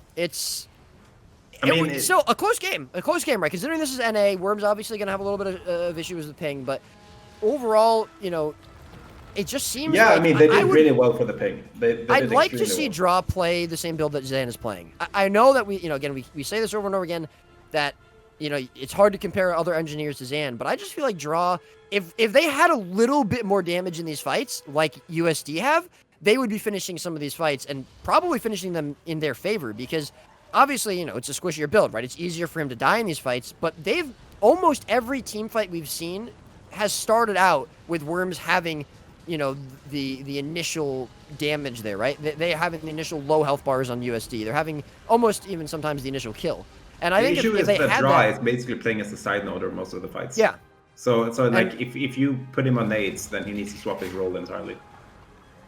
Right, but I mean, the thing is, it would just mirror what USD is playing, right? So it's not really like they lose out on something like that. It's just that they have one less side noder than they did before, but they have that extra team fight damage that USD is bringing. And I'm not saying that USD is winning team fights necessarily, right? But I think Worms have the potential to win those team fights if they had a little bit more damage. Yeah. It's obviously a risk. I personally don't like the idea of mirroring on something exceptional. It's what I said earlier. Like, Yeah, if your plan to win is putting someone on the same build as Zan and say, no, just do that better than Zan, if you don't mind. Could you just do that? Then Well, it's not about doing it better, right? I see what you're saying. I don't think you're wrong. I see what you're saying, but I just think that as long as he can contribute more damage to the fight, maybe not as much as Zan is doing, but just more than he's doing now, Worms could win off of that. And maybe I'm wrong. That's fair. Yeah, but the issue is that he'll be so squishy, so that they'll just be bopping him left and right. I mean, Maybe. it could be worth trying. I wouldn't do it, but you could try it. It's like when Renegade was basically dominating the entire. Do we go on the same map or do we swap region? Oh, no, we're staying on NA for this one. We're going NA, NA, EU, EU. Yeah. Okay, so like when you're in the situation where you have the Renegades just dominating everything, it was winning every single side, winning every single fight, then Azurus was just the go-to guy, and you didn't want to take a Renegade and put him versus Azurus because he was just getting bodied like in the entire metagame when Renegade was the strongest with Kala at this point. So then players found different ways to deal with this. They made bunker builds that they would put specifically versus Azurus to deal with them so that the team can outplay in other ways. Mirroring the enemy comp is always extremely dangerous, especially when you're mirroring their playstyle, because then you're basically just saying, if one of our players just plays worse than the others, and the other player has way more experience than mine, by the way, then we lose. That's not a tactic. That's just hoping for the best. They need to make different things happen. They need to have like weird stuff. Right now, they're too similar, and that's why I didn't have them winning, because they don't have the advantage. If you look at the comps and if you look at the builds, I can't look at Worms and say, oh well, these guys are better at these builds than Team USD are. The opposite, rather, and that's why I have USD winning this. And you need to find what makes them stand out. And I mean, I don't know what that is. Maybe it's Minion Master because it's a cool build. Wrap it up, Helseth. Wrap it up because we're already in the next game. Yeah. It's all sorted. Oh, wait. Did we get Nos here? Let's go. Yeah, let's bring Nos. Hardstuck combo. USD opening up with a very safe strat of 4 home. Very confident that they'll be able to win if a team fight breaks out. Draw and E-Spirit in a bit of a hunch. I'd be surprised if he's able to make it out of this one alive. Regardless, they are dying for the node.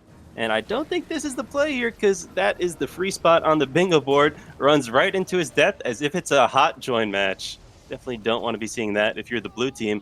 And now we're going to start seeing a snowball as all the red team members funnel into the mid node. And there'll be another team fight here. Maybe they can get a kill on Zeromus, or at least proc the RF. Gets the RF. Good Elixir S-Toss, giving Zeromus stealth. Able to reposition and re-sustain himself. And now we see the red team in a very favorable team fight. Yes, we do indeed. Here comes Dra in a little bit of trouble as well. He's got a few cooldowns left over, but Frey is about to follow. The mini monster gets CC'd. No stun break. The Stomp is there, but there should be a Signet, I think. No, there isn't actually. Interrupted on Goku, I think. Oh, no, wait. Oh, it just didn't work. Oh, I think he missed. Oh, Poison. Yep, there was poison. It hit, but there was poison. And the Guardians need to be more aware of that on the downsides, because time and time again, we see that happening. And this, in the first place, isn't a team fight that they should have committed to. They should have been a lot more scrambly. They should have sent more people to far. They should have sent, their sustaining players to sort of roll around on the mid node, because you're down a player, and on top of it, you're down on ping too. So you don't want to be gambiting at all on this team fight. And now we see them trying to recover away from this team fight, as I said, and they have a bunch of players spread out there throughout the map. We see the Scourge, Misha fighting against Dra on the quarry node. Will Misha activate the cart? Stay tuned. Draw not too many knockbacks. We do see Azers go down once again, as he did last game.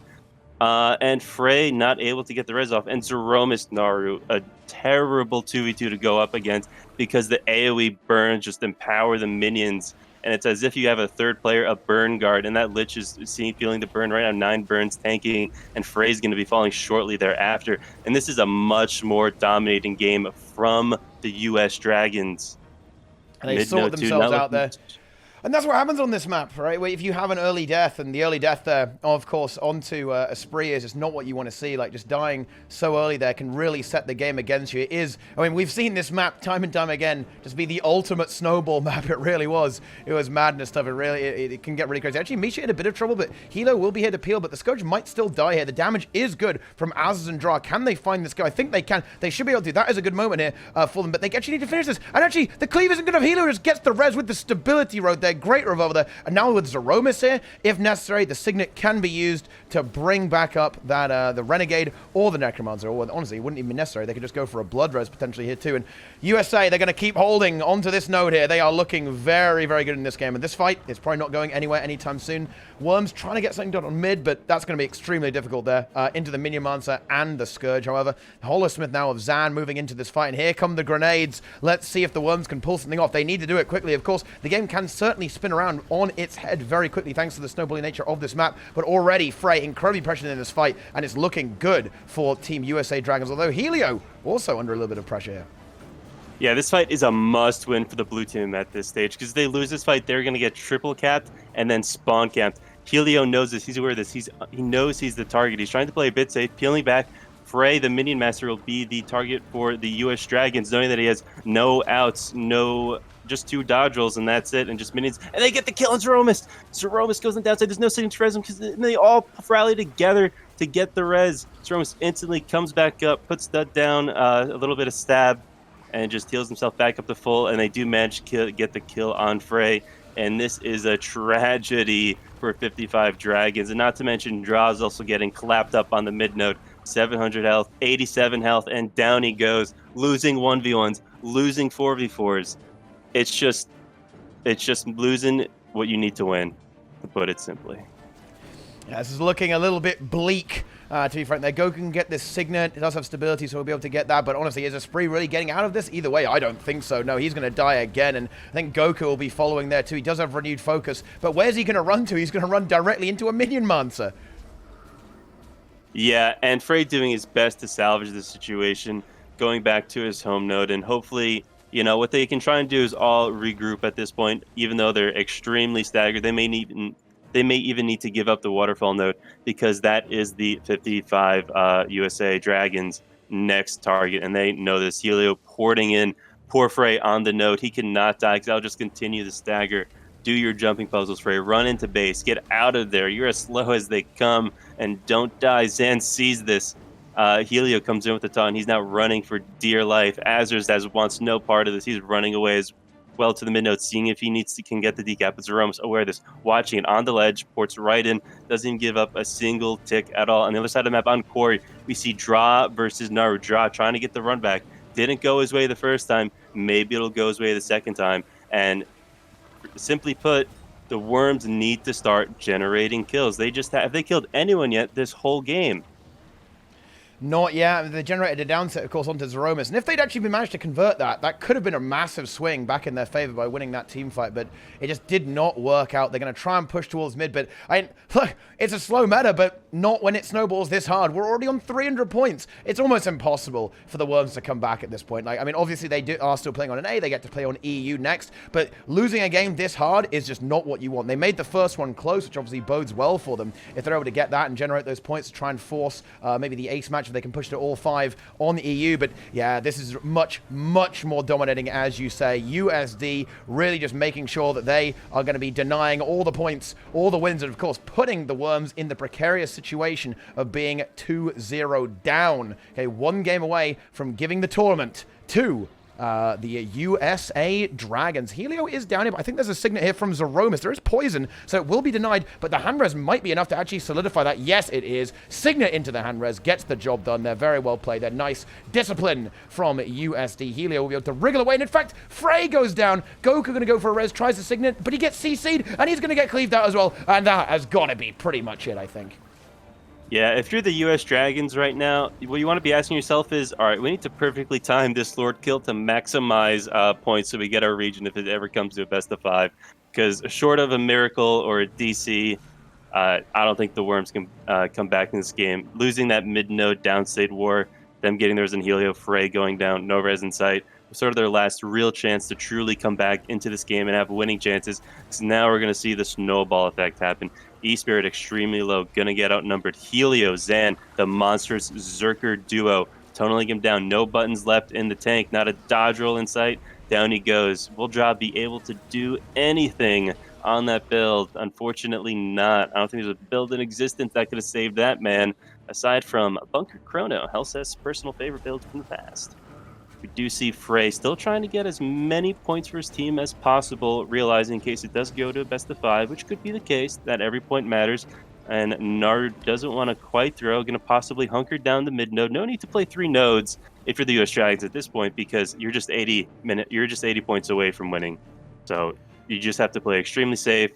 Don't take many risks, and you just assure yourself a victory. Yeah, they've got a clean victory here with a really nice point lead, so that's obviously going to help them out in the way this format works. Helio very, very low, but he's able to use the keyboard to escape quite nicely there. He's actually going to go back in. That might not be the brightest idea. Let's see if he's able to actually sustain that. No, he's going to be able to dip out there. The Renegade Evasion doing him a good service there. Worms looking to try and force the decap. They know they have to, right? They must decap this. Helio going in there might be to his death. Is going to be supported there by Zeromus there. The barrier as well from Misha is going to be good. Azaz, in fact, is going to be the one who might be in trouble, particularly with Zan coming in. He's on the hunt. The grenades are going to start flying here. Helio still a little bit low. Zan actually taking a lot of pressure there. I mean, Azaz, though, in a very similar situation. It's going to be an all-out 5v5 to close out. I mean, hey, it's not unwinnable. Like, the Worms, if they can win this fight, then maybe they can go.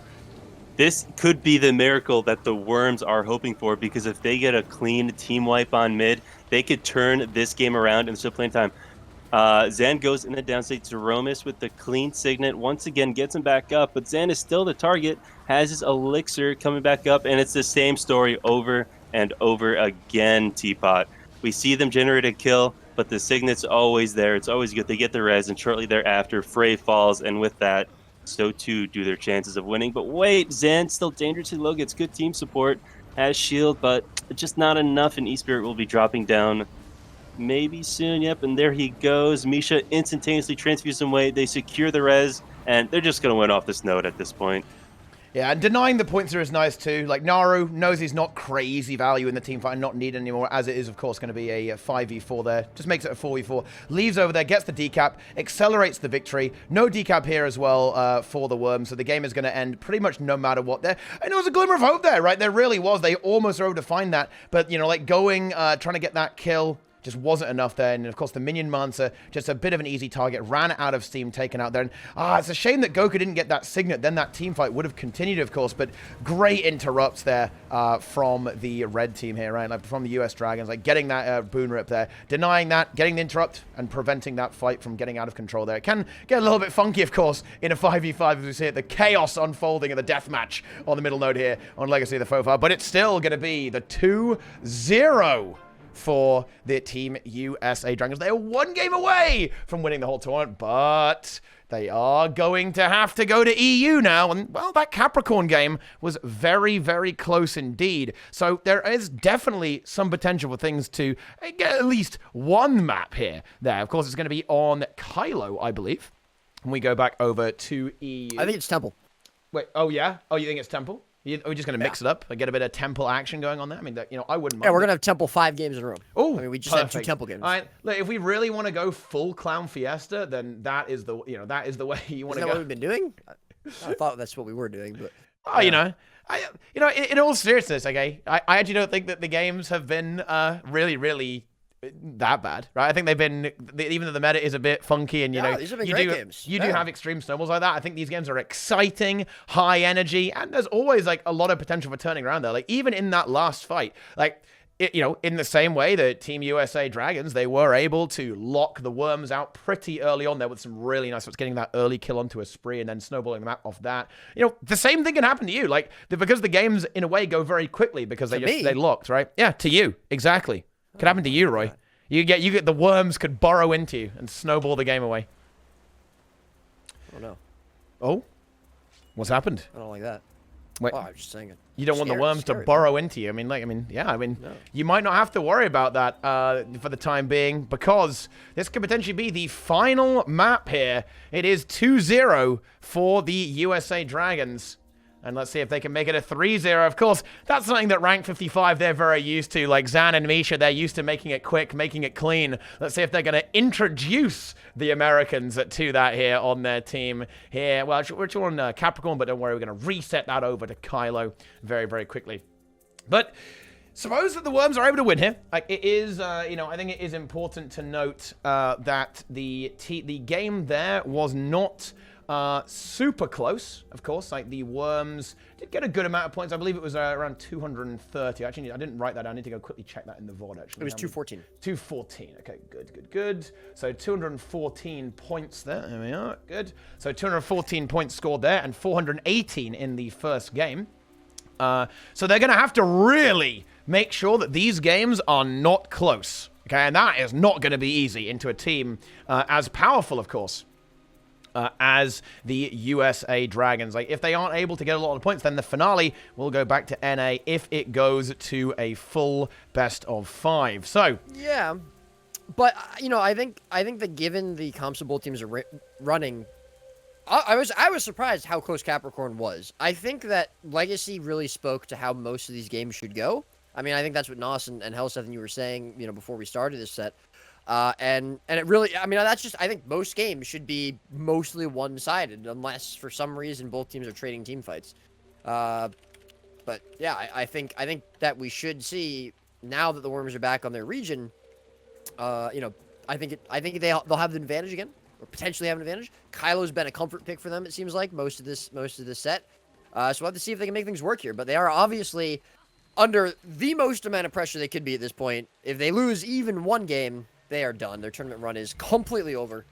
And it all comes down to, well, now this game on Kylo. And I think we'll tag Hellseth back in to get the Hellseth Nos duo. Oh, wow. Okay, yeah, we can certainly see. Yeah, we can have that going. We can have the old guard step in here for that final game. So we'll have that going there. And actually, is stream sniping allowed? Because Dra going for the nade holo, listening to Roy, perhaps, going for this. However, I think Hellseth maybe not a big fan of that pick, actually, because that does mean he has to be better than Zan in order to win this game. There is one moment I want to bring us back to, which is on Capricorn at the very end. Azers and Dra were actually outnumbering Helio 1v2. This was at the very end.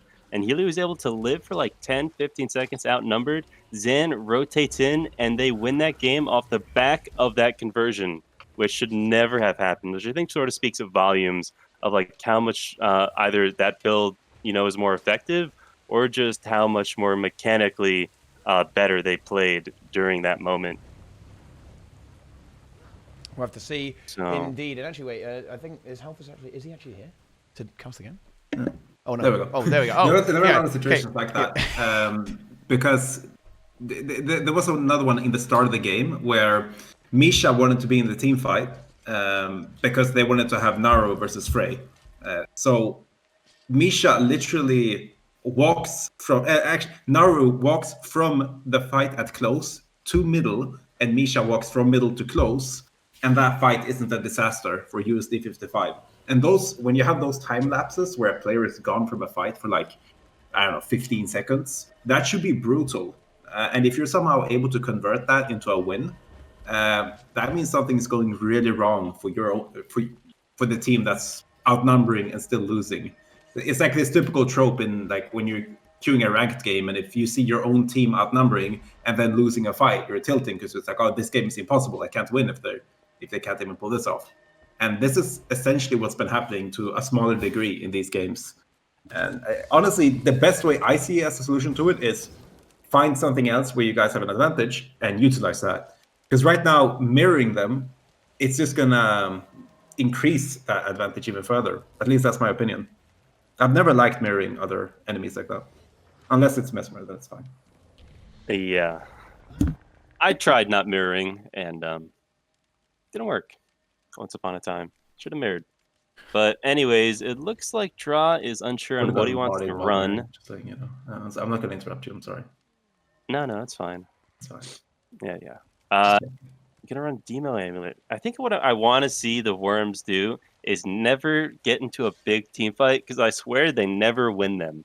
I've never once this whole day saw them take a single big team fight off of US Dragons, and I think they just need to focus more on out rotating them and trying to get their Renegade to, get these pluses in quicker, because I don't see them winning from a team fight. How do you think the Worms win this one, Helseth? I mean, I agree with the whole team fight, even versus other teams where you put them as the favorite, they're not winning the team fights. But at the same time, I don't look at this comp. Well, Frey's on Rev. Oh.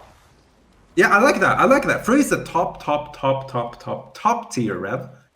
And you're not making it work with your Necro. I mean, he's not. And he's not a better Necro than Naru. He says that himself, I'm sure. So why not just try something? Because you're not going to win by mirroring. And yeah, but it's minions. Does skill really matter? And I think he was doing pretty decent in those 1v1s, to be fair. But he's not making plays to win. Like he's not making that impact where it's like, okay, we're winning. He's still reliant on his team winning the 4v4. Now, right. Now what this build tells me is that he wants to win some team fights, because he's probably sick and tired of dying in them, and now he's going to be the one doing all the killing. Let's take a look at the splits. US Dragons looking to be another safe split, not committing as many players to defend their home as they once did. We do see a Minion Master and Zan protecting it along with Helio, so most of their damage protecting it. Draw doesn't have any clue what he's walking into, trying to do his best to get onto node, manages to leap on, and with that, they will be taking the lead, but how long will it last? It's worth mentioning that Draw is definitely not playing nades still. He's just sticking to his guns. He's running what's been working for him, and he's just instantaneously pressured off. Goku even sort of visiting the node for a while. And this isn't a good 1v1 for Draw. I don't like what I'm seeing, and he's getting plussed on top of it. His team needs to start generating some kills mid, because that is a great plus from Helio if he gets the kill. And all of his bunkers are in mid, so they should be able to live outnumbered. I'd like to see a little bit more jump puzzle action coming in from Zeromus. Managed to still get away. And the chance, though, Draw did not die in the outnumber, and now they've been outnumbering middle. They have the conduit for that matchup. I mean, if they're supposed to win a team fight, it's now, right? It's now or never for the Worms. They need to finally start taking a team fight. And once you take a team fight, the games start becoming much, much easier.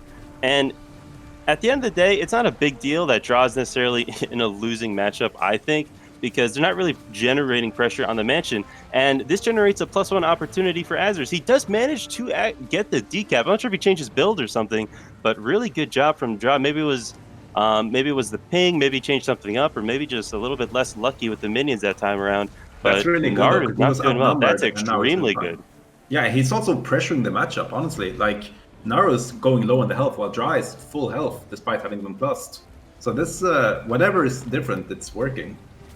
Yeah, and they're still doing quite well in the team fights. I haven't really seen Frey get pressured at all. He must be so happy with this change of pace. Sort of gets juked by Zeromus. Good sort port back onto mid. Frey gonna have to take the walk of shame. And will they get the res on E-Spirit? They got the 85%. glyph off and... Oh my god, Oh. 99%, and that is a tragedy. But if you take a look at the map stat, or the map state, you can't be much happier. So what the blue team needs to do now is live. Okay? You can't have any more kills. Give the Dragons any more kills in this situation. Good port from Goku. Needs a bit more JPs in that arsenal. He missed his opportunity to go for one there, but he has nothing left in the Yeah, bank. he should have gone for the That's gonna riskier be- jump there. There's no way he was going to walk out of that. Yeah, and now we're going to start seeing some staggers. We need a plus on Naru from Azers or something, so sort of counter pressure that, but he just wasn't there in time. We do see E-Spirit, not sure where he wants to rotate, go to mid, do nothing, go to home, do nothing. The options are endless for him. It looks like he may just try and trade mid for the home node, which might actually work out in the blue team's favor if Goku is Yeah, quick they have the enough. respawn. But I don't He- think he Goku does have a should go there. sword port. It's a bit of a greedy play, but regardless, not the end of the world. He's going to try and support his teammates, which is also a good option. Maybe sword ports through, Zan gets the S-Stomp, and no, Goku knows. Not even going to go for the Signet. Great kill generated by the Dragons, and now they're back into this game. The Worms just need to refine their footing and just stop feeding kills. It's been a while since all 5 of them have been on the map. They're still greeding for these kills, which is fine because their health state is pretty good. Frey maybe going to be the target, but a much tankier spec this time around. And I can only imagine if he was still Minion Master in this team fight, things would be going a lot worse for them. So Yeah, much, definitely. I agree with that pick a lot. Helio getting really pressured, and Frey not even there, going for a decap. 2k health, 3k staff 5s for pressure, getting good support. Gets in a sick Elixir S stealth toss from Zen. He's going to be more than A-okay. And if we take a look at the side nodes again, we see Dra full capping Naru yet again. I don't know what happened, but Not that's just looking full like capping, but it's also pressuring him in general. Like, I've been paying attention to this 1v1, and Naru's essentially running away constantly and not really being able to put any damage on Dra. So this matchup, at the current game state, it's essentially chalked up as a win for Dra. And if that really converts into a lot of points, because that's why they're constantly above in points despite having all these deaths that's been happening. We see that the Worms are heading points in both caps and in actual points gathered. Yes, we see this time and time again where the Worms are not doing great in these larger numbers, but they've been very successful in holding the side nodes. And Goku makes it in time for E-Spirit to give him a lot of barriers, and now they're going to try and maybe convert a kill onto Helio, who's used most of his energy up by now. Goku's still dangerously low. Ports in, not a care in the world. I would like to see him be a bit more careful, but he's not receiving too much pressure. So that's good. Now the pressure's turning on Zeromus. E-Spirit right on top of him, and Frey just going to focus towards the node. And looks like they don't even want to take the team fight. They're just going to go back to their original plan of let's try and win sides. And I would like to see Dra pushing Naru again, because that's been working really well. And that's not what we're seeing. Alternatively, they do have a Minion Master, and they're trying to force a 3v3 here, where Minion Masters don't necessarily shine, so this should be a good alternative. And I'm not too convinced with the Worms game plan here. Yeah, I don't like this at all. They're giving a free cap in a very bunkerish metagame. And for some reason, Dra is standing 1v1 versus Misha. There's no way he's ever getting anywhere with this. Naru, so he's though, given a full cap. Goes down. Will the rest in it be there? Yes, the rest in it is always there for Naru. They're really good at getting those off. And now look at the map state. They committed to trying to generate kills in a bunker meta, and they didn't get anything off it. Yeah, they got a hard res punishment, signet, big whoopity doo dah, and now we see Dra in a really bad position because he's about to be outnumbered, and this will be a very pivotal 2v2. We see the Helios dying in this pivotal moment where he's pivotally getting stopped. However, a very good pivotal rest there, preventing pivotal some... F5, pivotal, yeah, very good. Goku. Oh, pivotal accidental transfusion. Oh, all right. Well, that's definitely a death. But that's good. Now we get some more comeback. Worms are actually somehow clawing back into this because getting 3 capped in this metagame should essentially be a death sentence. But somehow they're managing to get back without having lost like 200 points in the process. Right, where there's Zerker Amulet, there is hope. Not really sure what eSpirit is doing, taking the 1v1, maybe hoping for the +1, which is good. He needed that +1 now more than ever before. Zan getting dangerously low, forced into use X, forced into using his stealth toss, and gets peeled out. Definitely the target of choice here. And now Worms have their footing back into this game. If they could just generate another kill or another node, they could be the favorites to take this one. Misha knows this, doesn't want to throw away the mid node unnecessarily. He's thinking really hard on that mid node where to go. Very unsure, he's pacing around, very nervous as he should be. Zan still getting dangerously low, and Misha might just activate to try and save him, or is he going to go for the node? Friendship or points? What'll it be? He chooses points. Almost gets knocked off. That is always fine. He can cut out on his own. I don't think he also has Zeramis pretty close to him now, so I don't think it's worth giving up a point to res him or heal him. Say that, he is still running for dear life. They have yet to catch him. He is on the run. Azur's trying his best to put on counter pressure, but Zen is more than A-okay. Sights have turned to Naru, the slowest thing known to man. Will the minion friendship be enough? Does a nice little jump juke there, manages to juke people off. Helio lands a fantastic Jade wins, and Naru just always consistently lives with such a low health pool, and that must be the most frustrating things for the Worms to handle. If they can get a kill here, that'll be very pivotal. I can't use the word in my health says, just go. Right. Well, we do see Dra continuously pushing into Misha. I guess the idea behind this is that he wants to keep the healer, essentially the support Scourge, out of the fight, but it's been going so well for them when he was getting and pushing the actual nodes. It's making me wonder, is this actually, or maybe this is just a counter rotation from USD Dragons where they're continuously putting Misha next to Dra. We do have the side caps though for Worms yet again, and if they manage to hold it for a little while longer, they're actually back in the game. And the stomp on Helio means that they're actually ahead at this point, right? That's 2 kills generated for them, and they may not have the winning map state right now. It's sort of tied, but they do have the winning momentum. And it looks like they will be having a solid 2 cap off the back of those kills. And we're going to start seeing a lot of bodies on nodes right now. eSpirit holding the node versus San, not the most favorable 1v1 for either of them, so that'll probably just be a stale for a while. Menders into Zerker Amulet. And we do see both of the Menders Amulet US Dragons players on the mid node hunkering it down, and they need to start doing something, and having both of your bunkers on mid is not it. Is that a Signet though? Yeah, it's a Signet. Exciting stuff. Yep, Jerome is now going to the team fight, and I'm very worried for the Worms here because this 4v4 fight may just determine the fate of the game. Naru getting dangerously low, doesn't go for the jump juke. Does Zero have to say no? 5 seconds away, still decides to use the glint. 3 seconds, will it be enough? Does the res knock back 33%? Is there poison? That's right. Will he go for the Signet? Doesn't go for it. And actually, RF's pretty high. Not sure how intended that was. This is definitely an extremely close game. 5 minutes left on the clock. Can the Worms pull it off? They're now focusing Zan. They have really good target priority in this fight. And will this be the first team fight we see the Worms win? eSpirit holding the node neutral, and Drop getting good pressure on mid. Azur's getting the plus, and this could generate another kill for the Worms. Misha is easily going to be able to hold this until the Guardian comes in, though. So I don't think this plus is going to do anything. The question is what Azur is going to be able to do on the back of this. How quickly can he rotate into the fight? And can they convert that into a kill? We see that Helio's already low, so when he actually gets Azur, that's actually converting into a kill. Now, will they... Here comes the Signet. Never say never. Does he waste the Signet? No, he cancels it, so that's good. Maybe saving it for Zen later, or maybe Naru. Naru knows how important these nodes are. 375 to 375. And he gets the Signet. A lot of Condis on Naru. Dangerously outnumbered, though. And we do see Draw now on the 1v2 of his life. Will he hold the node versus Zerker Zan? It is time for the Demolisher's Amulet, the Prot, to really get its value. Gets feared. Dangerously low. 40%, 42%. No health inside. He's going to have to give up this node.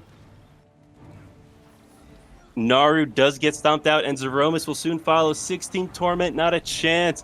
Bleed that man for all his worth and just start rotating. Frey, just start rotating. Stop cleaving. Go, go, go.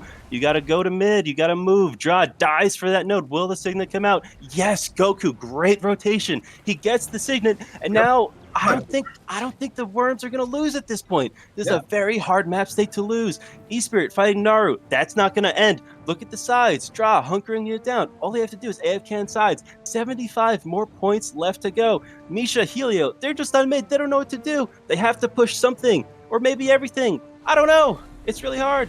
I'm just gonna look at Zan as a playmaker and see what he's gonna do. He's pushing into Esprit and Frey. I don't see that converting into anything. In fact, he gets plussed and gets bodied, so he's not gonna be able to do anything. He's gonna be kiting for a while.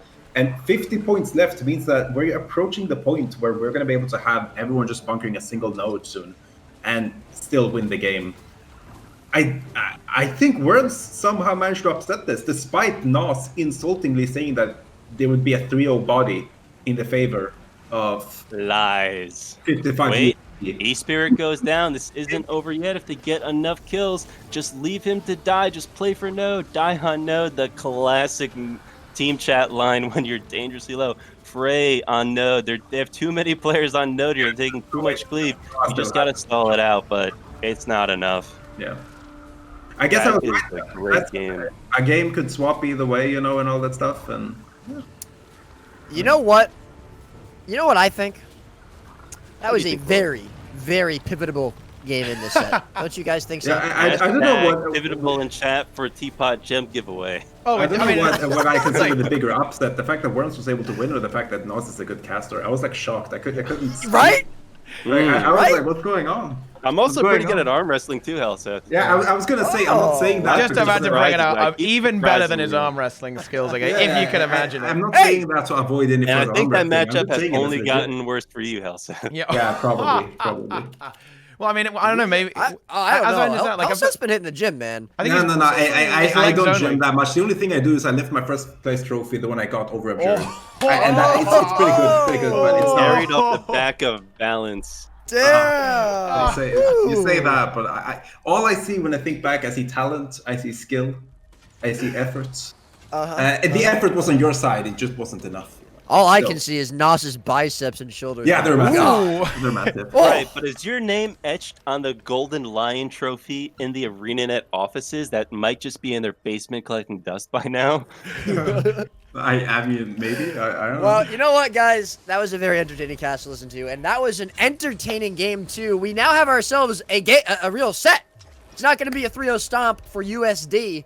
It's another EU game here on the EU region, I should say, on Forest. For the Worms, they still have this dream alive. They need one more to make it 2-2 here. They do, and the trouble is though. Now this is where things do get a little bit difficult for the Worms. Is that was a close game, okay?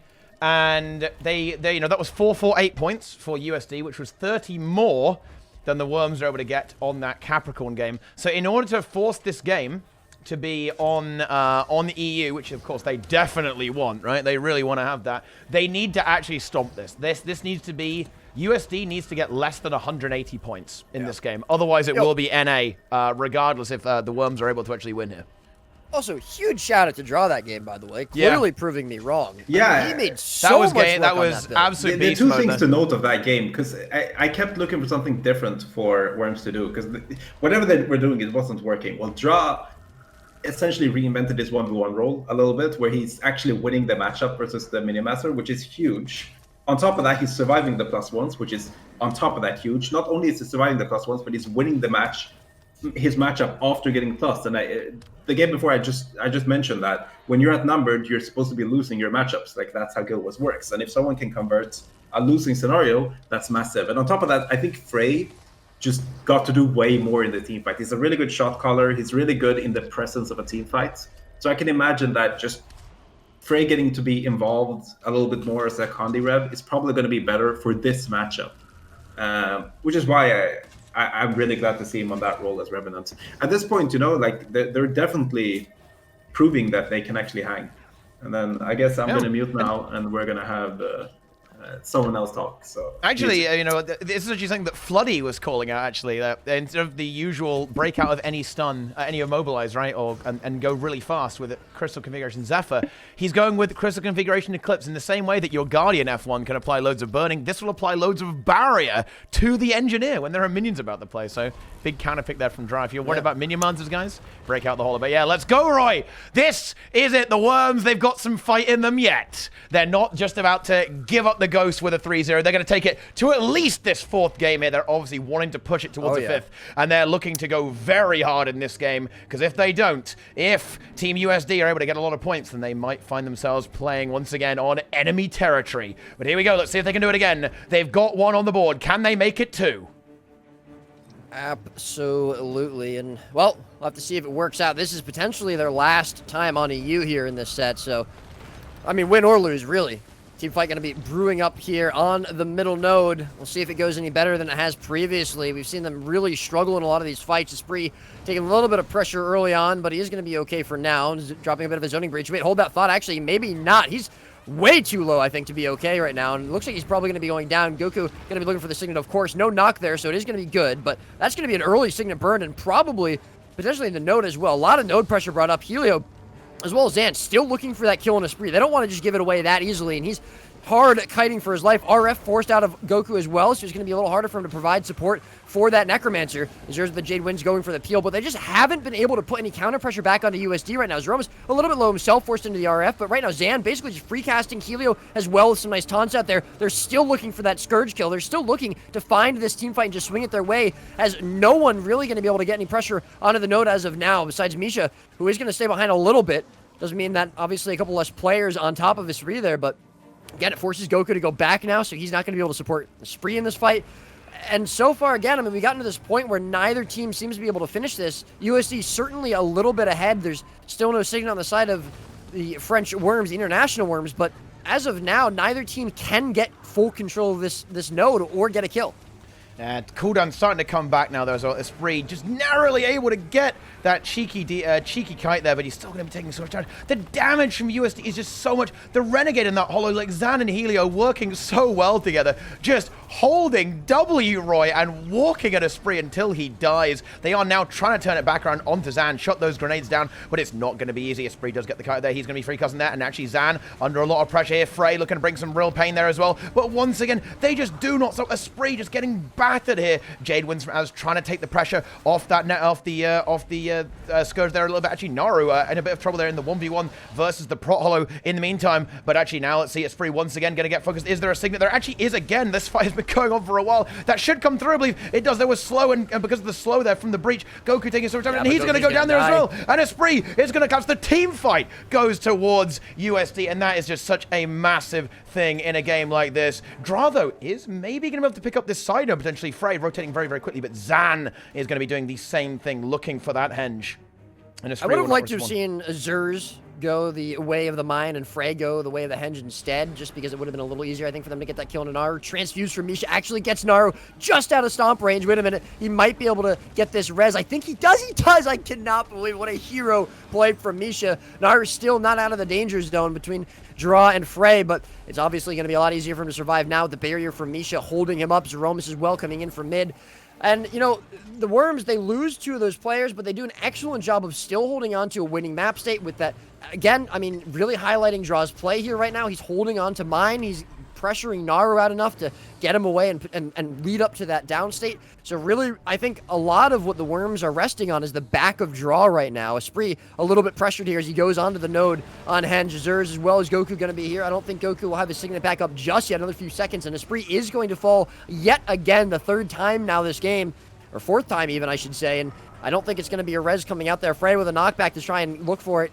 Goku's going to have 5 seconds until a Signet. They're trying to go for the hard res, but it's not going to happen. They're not going to be able to hold him, and that's probably going to be the henge going the way of Team USA. A strong double cap for them if they're going to be able to get it, and I don't know that the Worms actually should be contesting this because it's such a risky play. If they all wipe here, that might actually lose the mine for them as well, assuming that USD gets in time.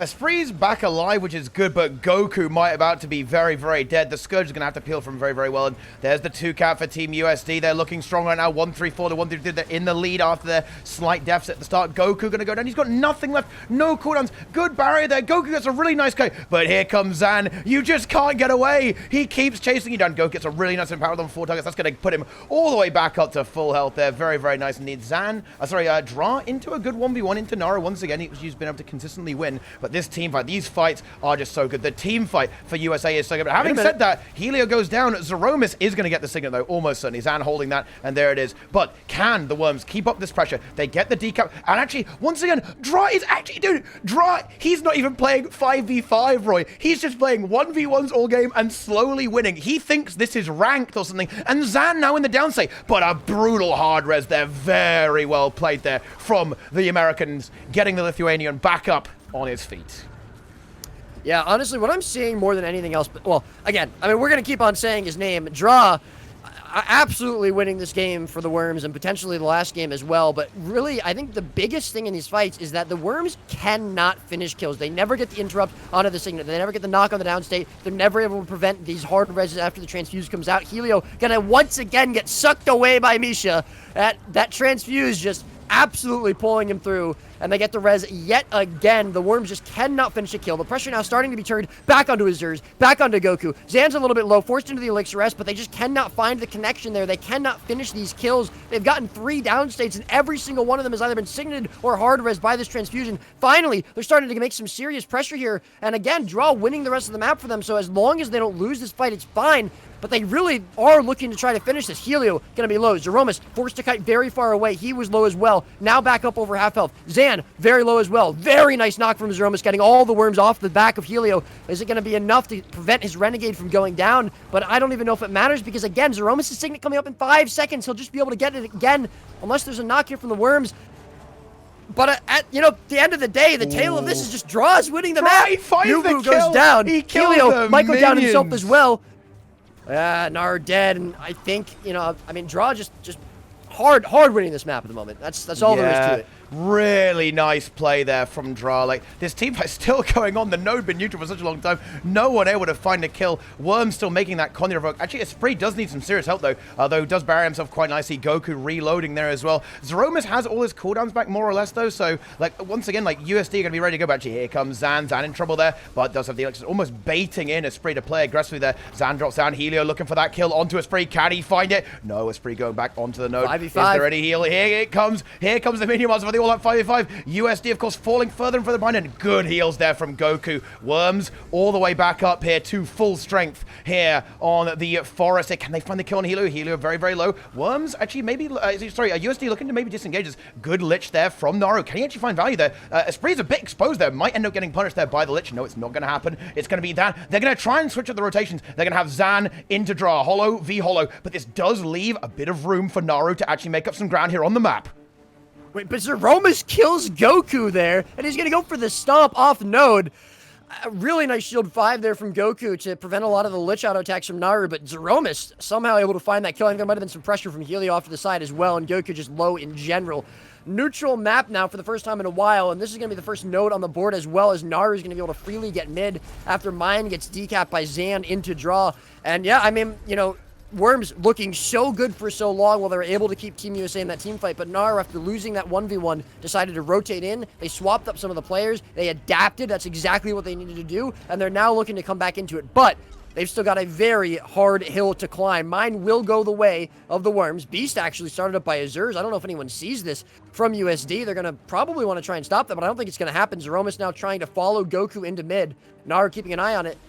This is certainly a very winning game at the moment for Worms, but there is potential for USD to come back into it. Yeah, absolutely. I really like Beast's choice, actually. Like, I think Azaz was very intelligent. Like, he knows that plussing Misha doesn't really do anything, right? He can't really find that kill, even in a 1v2 for a while, particularly with the Zeromus coming back there. So going for the Beast to get 25 points is really good. Draw won his node versus Zan. Even Zan not able to hold against the Prot Hollow there coming out there from Draw. Goku now arrives at, it looks like almost like the inversion of the previous state, where it looks like there might be a team fight brewing over here on the mine. But actually, no. I really like this choice here, by the way, from USD to not take this fight. Just just leave. They don't have their support or the Scourge here, so they know they can't take a fight when like all of the kind of like the bunkery stuff there for the Worms is available, and they do not have it themselves. It's going to be a spree into Misha, nothing happening. That node's dead for the rest of the game, I guess. And actually, the decut comes through. You just get the decut there. Somehow, even in a 2v3, they find it. Helio and Zan really putting in the work here in this game. Zan going to go for the contest. It's going to be difficult, but Naru grabs mid, 200 points there. He's now going to push into this fight. If they can actually prevent this from getting capped, that is absolutely massive. Dra going to insert, and yeah, this is a really nice push from Dra. He's going to push mid, eventually, hopefully win the node. And actually, the 2v2, the Helio is going to get taken out there. The core guard and Frey just brings so much work. And actually, is Zan going to die as well? Zan falls! Yeah, the conditions are taking him away. Helio got a very nice plus in the Zane, which was why Frey had to give up that node, but the rotations there from Azur's and from Goku keeping their team alive. And Azur's, again, or Frey, excuse me, going to be going for another beast as Azur makes his way over to Henge now just to contest this. Middle node probably going to end up getting decapped. We've seen this 1v1 before. Naru does not do well in it. And I think, oh, wait a minute. Helio, he's going to look for the steal. Oh, but he doesn't do it. However, yeah, a decap would certainly be good for them. 25 points on the board's nice, but a decap's even better. Goku does get there in time, though, with the Sword 2 port. And Helio, unfortunately, is not going to be able to make it. So at the moment, it's certainly looking like this is going to be going the way of the Worms. However, I'm pretty sure our 5th game will be on an A based on the number of points. We see Misha a little bit low over towards Henge, but he's going to be fine with Zeromus. I don't think this 2v2 is really going to go anywhere anytime soon, but that's fine for the Worms. They win off of one node pretty easily at this point. 4 minutes left, and they need just under 70 points to do it. Naru, again, losing his 1v1 to Dra. I mean, I don't know if there was ever a time to call an MVP. It might be looking like it's Dra. I mean, dude, look at that name, Dra Unleashed. I think we're going to have to stop saying activate, Roy. I think we've got a new word here. We have learned a new verb. It is unleash. Dra absolutely popping off here, beating the unstoppable minion monster in 1v1s consistently and carrying this game. But yeah, as you say, it is certainly going to be a Worms win, pushing it to a 2-2 here. It's going to come all the way down to the wire for the ace match. Helio falls. Zan also in trouble. And I think that is going to be the end of that. 4-7-8, 2-5-1. But that's just enough to make it go back to NA for the ultimate final. The ultimate game of the entire tournament. The finale of finales on the NA server. Worms finish it on a triple cap. And there it is. 2-5-1 to 4-9-6. They're going to get it all the way down. They're going to go for a beast to try and get more points. But there it is. 5-0-1. Actually, I will very quickly try and I'll do the math just to be sure, because I actually think it's a little bit close. So bear with me, guys. I'm just going to quickly get out my calculator and do a bit of addition here, real quick. I'm pretty sure that's. I think it is an A. It's going to be close though. It actually is pretty close. But wow. And the last map, Skyhammer, by the way, just keep that in mind. So probably not gonna have too many points today. Okay, so let's go ahead and crunch the numbers here. I'm just going to be very, very sure, because we started on NA, so that's 500 plus 500, and then Right, everyone, turn page 16 on the script. Am I muted? No, I'm not muted. All right, sorry. No, you're good. Damn it. This is scripted. It's not even exciting. How can you be excited when this is planned? What, I mean, what are you You're not supposed to tell them, Hellseth. Didn't you see that it's the subtitles? I don't know. Wrestling isn't real. Wrestling isn't real. And that's true.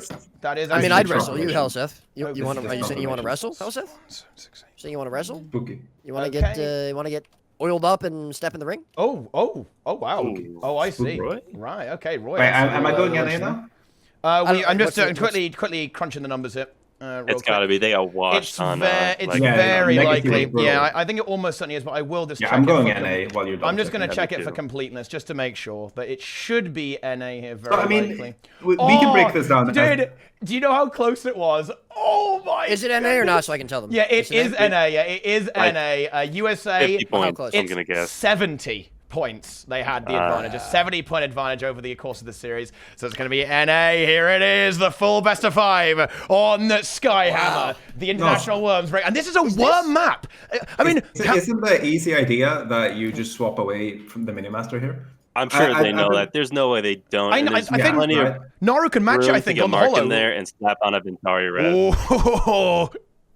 Yeah, that's actually a good idea. I think he's still a bit rusty. He's not practiced. I don't know how confident he's feeling. Whereas you could just play Ventari and let the tablet just match draw and call it a day. The tablet. I mean, like, it's good, right? You know, shut down all those mortar shots, all those projectiles. If you stale that matchup, then the 4v4 can win, and then you're fine. They've been They doing can also pretty good. in the- They can put Mark in. They can put Mark in, Wait, right? With the that's I was what also they just thinking said. that Yeah, Naru that's can what we're get a saying. Mark Mark on the builds. tablet. Mark on Oh, tablet. okay. I thought you were saying Naru swapped the tablet and just No, let no. the tablet. No, like... no. Okay, I think you yeah. bench. No. You bench Misha. Naru goes Scourge. Yeah, right? because of the Yeah, ping, You know, right? yeah. Ping. Yeah. They're both fine on Scourge. Then Mark tablet activate. It's actually better, Yeah. because Misha is not going to have ping. Exactly, yeah, so there's Or no ping Misha issue wouldn't there. have ping, yeah. Oh, they like the combination style here Curious from the to see what NA&EU they make it do, working out. though. Very Yeah, curious. There's no way they run minions again. No. Right? Even Zan was getting clapped up in the 1v1 versus Straw, so they can't have Zan match it. So obviously, ping advantage is going to go to the points advantage, which is going to be Team USD overall, particularly if they use the swap there. However, Skyhammer. Now, the Worms did lose Skyhammer, in fact, the first time around to USD in the upper bracket. However, this is a map that is quite infamous, I would say, for being a worm map, right? Very much so. Do you think that, this time around they're obviously playing significantly stronger with a altered composition? Do you think that this map, they're going to feel comfier? They're going to be able to actually outdo the ping even here and get this? Because these fights are so close. Like, these games are on an absolute razor edge. Like, I mean... Are you guys reconsidering your prediction of USD making it pretty clean? Because it isn't clean anymore. It's got very, very dirty indeed. By the way, I just want to say we're there's both been some wrong pretty good points. by now. Helsa said go ahead. 3-0. I said 3-1. Right now we're looking at a 2-2. But that's the Bases good part. are Like, loaded. that's fantastic. We want even games. We want a nail-biting Yeah, of final. course. I think that 55 USD have gotten two games to drop now to adapt. Just like Worms got to adapt, and they did so successfully. 55 USD hasn't been losing yet. Like, they've been winning every single set, so they haven't had a need to adapt. Now they've started to lose, so they're going to have to adapt. Simple as that. And I'm not even active playing right now, and Nas is some washed caster, and both of us can agree on some ideas, some comps, and these guys are active and they're playing and they're scrimming and whatnot. They're gonna have ideas like benching players and swapping this and swapping that. And I want to highlight how difficult it is to focus on a team fight when you're losing the other side of the map.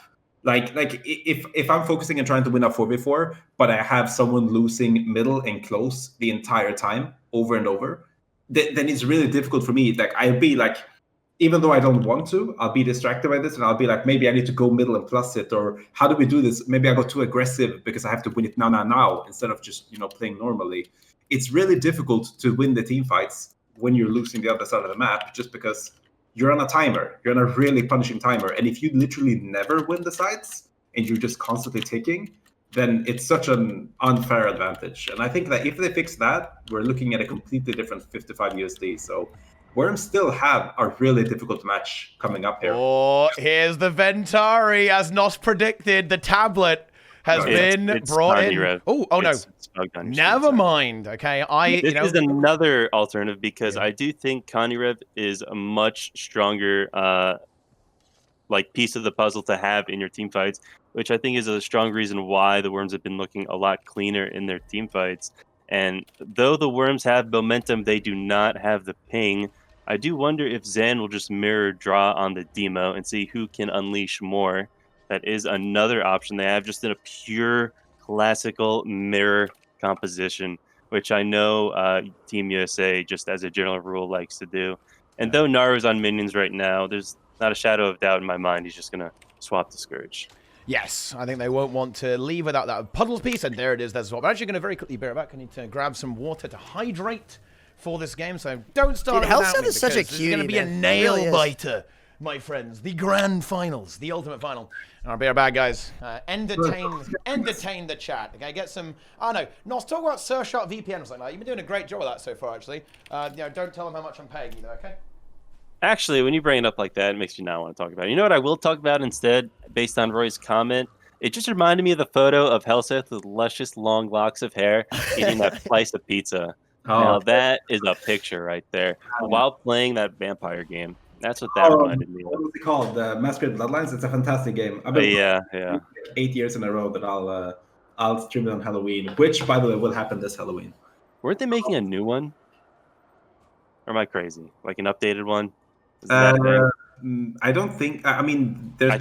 I swear, there's a new like Masquerade Bloodlines and something like that. If that comes out, I'll play it on Halloween stream. Great. You can relive minus the hair. Definitely minus the hair. Tragic days. Man, this set was surprisingly fun. Considering the comps, I'm impressed. Yeah, me too. I think Capricorn is still my favorite game thus far. Yeah. With Kylo being a very close second. Yeah. You can't ask for a nicer grand finals than this. I'm just worried that the ping might be too much for Worms to handle going into this.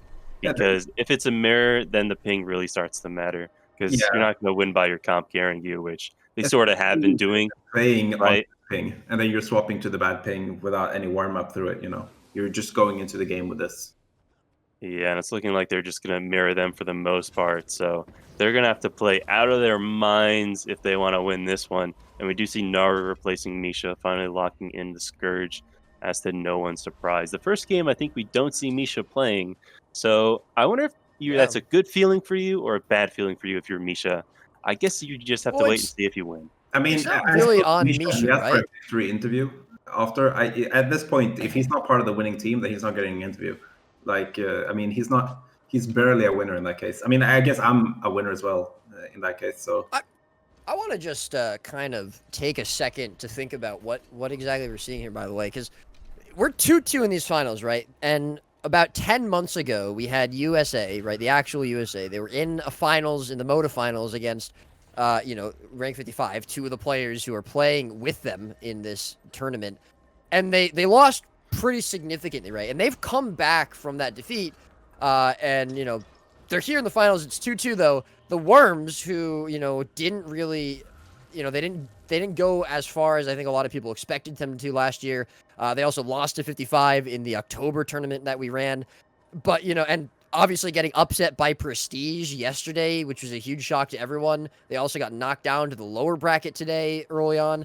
And, they've come back, and they've now took 2 games off of USD, who 2-0'd them earlier today. I think it's pretty cool storylines from both of these teams, to be honest with you. And I'm really excited for this final. Win or lose, it doesn't really matter which team wins or loses. I think it's, even with this pretty somewhat boring meta in ways, right? We're still seeing some really cool stuff. These guys are playing out of their mind. I think it's great to see, so I'm excited for it. Also, Teapot, are you back? I am. I'm here. Thank God. We can tell we're going ready. Everyone is saying this is a boring meta, and this is a meta where we're seeing 4 Necros every game. Not saying that means anything. Well, not it's only saying 2 now, yeah. Necros are garbage class that shouldn't exist in the game. Whoa! But I'm just not saying the fact that the most exciting games were on the Mesmer games. I'm not saying that either. I'm just saying, Yeah, what are you saying? This is it! I don't know what he's saying, but I know what I'm saying. Ladies and gentlemen, it's 2-2. We've been here now 5.5 hours. It took last weekend, it took yesterday, and it took us today to get here. It is the Worms on North America fighting into rank 55 Dragons, maybe the scariest combination of teams we've ever seen in our lives. It's 2-2. This is it. Whoever wins it is taking it all the way home. Whoever loses it is going home with, well, less. Skyhammer for our final map. Skyhammer, and it's a scary map here because it's got that 4th node, Roy. That means you've got to rotate around that. In a meta like this, it can take a while to do that. In fact, both caps happening at the exact same time there, A and C, and here comes the team fight. And this is kind of the similar story. Are the Worms going to be able to break through the ping and still make it work? Of course, we do have that very nice match there from Mark coming on the Condi Rev there as well. In fact, wait, no, it's actually, no, I got baited. He actually went Ventari after all. Never mind, actually. So no Condi Rev here for USD, and well, I mean, that could bring a lot of sustain into this team fight, even into this fight. Actually, of course, it can hold its own very well in these 1v1 situations, but also in a team fight, the boons and support and CC that can provide can also be very, very handy indeed. But so far, the fight is raging, and to be frank, not really much is going on right now. Naru getting a little bit of pressure there, but so is Esprit, the Scourge's counterpart there from the International Worms. Naru taking very, very heavy pressure there. He's going to get buried up there, and the sustain is good there from Zroma. Zan looking for a kill onto Esprit. Can't actually find it just yet, though. Here we go. Node still contested here right now. We actually see the push from Dra into the Ventari. Now, can he actually win that? That's going to be difficult to keep an eye on that. I don't think he can really do too much there, but regards to 4v4 is still going on. I mean, Roy, what is going on here? This is just complete, absolute clown fiesta. I mean, it's what we saw pretty much at the beginning of every single game. It just takes so long for either team to actually finish one of these fights. You know, some players, their health bars go down. Someone even maybe goes into downstate, but then the Signet comes through. Then the Transfusion res comes through. It just takes forever. We're going to see a Spree fall here, potentially, but almost certainly Goku will be there ready with a Signet. Now, obviously, keeping in mind, again, that this is going to be on an A, so Worms are going to be fighting with a little bit more pressure on them. But either way, Spree doing a nice job of kiting, gets up that jump pad. He is all right for now. But Worms, again, as we've seen time and time again, they're having a little bit of trouble turning the pressure around. However, as I say that, Zan going to be forced into the Elixir S again. He's going to be pretty low. They're still trying to find this Scourge kill. Goku's doing what he can to try and peel for him, but they just cannot find the damage. They cannot connect the pressure on either Zan or Helio in these fights. Naru, I think, being in these fights as the Scourge is a huge boon to this team as well so far. Helio a little bit separated, though. Wait a minute. Nazers as well as Spree kind of see that. He's going to be able to get back to the rest of his team, no problem. And so far, the score is perfectly even. And, you know, to echo what I think someone said yesterday, probably Nas, I really like the idea of Draw to push into Mark there at C because he's putting the pressure on him. He's bringing it to his node as opposed to Mark, you know, bringing the pressure over to point A and forcing Draw to defend his node. So really good move there from Draw, as we've seen all game. But again, this team fight just not ending anytime soon.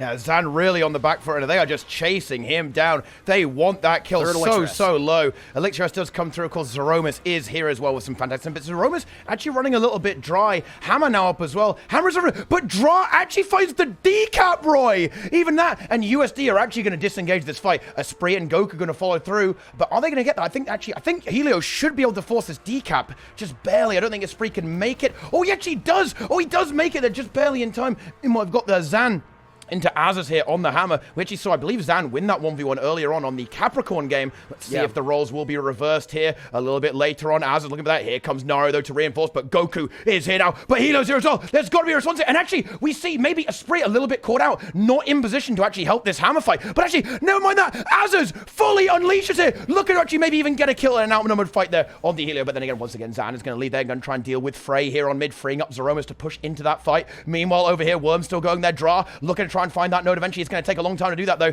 Here we go. The hammer fight continues. Azaz now under pressure. That Scourge from Naru just ripping through the damage here, ripping through the health of Azaz, forcing the renewed focus there. The hammer getting capped slowly, but Naru going to eventually just be left alone there, and Helio gets a very, very nice decap there. That's going to be juicy indeed, and actually nothing found yet on mid here so far. Let's see. How is this going to go? Helio might be able to push that full cap. I think he actually can. Should be able to. Espree's going to get there, and that will probably be a very, very still, endless 1v1, but actually I'm not sure if Espree's going to make it. There's the CC there. Espree actually gets caught there. Really nice CC there from that, and with the Jade wins. But no, Espree actually makes it. But there is going to be another knockback from Zeromus here, potentially at some point there too. So the node, the map held exactly neutral. Nearly 5 minutes into this game with just 40-point advantage to the International Worms. How is Naru into Frey? It's pretty, yeah, that's infinite, isn't it? Oh, actually, maybe not. Like, Naru nearly has that. Of course, Skyhammer could be unbelievably impactful in a game as slow as this.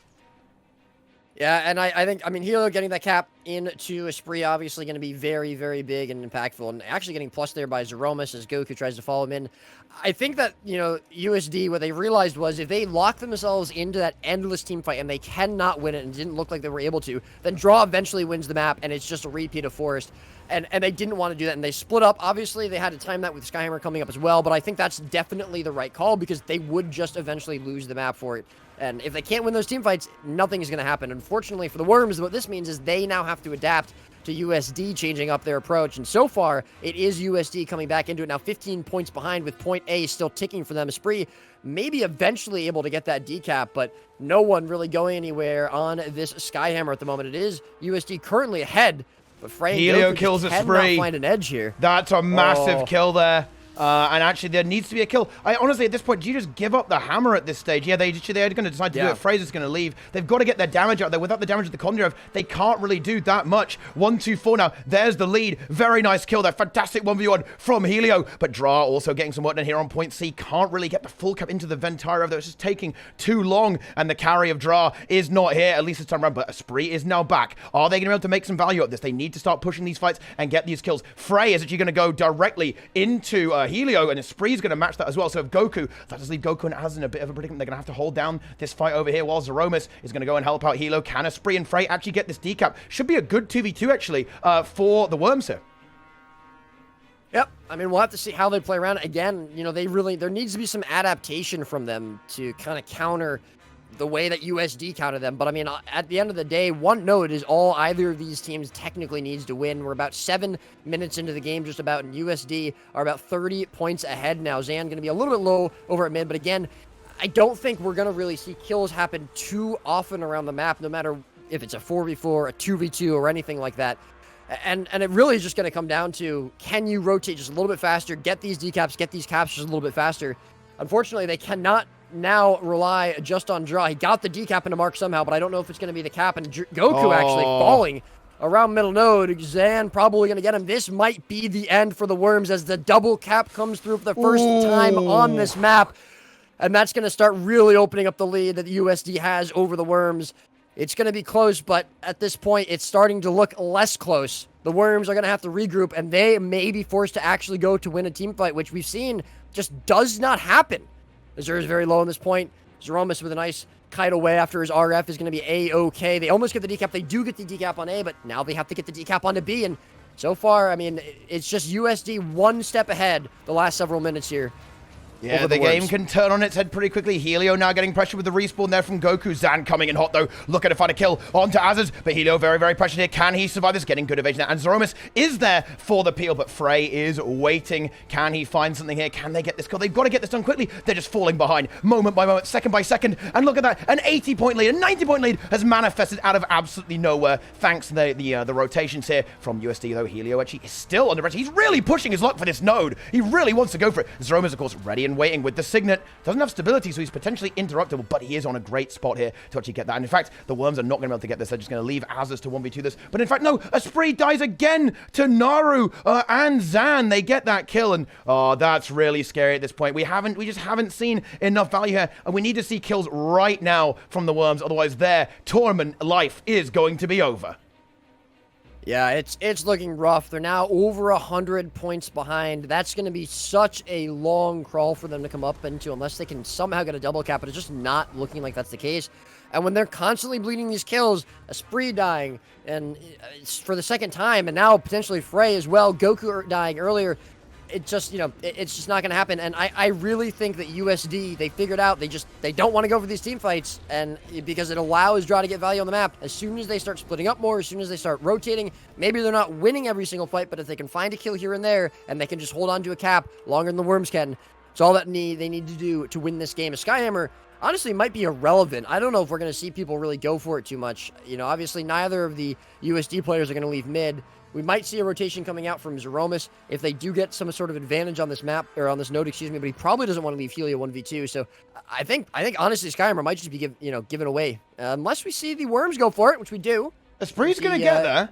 It will be responded to by Naru and Naru and Zan, of course. And actually, Esprit might get it for free. No, Naru's going to make it there in time. And actually, wait, dude, Azaz gets like the Omega Giant Galaxy Brain rotation. Might be able to decap mid. Does get it. Like now, if the thing is though, this hammer, I feel like this hammer is just so backbreaking for the Worms. Like they can't rotate on the map whatsoever. They're so happy that Naru's here, just wasting Esprit's time, making it a 4v4 on the map. And honestly, it's not even a 4v4. It's a 3v3 because like Mark and Draw, they're not doing anything this game. They're just having a good time, standing over there, waiting for the game to end pretty much. 5 minutes left on the clock. It would take a bit of a miracle here. This is looking so good for Team USD. There needs to be an absolutely miraculous, maybe Zan dies to Azaz in some kind of 1v1 there, and then Azaz like wins every other map there as well. Maybe Esprit randomly gets the hammer, and then that kills, I don't know, like there's no dodge left for Helio and Zeromus. They die to the hammer, but outside of that, this is looking like a done deal. Maybe their keyboards disconnect. I don't know while we're at it, but yeah, it's certainly not looking ideal for them. And I think, you know, Draw did what he could to get the Worms here, but unfortunately that's where his progress is really going to stop. And the rest of the Worms just locked into these fights on several neutered nodes, and they're just not making any headway. No one is able to feel like they can freely rotate. Azur's is one with Zan. We see the 2v2 on point A. Obviously the never-ending 1v1 on Skyhammer at this point and on point C. It's just not going anywhere. No one feels comfortable making a rotation, especially because they're already 150 points behind. 4 minutes left in the game. I don't even think that capping one node would be enough. They have to double cap. We've seen them do it on other maps, but Skyhammer's a very, very different beast. And I don't think that the Worms are in a point anymore where they can really win. We are going to see, finally, someone leaving one of these rotations. Goku will lead, but Zeromus is right behind him. I think it's too little too late. I think that they needed to be able to, make some sort of move earlier on in this game. As soon as USD started rotating differently, as soon as they left that team fight, went for the Skyhammer, and started splitting up more, Worms had to change something up, and they just didn't. And they got themselves locked into this position, and now locked out of this game and out of the tournament. Yep, that's going to be the nature of it. I mean, we maybe shouldn't call it just yet. It's not completely impossible, but 2-Cat would be enough to actually win this game, I believe. Or actually, no, it wouldn't actually. Okay, actually, okay. Never mind, Roy. Oh, if Frey dies here, that really is truly the end of the end here in this 1v1 between him and Helio. But it's looking very, very good here. Looking bleak for the Worms. They really pushed it, taking it to the limit, making it a 2-2, almost taking down Team USD, but just a few pivotal losses, losing their Scourge twice, and then all of a sudden, each Scourge kill generating about 100 points. And as you say, there's just no rotation potential here. Like, it's just, there's nothing they can do here. Like, what do you do here? Like, they can't rotate. Like, plussing Mark does nothing. Plussing Naru does nothing, right? Doing anything does nothing, right? This is just like it's like watching the horror of this game unfold before you as they just watch things completely out of their control end. And this is the downside of this meta, I'm afraid, guys. It really, really is. There are some good things, and there have been some very exciting games here for sure, but this is perhaps not one of them. Helio now is, in fact, going to force Goku to come and help there, and he is taking very, very heavy condition damage here. But in the end, Zeromus will be able to match that, and just 2 minutes to go, it really is USD's game to throw. All they've got to do is not fuck it up, right? And not feed. Oh, Zan does die, actually. Azus finds the kill, but with only 2 minutes, well, I mean... They have to double cap. I mean, triple cap farm kills. I don't even know. Yeah, I don't know if double cap is even enough. No, it's trying not. to triple cap into a Ventari Rev, that's going to be very difficult. Helio's pretty low into Frey, but he has to get this kill now. They have to hard snowball, and it just... Hard snowballing in this meta is just... Yeah, it's not going to happen. So, yeah, a minute and a half left. 150-ish points to gain. It's not going to happen, unfortunately. I think that is it for the Worms. A little bit of a shame to end it kind of on this note, but end it we must. USD, they came all the way here. They brought us to 5 games, but their 5th game is going to be a win for them. And with that, they finally have claimed victory. Yes, indeed. NA claims its revenge in the cross region. Yes, they do indeed. With the 3-2 score. Hilo goes down, but Zeromus with the signet runs around the corner. Oh, it actually, the poise that she denies it. The hand res might come through, though. I think the stability is good. I know it's not going to, but it's 1 minute. Winning is no longer possible. It's going to go all the way to timer, I think, here on the final of Skyhammer. Extremely good play here from the USD team. Bring in the reinforcements, power dropping in Zan here at the last second. Okay, and yeah, with some just very smart adaptation there, bringing that Ventari Rev, just disabling Dra, because honestly, Dra was the one who was making all that work happen in those previous games, winning those 1v1s into the Minion Mancer, and with the 1v1 being, I mean, think what this game looks like, right? If Point C is owned by the Worms the entire time, right, they would have won, so very smart play there to get Mark in here, get him on the Ventari Rev, let him hold the game out, and actually, and we even see Goku and Frey die there as all of USD surges towards mid to claim their victory. They know they've got it. They know nothing matters. The champions for the first Hardstuck Conquest League are going to be Team USA Dragons in about 10 seconds. As it's full, they're just trying to hold it, trying to do something about, I don't know, outside of hacking the game. Nothing is going to go, nothing is going to go in their way. I mean, they need to maybe sub in Jeff for that one, but it's a little bit too late for that now. 0 seconds left on the clock. There it is. Congratulations there to the winners of the tournament. It is going to be Team USA Dragons. Invitational Worms putting up that fight, having a few tough games versus, of course, Prestige and the Dragons themselves. But in the end, they push it through. They secure the victory. And that is the end of that. Okay. What a way to end. What a way to end the tournament, Roy. Yeah, it's great. It really is. You know, I'm not even going to bother making sarcastic comments. I'm just, you know what? Good tournament all around. There you go. That's what I have to say. Well, anyways, I think that probably wraps it up. I don't know if you guys have any last words you'd like to say. Again, obviously, congratulations on the victory. I just want to say GG's to the Worms. They were really, really good. They basically farmed us in every scrim that we played, like almost every. So just shout out to them. That was a really close game. It came down to literally game 5 to timer, maybe like 100-point difference. So on NA, so it was a good game. GG's to them. Yeah, GG's go out to all the teams too, especially Prestige, man. Those guys were playing a very low margin for error comp, and that's super respectable. And we would have maybe thought about playing it because we have 2 Mesmer mains, but I just felt like we wanted to win. make sure. Yeah. We wanted to make sure. Oh, hey. I have respect to both of you guys, but absolutely, yeah, big ups to Prestige there for trying something different. And like you said, I mean, a very serious no margin for error comp. But yeah. Well, thanks, guys. Again, congratulations. Seriously, it was, as always, entertaining to watch you guys play. We love to see it. Hope to see you guys next time. I'm sure we will expect to, and in the future. Monthly AT next week, and who's excited for that? Oh, here we go. Well, I mean, you guys have got to come and play on EU. Like, we got to keep the hype going, right? You know, we got to keep that energy going. Champions of the world right now, you know. But, I don't know about that. Maybe Zan and Misha can come get free gizmos on NA, to be honest. Oh, you're going to do a trade. Better. Yeah. That's true. I mean, New that's certainly going alliance. to be quite the monster. I mean, I know, like, you know, for what it's worth, I do want to actually shout It is out the boat. you know, I think the boat. What a fucking meme that is actually as well. Holy shit, yeah. Like Zan, I mean, I don't think he's going to want to play that one. That's the one he lost his main account over. So like maybe not wanting to go for that one.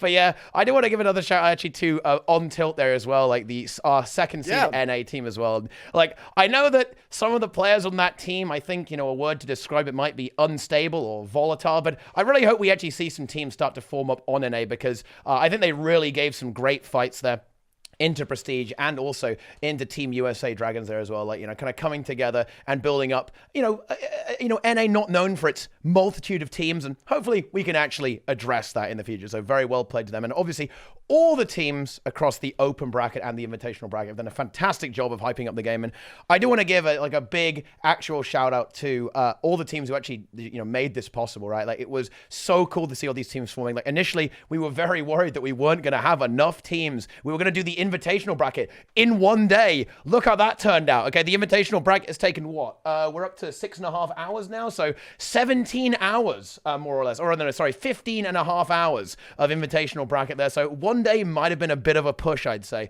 And of course, the 2 days there. Oh, we could have done previously. it. Yeah, no problem. Just do 24 hours, no problem. Like, it would be like a test of stamina as well as skill, right? You know, it's an important thing to have. But yeah, obviously, GG's to all the teams. And yeah, thank you guys for actually signing up and playing. Oh no, I actually forgot to do this, so I'm going to do it tomorrow. But I wanted to have the battle fight set up so you guys could go around again and sign up for the next one, which will be happening in about 3 months. And this is something I really do want to reiterate. So before any of you guys go anywhere, like, looking at you in the chat right now, listen, okay, if you want to get your revenge, Worms want to get their revenge, Prestige want to come back when Scourge gets removed out of the meta, well, I've got some good news for you. We're going to be running this tournament again, the exact same format, again in 3 months' time approximately. So if you want to get practicing, now is the time. I'm not going to give any of you PvP players a moment's rest. It's back to the grind. The Worms going back to the laboratory, I'm sure, to cook up something after the balance patch, which hopefully happens soon, by the way. Oh my goodness me. But that's all I've got to say about that. I'll get the battle fight by tomorrow. Yeah, I'll do that. Battle fight tomorrow, guys. Wow. Sign up, go around again, and yeah, another 2 weekends of epic gaming to come, probably in the kind of in the June area. So stay tuned for that one. Of course, and that will actually be getting quite close to expansion time as well. That's really, really spicy. Goodness me. But anyway, do you have any final words, shout-outs, Zromus and Naru, or are they already gone? Are they gone here, or are they still here? I actually can't tell. Yeah. Okay. Yeah, we're still. just shout out to you guys for you know, casting like 9 hours a day. I was yelling for like 2 hours today, and my voice is already gone. So yeah, shout out to you guys for casting all day for like 2 weeks now. I lost my we voice. Appreciate all that you do for the scene. But yeah, for sure. Thank you guys so much for hosting everything, and thanks to all the viewers who tuned in and all the teams that came through.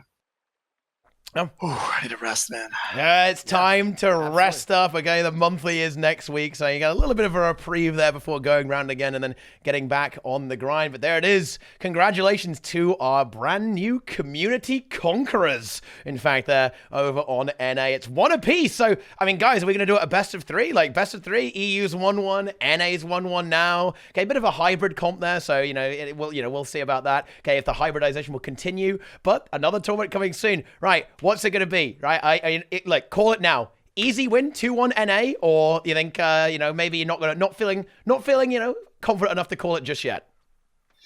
I think after playing this much Guild Wars 2 over the past couple weeks, I think I just don't even want to think about that right now. But NA will be back. Yeah. We'll be back with a super team, and we're going to probably take it. So. Yes, I love to hear it.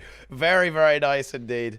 Okay, then in that case, I think that is about going to be it from us. We'll be wrapping it up about now. So I really hope that all of you guys on the stream have enjoyed it. Awesome to see the response here. Up to 1,500 viewers for the grand final. So I think we've really done a good job stretching that over 4 days as well and holding the attention of that many players. In my opinion, I think we've got something special here with Guild Wars 2. I mean, even with a meta where you're running 1,000 Mender's amulets, we still make it exciting. We still make it fun with some crazy games. They may not have had a lot of points, but they absolutely had a lot of action in them the entire time. Because like 15 minutes is a long time when there's money on the line, when there's titles on the line. You're going to be sweating during all of that. So yeah, all I'm going to say, guys, is basically I'm just going to sell out here a little bit. I mean, just follow the stream, subscribe. I mean, like, if you're not sold by now, you won't be sold at all. But, you know, there is one thing that I do want to talk about. There is, of course, the Hardstuck project. Like, this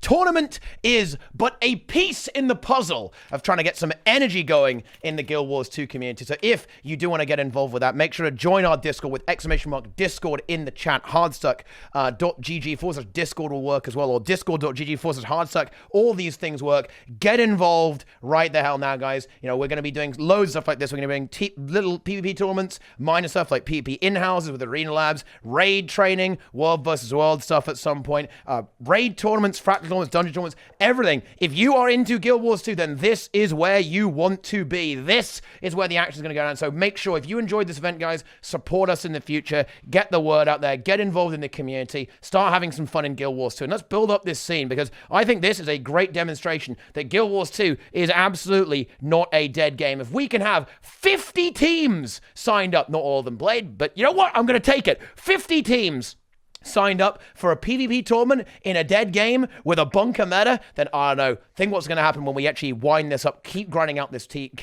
project, get more teams signing up, get these teams developing over time, practicing scrimming, winning tournaments, playing into each other, and of course across every single game mode. So if that sounds exciting to you, if that sounds good to you, if you like the look of Roy's Doom leggings there for Elite's raiding party, then stay tuned for more. We've got a lot more coming. Ladies and gentlemen, guys, we've got a lot more coming soon. In fact, actually, I will just say this ahead of time. There's going to be a tea time next weekend on Sunday. We're going to be talking about some stuff in the game. So essentially, that's going to be about dragon response missions. That's a pretty hot topic. But next weekend, we are actually going to be announcing the PvE raid tournament as well, and the details on that, which will have a similar format. And honestly, you know what's so funny about this one, Roy, actually? I've actually heard, someone's told me that there might be a team involving Naru, in fact, on NA. So we might be seeing the Community Conquerors try their hand at another game mode as well in the raid tournament. And that could be very, very exciting indeed. We'd certainly love to see that. But yeah, get involved, get in Hardstuck, guys, and come and be Hardstuck with us here in Guild Wars 2, because it's a lot of fun. But anyway, I've been talking for a while. Roy's undressing because he is just so excited after that game. Do you have any words to close this out before we go on and end the stream? No. Yep. No, obviously, Teapot has said it pretty well for the most part. Seriously, this was a lot of fun. We've done a lot of these. This was a really good time. Overall, I think, we had some long games. Again, we had, not necessarily the most interactive or interesting meta to a lot of people, but still a lot of really cool stuff. Again, I think in almost every game, there was at least still, something really interesting to talk about, to think about, to look at. And so, I think it's important to keep that in mind. Again, like Teapot said, dead game, terrible meta, whatever you want to talk about it. We still had a huge showing for teams, especially in the open bracket. I think that I said this to Teapot before we started, things really can only get better, because, I think that this tournament was a success. I don't think you can call it anything but a success. I think that moving forward, we're going to have improvements for the tournament, both brackets. We're going to be able to correct some things that maybe didn't go as perfectly as we wanted to. And hopefully we'll have balance sometime soon. So the next tournament should see a different meta, we hope.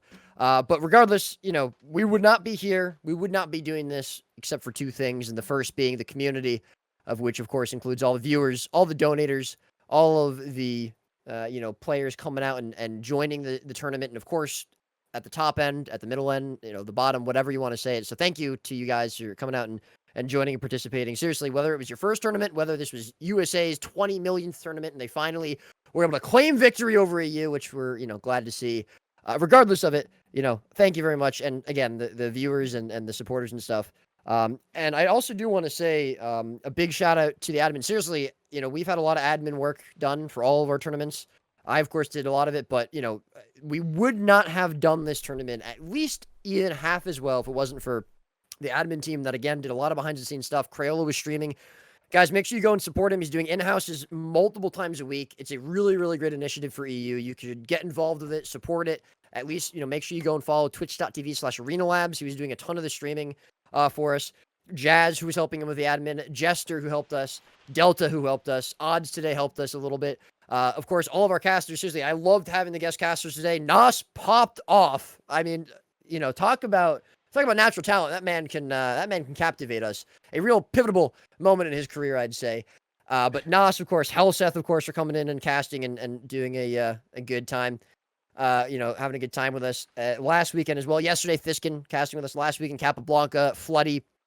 I don't think I'm forgetting anybody. Frey casting with us. Seriously, thank you to everybody for casting and helping us out there. But yeah, big shout out to teams as well. Pretty much no issues with the teams. Like seriously, this was one of the most smooth sort of adminning jobs we've had to do for the tournaments. So it was really nice. So thank you to the teams for that. And of course, finally, guys, I mean, Teapot did say this a little bit, but make sure that you all here are following and subscribing and supporting Teapot because we obviously would have nothing and be nowhere without him. He is the man behind everything.